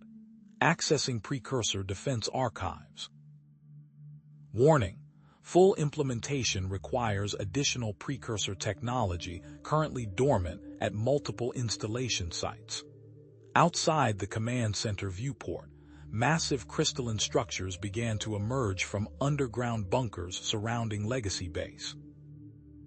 These previously hidden defenses rose into position, forming a secondary perimeter that gleamed with latent energy weapons designed specifically to counter the approaching threat. In the containment wing, the 3 captured Vrol Science cast members reacted visibly to the Guardian Protocol's announcement, their communication suddenly urgent. Dr. Thax called Nathan to the observation room. They're attempting to communicate something about the Harbingers, Dr. Thax explained. Our translation systems are struggling with their specialized dialect, but they seem agitated by the news. The lead Vrol scientist, smaller and visibly different from the military caste encountered previously, pressed against the containment field. With considerable effort, it formed words in the Alliance common language. We created, same purpose, stop, Harbinger's prey. Nathan stepped closer to the containment field. Are you saying the Vrol were created to find us? The Vrol scientist's large eyes blinked rapidly. We, weapons, biological, fine precursor experiments, stop, before Harbingers come. Dr. Thax checked his translation algorithm. If I'm understanding correctly, the Vrol were created by the same hostile precursor civilization that created the Harbingers. Designed to identify and eliminate successful precursor evolutionary experiments before they could advance to technological levels that would trigger Harbinger deployment, Nathan realized. Our conflict with the Vrol wasn't random. They were programmed to prevent exactly what we've achieved. The Vrol scientist made a gesture of affirmation. Our programming, deep, but some see differently now. Through the neural interface, Nathan felt the Guardian Protocol processing this new information. Confirmation. Vrol genetic structure contains control sequences consistent with hostile precursor engineering methodology. Could these control sequences be modified? Nathan asked, an idea forming. Theoretical possibility exists, the AI responded. Biological reprogramming within capabilities of Tau Scorpii installation technology. Admiral Henry joined them, quickly assessing the situation.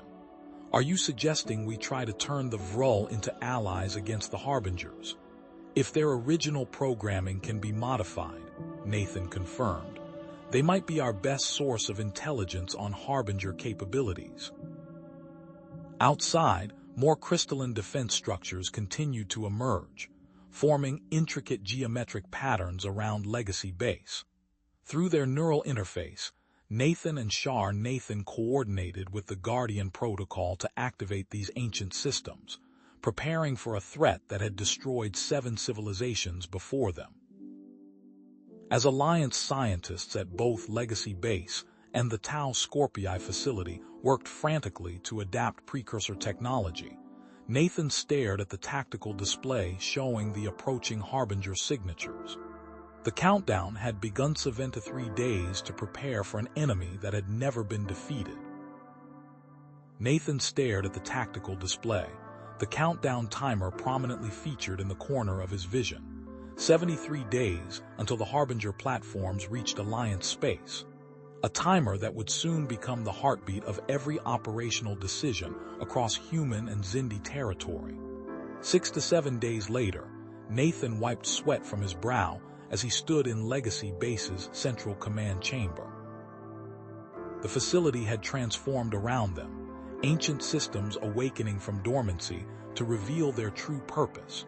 What had once been a mysterious archaeological site now functioned as the nerve center for the most comprehensive defensive operation in Alliance history. Power fluctuation in Sector 7, Shar Nathan reported, his fingers dancing across the crystalline interface. Despite being chronologically just over 2 years old, his accelerated growth had him physically resembling a young adult Xindi. His neural capacity had expanded accordingly, allowing him to process information at rates that astonished even the silent watchers. Nathan nodded, redirecting energy through their shared neural link. The bond between them had strengthened exponentially since the Harbinger detection, forged in the crucible of 20-hour duty shifts, compensating, defensive grid stabilizing. Through their enhanced connection, they simultaneously monitored 17 different defense systems spread across Legacy Base's 70-square-kilometer expanse. The precursor technology responded to their blood bond with increasing sensitivity, as if recognizing the fulfillment of its original design parameters. Admiral Henry entered the command center, his uniform bearing the new insignia of the Unified Defense Council. Guardian Protocol's latest doctor. Projections confirm our initial assessment. The Harbingers will target 7 locations simultaneously. The AI manifested in the central holographic display, its geometric symbol rotating slowly as it spoke. Tactical analysis complete. Harbinger platforms will prioritize Legacy Base, the Tau Scorpii Medical Facility, 3 population centers on Earth, and 2 Xindi colony worlds with high concentrations of blood-bonded pairs. High Counselor Daxmer studied the projected attack vectors. Even with the Legacy fleet at full deployment, we cannot defend all targets conventionally, which is why Operation Ancestral Shield is our primary strategy, Nathan said, bringing up the detailed implementation plan they had developed. The shield generators from Tau Scorpii are our best defense against the Harbinger's energy weapons. The Guardian Protocol displayed technical specifications of the 7 advanced shield generators now positioned at each targeted location. Dr. Thax and his team had worked T-Dr. Leslie to adapt the precursor designs, creating protective fields capable of covering 300 kilometers in diameter enough to shelter critical infrastructure and civilian populations. The shield rotation schedules are finalized, Shar Nathan reported. Sev Doctor, blood-bonded pairs assigned to each generator, working in 4 shifts to prevent neural fatigue. Admiral Henry nodded approvingly. The Silent Watchers have positioned their vessels according to the Strat Doctor. Their intelligence on previous Harbinger attacks has been invaluable. Through their neural interface, Nathan received a data packet from the crystalline vessels now stationed throughout Alliance space. The Watchers confirm Harbinger platforms operate independently. Destroying one won't trigger adaptive responses across the attack force. Unlike the Vrul, Daxmer noted, a tactical advantage we must exploit. The command center doors slid open as Captain James Henry entered, accompanied by Dr. Friedman. The captain had just returned from the Tau Scorpii facility with technology that might prove decisive in the coming conflict. The evolutionary accelerator chamber doctor are operational, Captain Henry reported. We've installed all 7 units in the medical wing. Doctor. Friedman brought up diagnostic data on her tablet. The chambers are functioning at optimal capacity. Commander Harrington and Vexna have completed their treatment cycle. Results? Admiral Doctor, NRY asked. Unprecedented, Dr. Friedman replied. Their neural synchronization has increased from 47% to 73%. Physical adaptations are manifesting in both subject's protective scaling on Harrington's body, enhanced respiratory efficiency in Vexna. Nathan exchanged a glance with Shar Nathan. That's approaching Doctor, connection level during the height of the Vrol crisis. The implications for tactical effectiveness are significant, Shar Nathan added. We should prioritize treatment for pairs assigned to critical defense systems. Admiral Henry approved with a quick nod. Make it happen. I want our best pairs enhanced and ready for deployment within 48 hours. In the adjacent laboratory, Nathan observed Dr. Thax working with the captured Vrol science cast members. Their cooperation had proven unexpectedly valuable, particularly in understanding the technological relationship between Vrol systems and the approaching Harbingers. The counter-signature drones are performing beyond expectations in testing, Dr. Thax reported, gesturing to the unmanned craft combining Vrol biological components with Alliance stealth technology. The Harbingers should have difficulty distinguishing these false evolutionary signatures from actual targets. How many can we deploy? Nathan asked. Production has reached 117 units, Dr. Thax answered. We'll have the full complement of 300 before the Harbingers arrive. Through the observation window, Nathan watched as Zax entered the adjacent strategic planning room. The rehabilitated Xindi, now freed from Vrol control mechanisms, and with 89% of his original physiology restored, had become an unexpected asset. His unique perspective behaving experienced both Xindi consciousness and Vrol programming provided insights no other Alliance strategist could offer. Zax identified a critical vulnerability in our secondary defensive formation, Shar Nathan noted, sharing the tactical assessment through their neural link. His understanding of Harbinger attack patterns is remarkable. He was created to hunt us, Nathan replied. That knowledge works in our favor now. The neural interface pulsed with an urgent alert. Nathan turned back to the main tactical display as new data streamed in from long-range sensors. Harbinger platforms have crossed the outer boundary of Alliance territory, he announced. 17 distinct platforms, each approximately 5 kilometers in diameter. Admiral Henry straightened. Full military mobilization, all defensive systems to combat readiness. The command center erupted into coordinated activity as the Guardian Protocol updated tactical projections. Arrival at first target Xindi colony in the Rigel system projected in 4 to 3 hours. Nathan and Shar Nathan moved to the primary weapons control station, their minds synchronizing through the neural interface.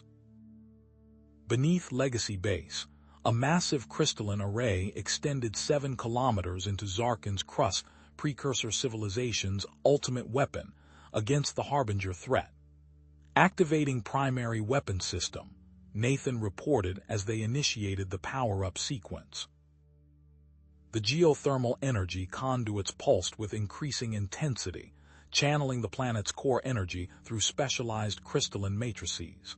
System responding at 94% of design capacity, Shar Nathan confirmed. Targeting calibration initiated. Through the command center viewport, Nathan observed the Legacy fleet deploying in formation. 23 vessels, each integrating precursor technology with Alliance systems, prepared to defend the primary targets. Captain James Henry would command from the flagship, coordinating directly with Legacy Base through quantum communication channels. Admiral Henry received a transmission from the Vrol Science Cast containment area. The Vrol are offering to attempt communication with the Harbingers, he informed the command staff. They believe their biofrequency transmissions might be recognized by their creators' weapons. A long shot, Nathan assessed, but worth attempting before full military engagement. Authorized, Admiral Henry decided, but positioned the communication array away from critical installations.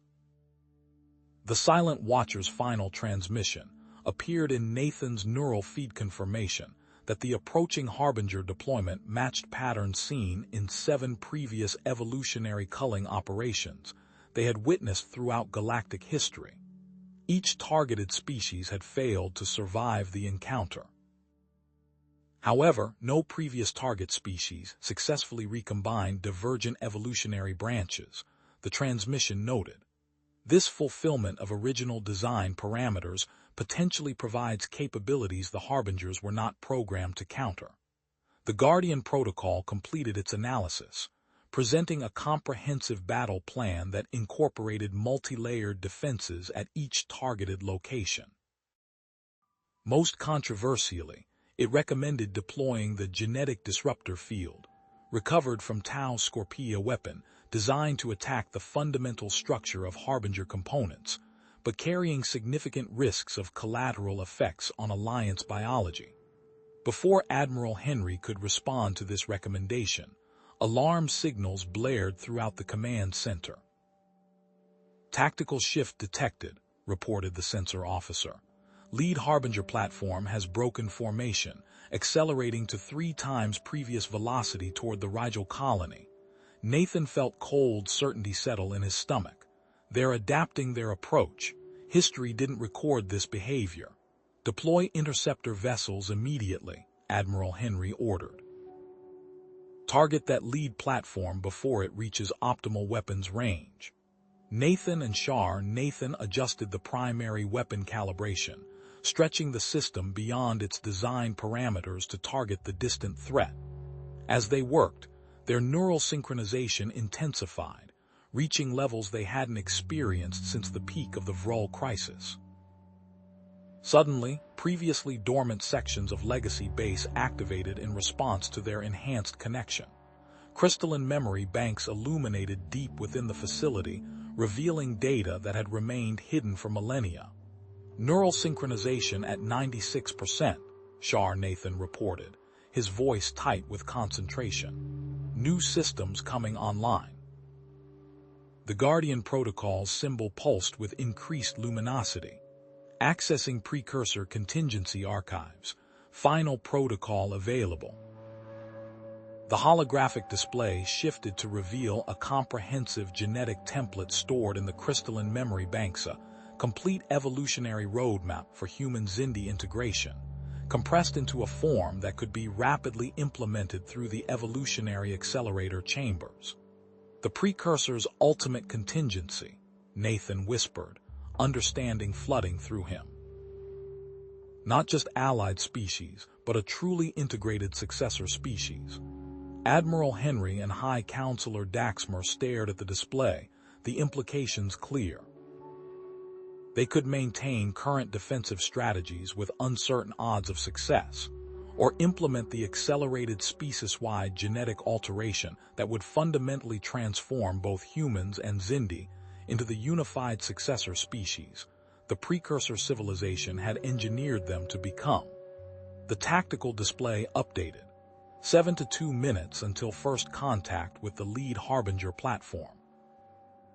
The countdown timer that had been their constant companion for 6 to 7 days now measured the time remaining before humanity and Xindi faced their greatest challenge and possibly their final evolution.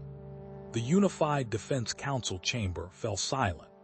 6 to 3 minutes remained on the countdown display, each passing second bringing the Harbingers closer to their targets.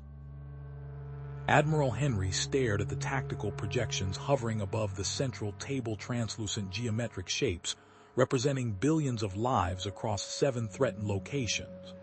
"Conventional defense strategies give us a 47% probability of success across all targets," he said, his voice cutting through the silence.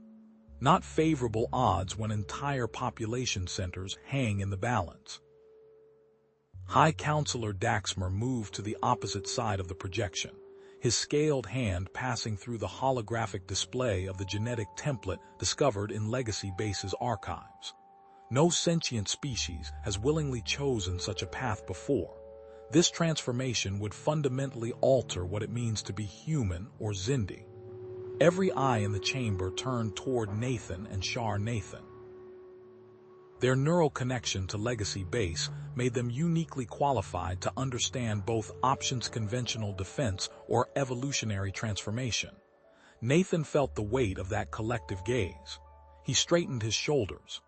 "We've always known this moment would come," he said, voice steady despite the gravity of the situation. The blood bond was never just about diplomacy or protecting Xindi young.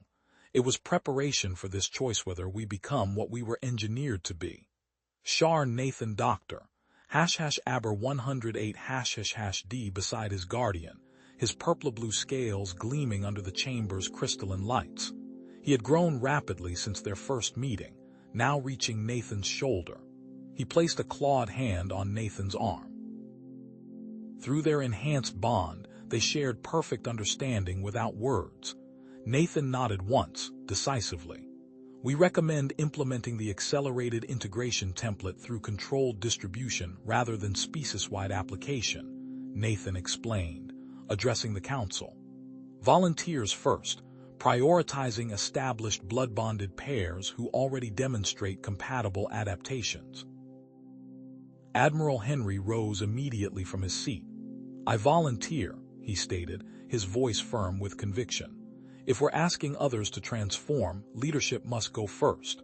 High Counselor Daxmer joined him, ancient scales reflecting tenacity in his eyes. "As do I. Our species have remained separate for 20,000 years. Perhaps it's time to fulfill our shared destiny." The council vote was swift and unanimous. Within minutes, Dr. Thax and Dr. Friedman received orders to prepare the 7 evolutionary accelerator chambers. They prioritized 17 established blood-bonded pairs whose neural patterns showed highest compatibility with the template. "Nathan, you and Shar Nathan should go first," Admiral Henry suggested. "Your connection to Legacy Base is vital." Nathan shook his head. "We'll go last. Someone needs to coordinate defense operations through Legacy Base's systems during the first transformations. Our enhanced bond already gives us many target adaptations naturally." In the orbital defense platform above Zarkin, Commander Harrington and Vexna led Synchron Unit Alpha through final preparations. Their blood-bonded tactical teams positioned crystalline interceptors in a precise geometric pattern, creating a defensive web designed to fragment and absorb Harbinger energy weapons. "Power fluctuation in Sector 7, a technician reported, alarm evident in his voice. Before the notification finished echoing through the command deck, Vexna's clawed hands flew across the control panel, instinctively rerouting energy through secondary systems.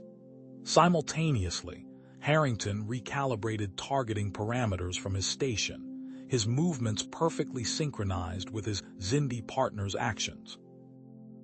"Fluctuation stabilized," Harrington reported, exchanging a glance with Vexna. Their enhanced neural connection had allowed them to perform a complex E-Doctor, nearing operation in seconds, work that would normally require a full specialized team. 4 to 7 minutes before the lead Harbinger platform would reach weapons range of the Rigel colony, Captain James Henry's Legacy fleet moved into inter-DRT position. The ancient vessels, each operated by blood-bonded pairs interfacing with precursor control systems, deployed in a specialized formation. "Launch countersignature drones," Captain Henry ordered from the flagship's command chair. The fleet released dozens of unmanned craft developed with Vrul biotechnology. Each drone projected a false evolutionary signature, creating multiple phantom targets for the Harbinger's targeting systems. The massive platform responded immediately, deploying smaller autonomous weapon pods towards several false signatures while maintaining its course toward the planet. In Legacy Base's medical wing, Admiral Henry and High Counselor Daxmer entered the primary evolutionary accelerator chamber together. The symbolism was deliberate humanity and Xindi united in transformation. "Ready?" Dr. Friedman asked, her finger hovering over the activation control. "Proceed," both leaders replied in unison. The crystalline pod sealed around them, filling with luminescent fluid containing specialized proteins derived from the precursor template. Dr. Thax monitored vital signs on a display as the transformation began. Cellular structures gradually reconfigured according to patterns stored in the device for 20,000 years. Admiral Henry's skin developed subtle protective scaling along stress points forearms, shoulders, spine. Meanwhile, Daxmer's reptilian hide softened around sensory organs, enhancing tactile perception. The process occurred faster than projected, their bodies responding eagerly to the template as if recognizing a natural evolutionary path. A shrill alarm cut through Captain Henry's bridge as the lead Harbinger platform initiated its first attack. A rippling distortion field emanated from the platform's central structure, targeting molecular bonds in crystalline materials. 3 ships reporting critical structural integrity failures, his tactical officer reported, voice tight with urgency. Crystalline hulls fracturing under assault. Evasive maneuvers, pattern Delta, Captain Henry ordered.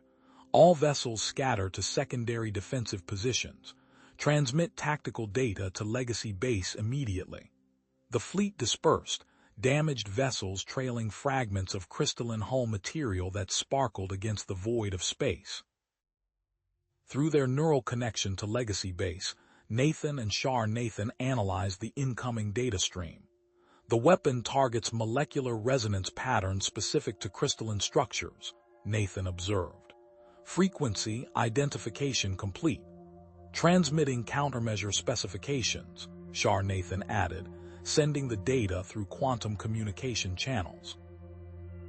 The remaining vessels recalibrated their defensive shields, adjusting harmonic resonance to disperse the molecular disruption effect. This prevented further deterioration, but couldn't repair existing damage. Captain Henry's expression hardened as he implemented the contingency protocol developed for worst-case scenarios.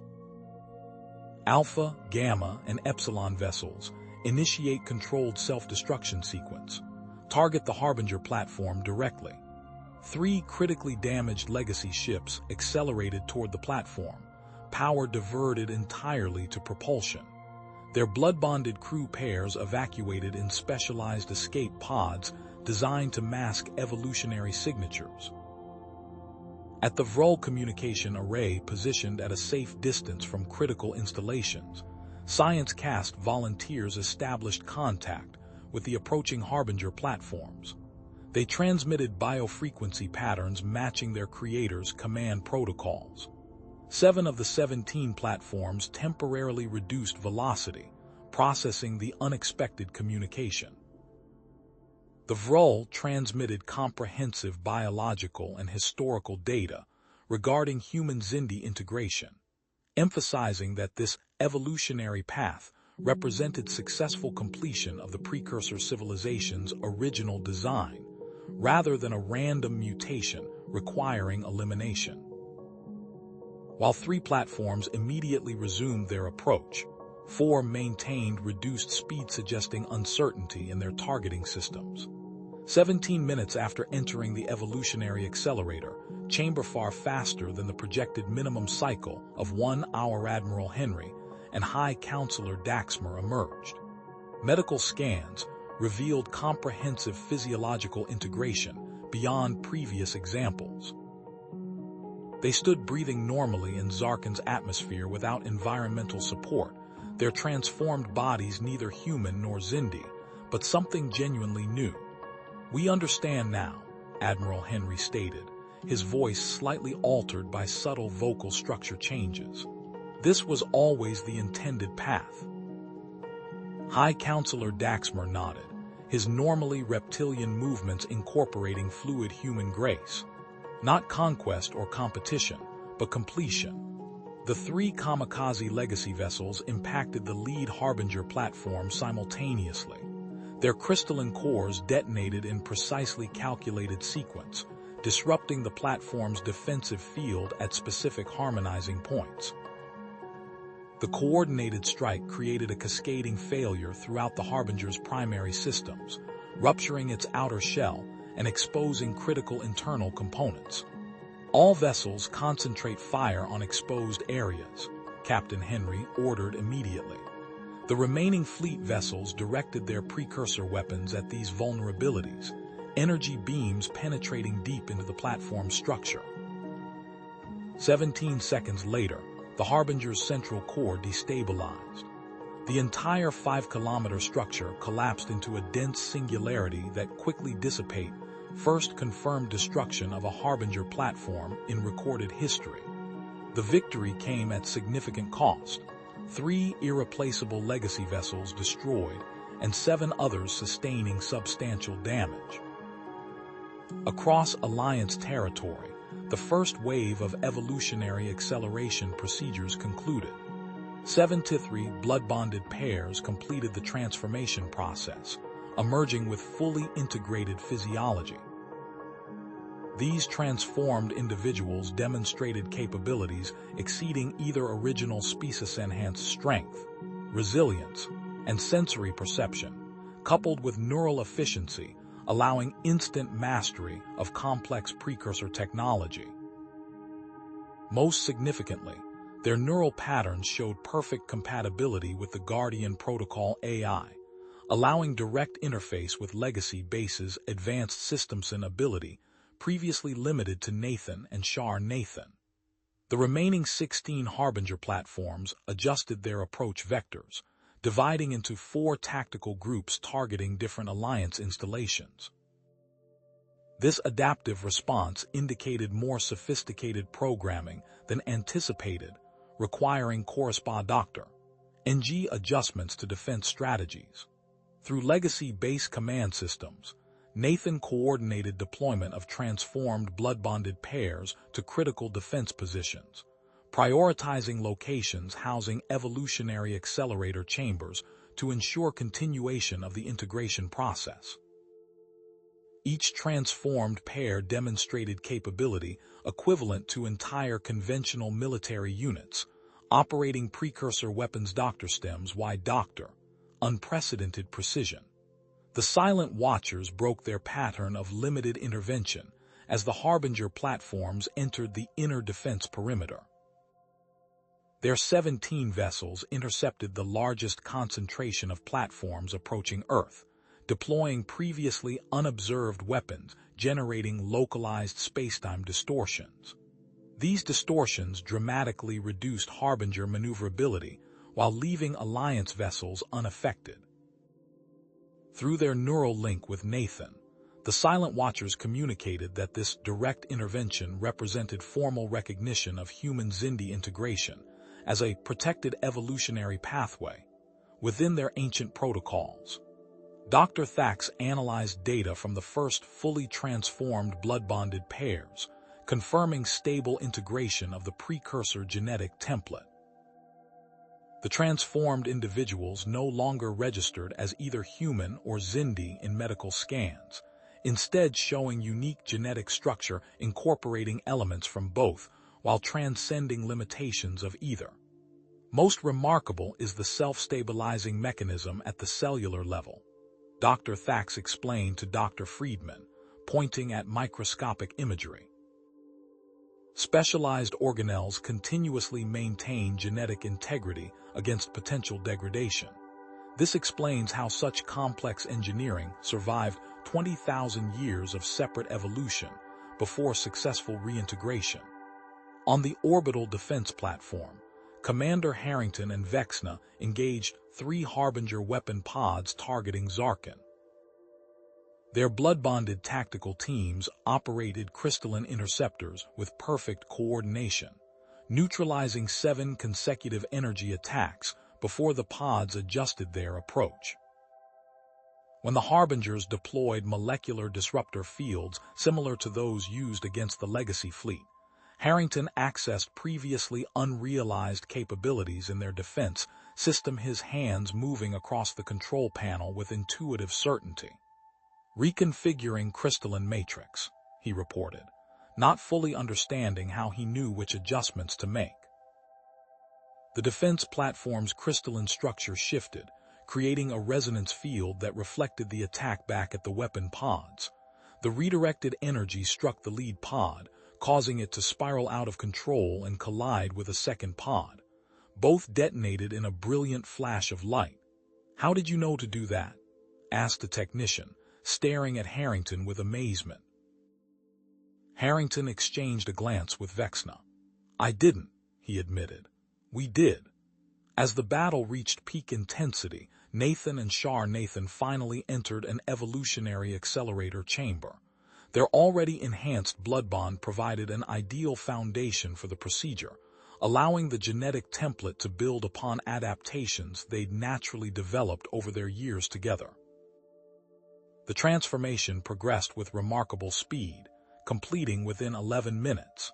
They emerged with neural connection enhanced beyond previous parameters, achieving 100% synchronization with both each other and Legacy Base's most advanced systems. The moment they reconnected to Legacy Base's network, they received a critical data transmission from the Silent Watchers. "Harbinger vulnerability identified," Nathan announced, accessing the tactical data through their enhanced neural interface. Historical records from 17,000 years ago reveal a specific weakness in their propulsion systems. Nathan interfaced directly with the primary weapon controls, his transformed physiology perfectly adapted to the precursor technology. Reconfiguring primary weapon system to generate precise frequency pattern. The massive crystalline array beneath Zarkin activated, channeling geothermal energy through specialized conduits.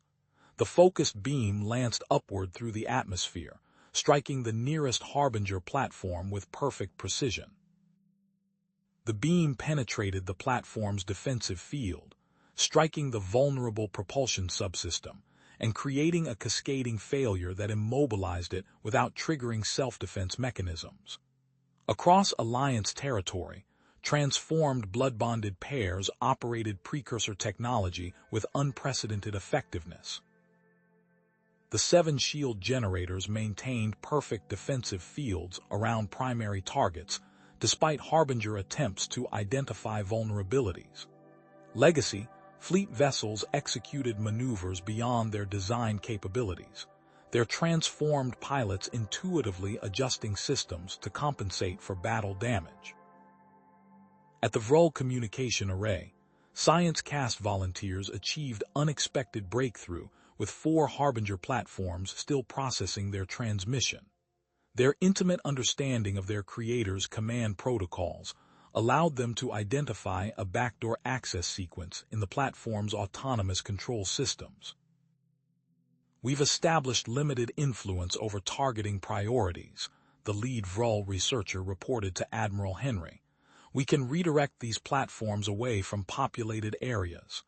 "Do it," Admiral Henry ordered. "Direct them to these coordinates." He transmitted designated interception points in unpopulated space.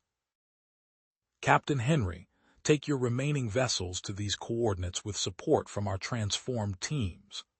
Through their enhanced connection to Legacy Base and the Guardian Protocol AI, Nathan and Nathan coordinated the Alliance's counteroffensive across all theaters. The tactical simulation capabilities accessed through their neural integration predicted Harbinger responses with 94% accuracy, allowing preemptive countermeasures before attacks began. Nathan's transformed biology interfaced seamlessly with the control systems. The primary weapon was designed to target individual platforms, he noted through their shared neural space. "But we can reconfigure it to generate a dispersed energy field, capable of simultaneously engaging multiple targets," Nathan finished, their thoughts perfectly synchronized.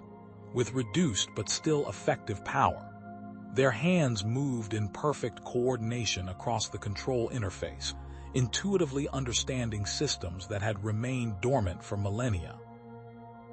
The weapon's energy signature shifted, creating a dispersed field precisely calibrated to disrupt Harbinger technology.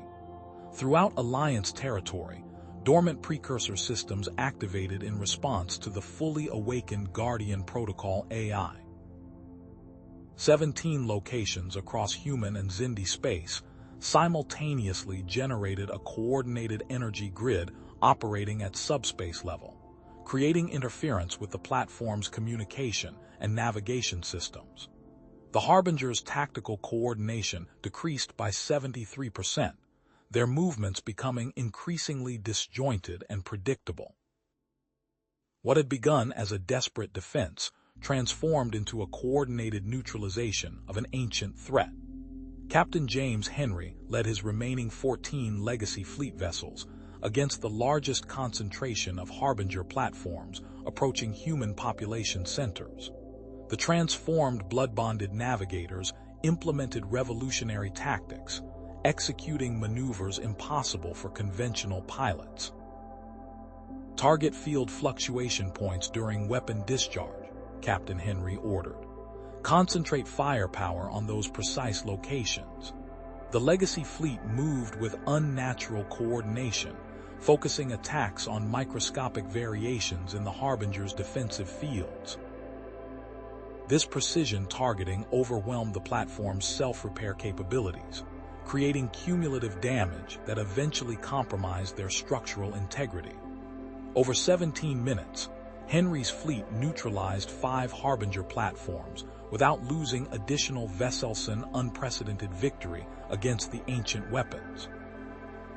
For the first time since the crisis began, Alliance tactical projections showed a clear path to survival,